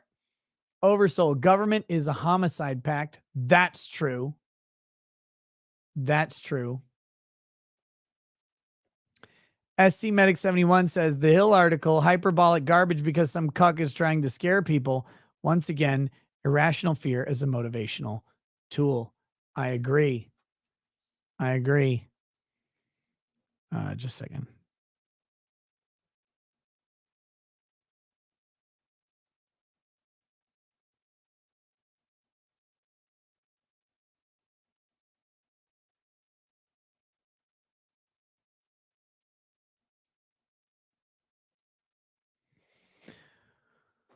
Next, D. What says Crigler coffee is the best and freshest coffee. Oh, wait, I got to skip all these Adam ones. Hyper Alpha Philly. Haven't watched your live stream in a month. Working on my book and have written 50K words this month alone. I hope to have it finished by the 2023. Get it, brother. Get it. Andrew Hillier. Love the work you do, both of you. Wait, read that one. Read those. Port Film Co-op. Watch Europa: The Last Battle on other platform. TN. Bring Dr. Eric Naput on. He's being sued by the federal government over telling people to take vitamin D. See Gateway Pundit. If he's down, I'm down. If he's down, I'm down.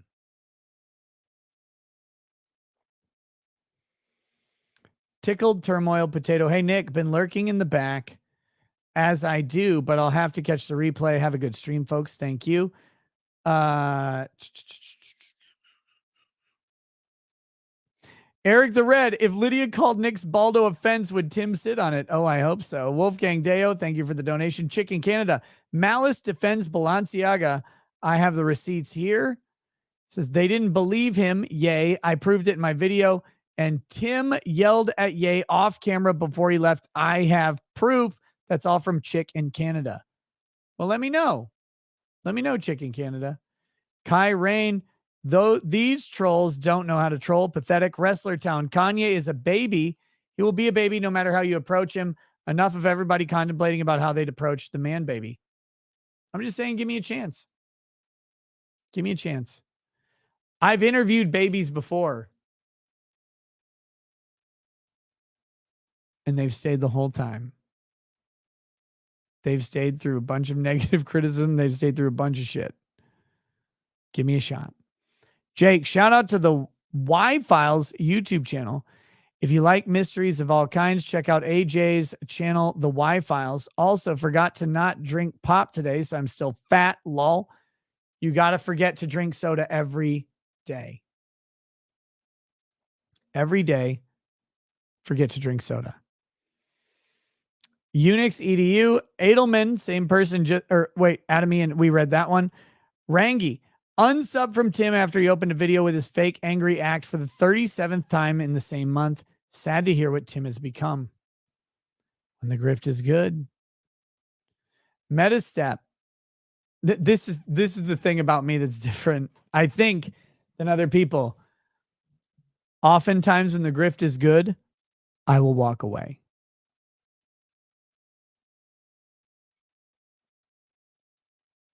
I try really hard to just be me. Not the meme, not the topic, not the subject.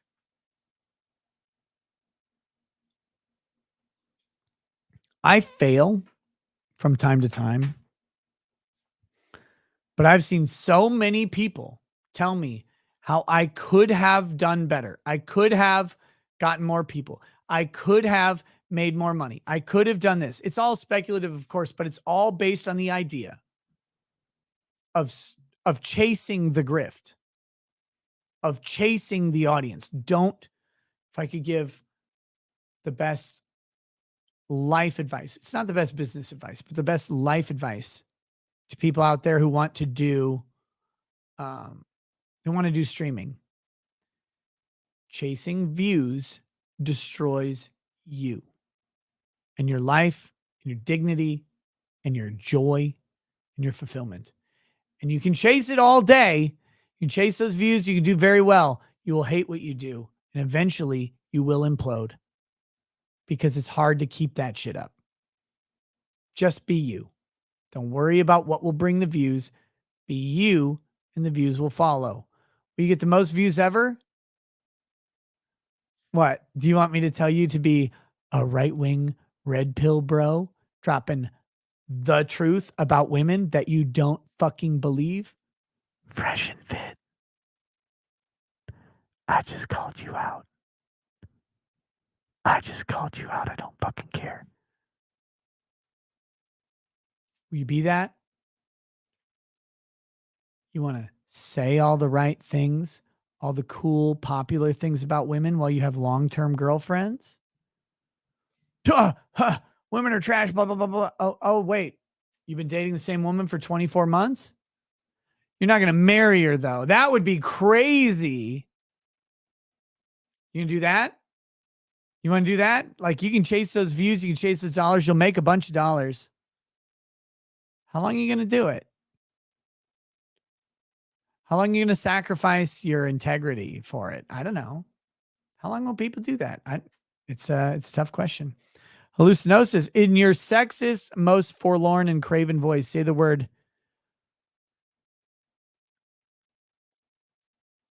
prestidigitation. But not for me, but for the MILFs. Prestidigitation. Okay, that was weird. Aussie Overlord, sorry, says, screw it. I'm going to be that guy starting 4 p.m. Eastern Thursday for 24 hours. You're doing a 24-hour show, you fucking madman. Cases, serial killers, karaoke, and video games. And of course, Kinky Corner. Open invitation for the nose, of course. Dude, first of all, let me know when Kinky Corner is. Second of all, send me that fucking invite. That's today. Starting at 4 p.m. Eastern, I'll find a time. I will find time to jump in. Of course.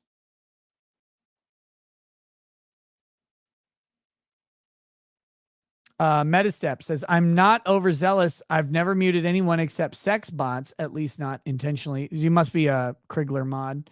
Muffin Rando, Vanessa, V, and Tug Simp Always welcome in my DM. You'll have to be big girls and wait your turns. We got our gremlin back, so I'm a busy muffin. Cheers. I don't know what that even means. Rochester Cycle Cam. Will Rumble fix their Android app first before you stream there exclusively? I'm going to try to get them to fix it as soon as possible. That's all I can promise, is trying to do that. That's all I can do. But I don't know if they'll get it done before I stream there exclusively, because Monday things are starting. It absolutely sucks and is practically unusable. Tried using it tonight. Nonetheless, congrats. It's very exciting news. Try it through the browser. Some people get good results through their phone browser browsing Rumble. John Christen Fuentes is in the closet. Maybe. Preston Mitchell, read that one. Wolfgang Dale, I think I accidentally trained a bunch of ninjas in cyber warfare, psyops, and I'm about to unleash them onto the world. Left pissed me off. I don't know you guys. Read that one. Read that one. Read that one. Read that one. Hell. Read that one. JJ, if I buy a square inch of land in Wisconsin, does that make me a cheesehead? Yes. That's law. That's lawful law. Sky Hime says, just don't erase my name off your shoulder on stream. I wouldn't dare. Dude, when Amaranth took the fucking alcohol and like washed off the pickle of all the names, I felt bad for all those dudes. I was like, oh, that's some fucking bullshit. She's doing it on stream? Bitch, just buy another $12 pickle. Throw that one away or whatever. Don't erase it in front of them. That was the most humiliating thing I've ever seen. Holy shit. Alahad. Hey, Adam is. Oh, wait, read that one. American Legend retracted message. Mitch Sansom. Housing employees and having the home as a workplace is a great position for an abuser, don't you think? Yes. Yes, it absolutely is. Rochester Cycle Cam, get Chrissy in here to talk about the Beast. Did she ever go to a gym? Wait, is Chrissy Mayer goes to a gym all the time. She posts about it on Instagram constantly. Sky, read that one. Preston Mitchell, 90s house music. Sister Soleil, a.k.a. Stella Soleil, read. An internet loser, Crazy Mad Insane by Beast in Black is one of my faves. Snafu, Gob Ribbons is a great band. Too Many Clamps, you should check Pump It by Eskimo Callboy music video. We read that one. Skyrim 96, read that one. Wolfgang Dale, Glory to Hong Kong, down with the CCP. Mark Robert Shaw, Paper Bag for AOC, easy fix. Alan Rees having Leanne Starr on her political views. Who the fuck is Leanne Starr? He says, having Leanne Starr on your stream, her political views, very interesting. She's trying to get into politics. She's based. You'll love her. I don't know who Leanne Starr is, but I'm not opposed. How much Amaranth do you watch, bro? Almost none. I used to, so on Flashcast, we used to do the review of the hot tub and ASMR streamers. We used to just check there's a Twitch titty check, right? How much is this is going on? And we were always shocked and blown away by just how fucking much of it was happening. And so that's where I watched her wash the names of the simps off of the fucking pickle. And I was like, I feel bad about that. Ian Stars on Simpcast all the time. Look, Mephisto, if I'm not making content, I don't have time to watch content. Because if I had time to watch long like streams or whatever, I'd just be doing one. So I haven't seen her on Simpcast because she's not been on when I'm on. Angry Whiskers, I'm a dubstep dance music guy. My favorite genre is complextro. Combination of both. Complextro is an offshoot of house music in a sense. I love some rock too. Cool to hear you like dance music. Dude, I like anything that makes me move. These days, since July, you'll find me like just kind of going with my own thing. I got a song in my head all the time. All the fucking time. I think people should have a personal a personal soundtrack to fucking move to. And that's the kind of music I like. I like music that makes me move. I really don't care about the genre. I don't care about much of anything else. If it makes me kind of just automatically jive to it, I like it. It's good. I'm not that picky.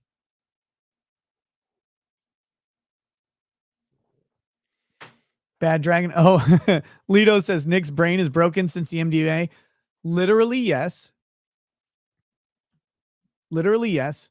But it's mostly in the fingertips, man.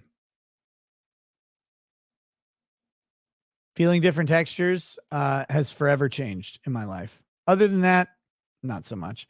I've always had a fucking soundtrack going in my head. I just give a little bit less of a shit about kind of moving with it. But ever since MDMA, the fingertips and the tactile senses, way, way different. They're not heightened. I'm not on the drug. But I'm conscious of them in a way I never was before. I didn't realize how much those tactile senses like mattered and how soothing they are. I basically became autistic. I'm okay with it. Bad Dragonite. Please partner with Dankula somehow when you do an established title spot. Imagine him going to where the plot is supposed to be live. I love Dankula. I think that guy's a fucking champion. Brian Ogden sent a sticker. Jessica Reloaded. Kata Law, Josh on Demand is back and he's going after us all again, including you. Now he's accusing me of trying to swat him. Sounds like a weirdo. I mean, I know he's a weirdo. Chicken Canada says M. Malice defended CP on Timcast. I have the receipt.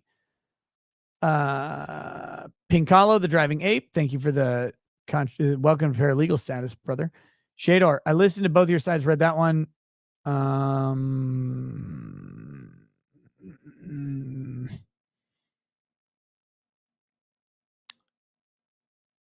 Meta Step says not overzealous, not muting people. Yeah, no one specifically accused whoever it was of doing it. Adam just said he didn't do it, so he figured a mod must have. And this shit happens. Like C. Goody, who's been a great mod on my YouTube channel forever, accidentally like muted 5 people on a stream one time because he kind of fell asleep and his sleeping hand just like hit the right spots to mute a bunch of people. And the other mods had to recover it. So D. What says, would be cool if you played a tune, Adam. He was already gone at this point, I think. Christopher, first one to laugh loses. Get wrecked, you baldo nose. Wolfgang Deo, y'all enjoying America last. I like Japan first. Otto Rommel, cheers on Rumble is part of the contract. They will make a single stream key within a week. God, I wish. I would love a single stream key. I'll talk to him about it because that would make my life so much fucking easier.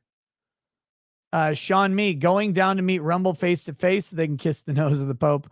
Wolfgang Deo, snowball fight, war, les bro, in the streets of every city. Advent is upon us. Let us welcome the Lord Jesus Christ's birth on Christmas. Angela Chung and Bubbles 3, welcome to paralegal status.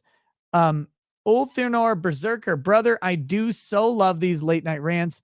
Will always support you wherever you go. Where can I learn about liberty, my Pope? On my channel, and I don't know where else. I don't know where else to learn it. I know there are places. I just don't know what they are. Jared Codling says, Lydia is legit 3 out of 10. Yes or yes. Shoot Groomers, up late listening, playing Ark. Join my server. Maganaga on Ragnarok map. Keep it up, man. Keep the fire going. Wanton Tiger, my mind was blown when Citizens United came into law. Is a corporation really a person? Inevitably, an individual should be responsible. Legal suicide. Actually, I'm a big proponent of Citizens United. Maybe one day I'll just do a rant entirely on Citizens United, because I think it's the right decision. I know that they had to use the weird legal fiction of corporate personhood. we're kind of there. Corporate personhood has existed for a really long time. Citizens United didn't make corporate personhood. Citizens United cemented that corporate persons have free speech rights. And that's the right decision, frankly. Like, that's correct. Citizens United didn't go far enough in repealing campaign finance restrictions, in my opinion. More money in politics. Just make it open. Make it transparent. That's what it should be. Adam Warlock says 23andMe is an Israeli company, Jew. I didn't use 23andMe. It didn't actually exist when we did this. I think it was Ancestry. We got it as a gift from my father-in-law. So I think, but I'm pretty sure it was Ancestry. Uncivil Law sent me a smiley face and a hat. How you doing, brother? That's you. That's you in meme. Cynthia says, Zeno, time me out tonight. 20 seconds. Drama, please. You can't time someone out for 20 seconds. It's 5 minutes that you automatically time someone out for. Bad Dragonite, the new Pokemon game has an entire quest line based around a tomboy gym teacher learning to make a sandwich. Just thought I'd share. That's fucking fine. C3 Metal, time to check that prostate rackets. I can hold, I just don't want to hold pee. I can. I don't want the prostate exam ever. P-Dog Knight, the people who write about 600 mass shootings want you to think it's a bunch of 22-year-old white guys with AR-15s, when in reality, it's a bunch of hood shit, at least the mass majority of it. More people are killed with hands and feet than rifles. Yep. Mass shootings are mostly handguns, and they're mostly hood handguns. Hey, Beer Man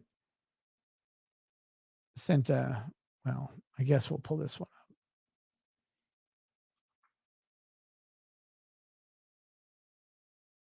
Here we go. He said, the founding fathers had no issue with the private ownership of warships that had the capability to decimate a coastal city. The idea that they would be against private ownership in an AR-15 is asinine. Remembering that the Revolutionary War, they fought with borrowed cannons from private estates. They're like, please lend us your cannons. We need them. Swoop 1337. Due to Carlin's and Adam's relationship, their disdain for Bald Pool, their streams, honestly, if all these fucks aren't in stream together, I don't believe any of them. Fuck them all. Pool, Crigler, and the coat. She was mentioned. This is all fucking high school fucked ass drama. I'd beat all three of them. There you go. Philibooty. How long before YouTube punishes creators for pushing people to other platforms? It'll be an interesting day when they do. I don't think they will, though, because I think if Elon follows through on Twitter, it'll provide enough of a buffer against YouTube. Facebook already kind of is. YouTube doesn't get to dictate everything. They get to dictate things along with their competitors. And right now, Facebook is a legit YouTube competitor. So is Twitch. And they kind of have similar terms. They're enforced a little bit differently, but similar. Going beyond those things gives the other platforms an advantage. This guy, Nick, I'll stream at a specific time. Chat, I doubt it. Look, it's 11 o'clock plus minus 10 minutes, 99.9% of the time. Bobby says, can you simulcast the YouTube streams on Rumble also? Yes. Any streams I do on YouTube will be simulcast to Rumble. That's a thing. That's a thing. The Rumble exclusive streams will start on YouTube and Rumble, and we'll move to just Rumble. But any non-simulcast stream or non-exclusive stream will be everything. And I'll announce it at the beginning of the show. I'm not going to hide the fucking ball from people. Swoop 1337, then squash it like adults rather than sniping. I'm in one with my primo, waiting for his response. You fucks are basically cousins. Quit the divide. Swoop also says, I haven't been here all night, but has Adam addressed everything Tim said? Because like a two-side story, you covered your side, he addressed some, he didn't address the cheating, the comp, or Ian. No, fuck off, just say it here. Did he offer to help you move? Were you on payroll? Was your chick? He said that Tim helped him move, I think. But he said it's also, he talked about all that on his live stream. So I don't know. 70 Tam, no question. Sorry, can't type. Adam, how can we connect with you? Thanks, Nick, for the info. Adam, you can follow him on Twitch, Commodore Crigler. Follow him on Twitter, Adam Crigler, and the Crigler Show on YouTube are the best ways to do that. The Crigler Show is linked in the description. The other two, I just told you. Ginger chick. This ginger fig is why everyone hates ginger men. Ben S.C. Katola, I'm not saying that Carlin and Ethan are the same person, but have you ever seen them together? Oh, fuck you. You say now, Jesus fucking Christ, Nick is behind the curve about Fuentes being a faggot Hispanic white supremacist without any kids. Milo has been outed by Lauren Southern as 100% grifting POS scum. Yeah, but I've had grifters on the stream before. People can make up their own minds about it. Bad Dragonite, have you seen the new movie trailer for Cocaine Bear? Nope. Diz guy, anyway, you get Shadiversity on here. Love that dude. Yeah, I'd love to talk to Shad. I've been wanting to talk to Shad again. I've had him on before on like a panel stream, but I want to do a one-on-one with him. So we'll arrange that. Xander's Rants. Remember when Adam had no idea who Lofty was? That was funny. Remember usernames. Mercado Law. Look, man, men and women are just social constructs, not real things. Lord is a legally defined title created by our rulers and is therefore 100% real. EA Cowden, the DOD picked them because they were the lowest bidder. Military grade is not a mark of quality. Rumble usernames. Want to hear an offensive, somewhat off-topic joke or on-topic joke? I don't know if this punchline is YouTube friendly, so if you have to skip it or get Joe on to read it, you can do that. How many million Jews died in the Holocaust? 9. Oh, come on now. Swoop says, Adam Crigler, if you're the tea dropper, drop all the tea where you look good, bad, and good, or drop 9 of it. So far, you've corroborated what Tim said in his response twice. If you want to tell all, don't be a bitch. He also says, okay, Ricardo Law, you're describing JRE, not the 5. Yay was the news. It trended for days. Why not break the news? Adam Crigler, you wear a handyman where your chick also on the payroll. And then Swoop says, finally, what's the truth? You painted a picture of him taking your PC away. You painted the picture that you were still on payroll for months after. Are both of you telling the truth? Oftentimes, both people are telling the truth. Awesome projects. Please consider Ryan Dawson. You're awesome, but he's number 1 in my book and you second. This could be the most important interview. I assure you, sir. Okay. We'll see. And then finally, Mario Kart 13. I realized why Pokemon appeal to Duncan so much. Ash Ketchum spent the last 25 years never hitting puberty. Miner Zircon. I use the Brave browser on my Android phone. It works perfectly and have the ability to run with screen off. There you go. And was there anything else? Jack Crow, caw. Hemeyer, who would win in a fist fight? Me, is he always the answer? Metal Blood, one Milo went back in the closet to pound Fuentes' tender poopy plot. Retro Gamer, but is he more pathetic than Fluffy? Herman Arminius, can we finally admit the most sports drive from a homoerotic sadomasochistic desire to watch men torture each other's balls while wearing spandex? If you're a sports fan, you might as well strap on the baldo, point it backwards, and sit. That'd at least be half honest. I don't think the baldo would go in your butt. I don't think there's any way it would do it. I'll tell you. I'll try it. Herman Armenia says, Adam, you were always the heart of Timcast. Tim may have been a dick, but at least you have finality. It's his loss. The only thing he has over you is a better haircut. Seriously, dude, I'd be in prison after putting that barber under if he did that to my hair. And Hemeyer says, blacks did better during Jim Crow than during the introduction of the welfare state. Generations of blacks stayed together, and all it took was one generation of welfare to destroy their families, which, of course, was intentional. All right, guys, there's the show. Thanks for hanging out with me. Thanks for always supporting the show. Check out ricadalaw.locals.com for best and based chat on the internet. We'll see you guys there. And there will be a show tomorrow as well. And then we'll see what happens Friday night. There will not be a show Friday night because I will be gone. But we'll keep you guys posted on what's up. Hope you have a good night. Peace. Peace.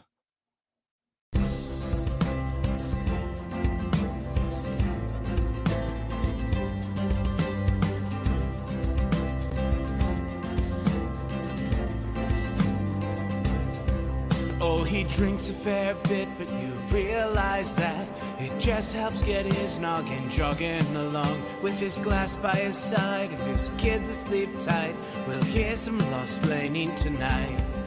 With his microphone muted, we'll laugh at this boomer until he explains it's all part of the plan. Watch his face become redder.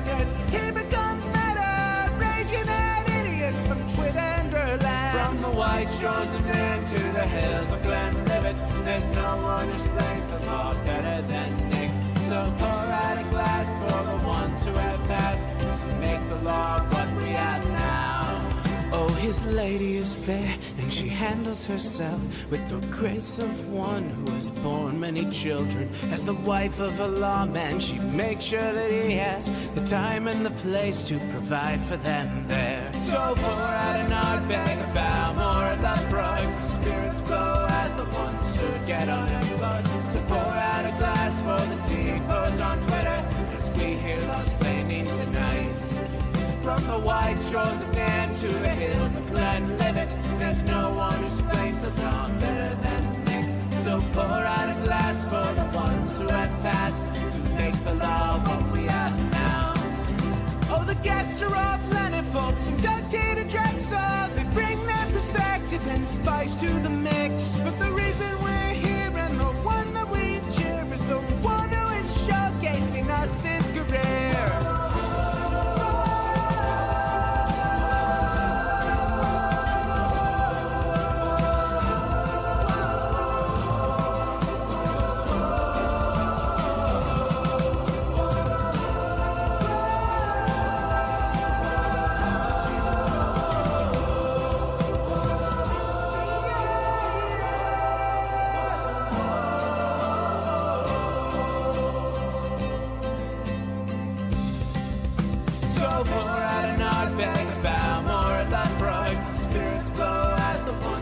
Get unemployed. So pour out a glass for the tea post on Twitter, as we hear lost blaming tonight.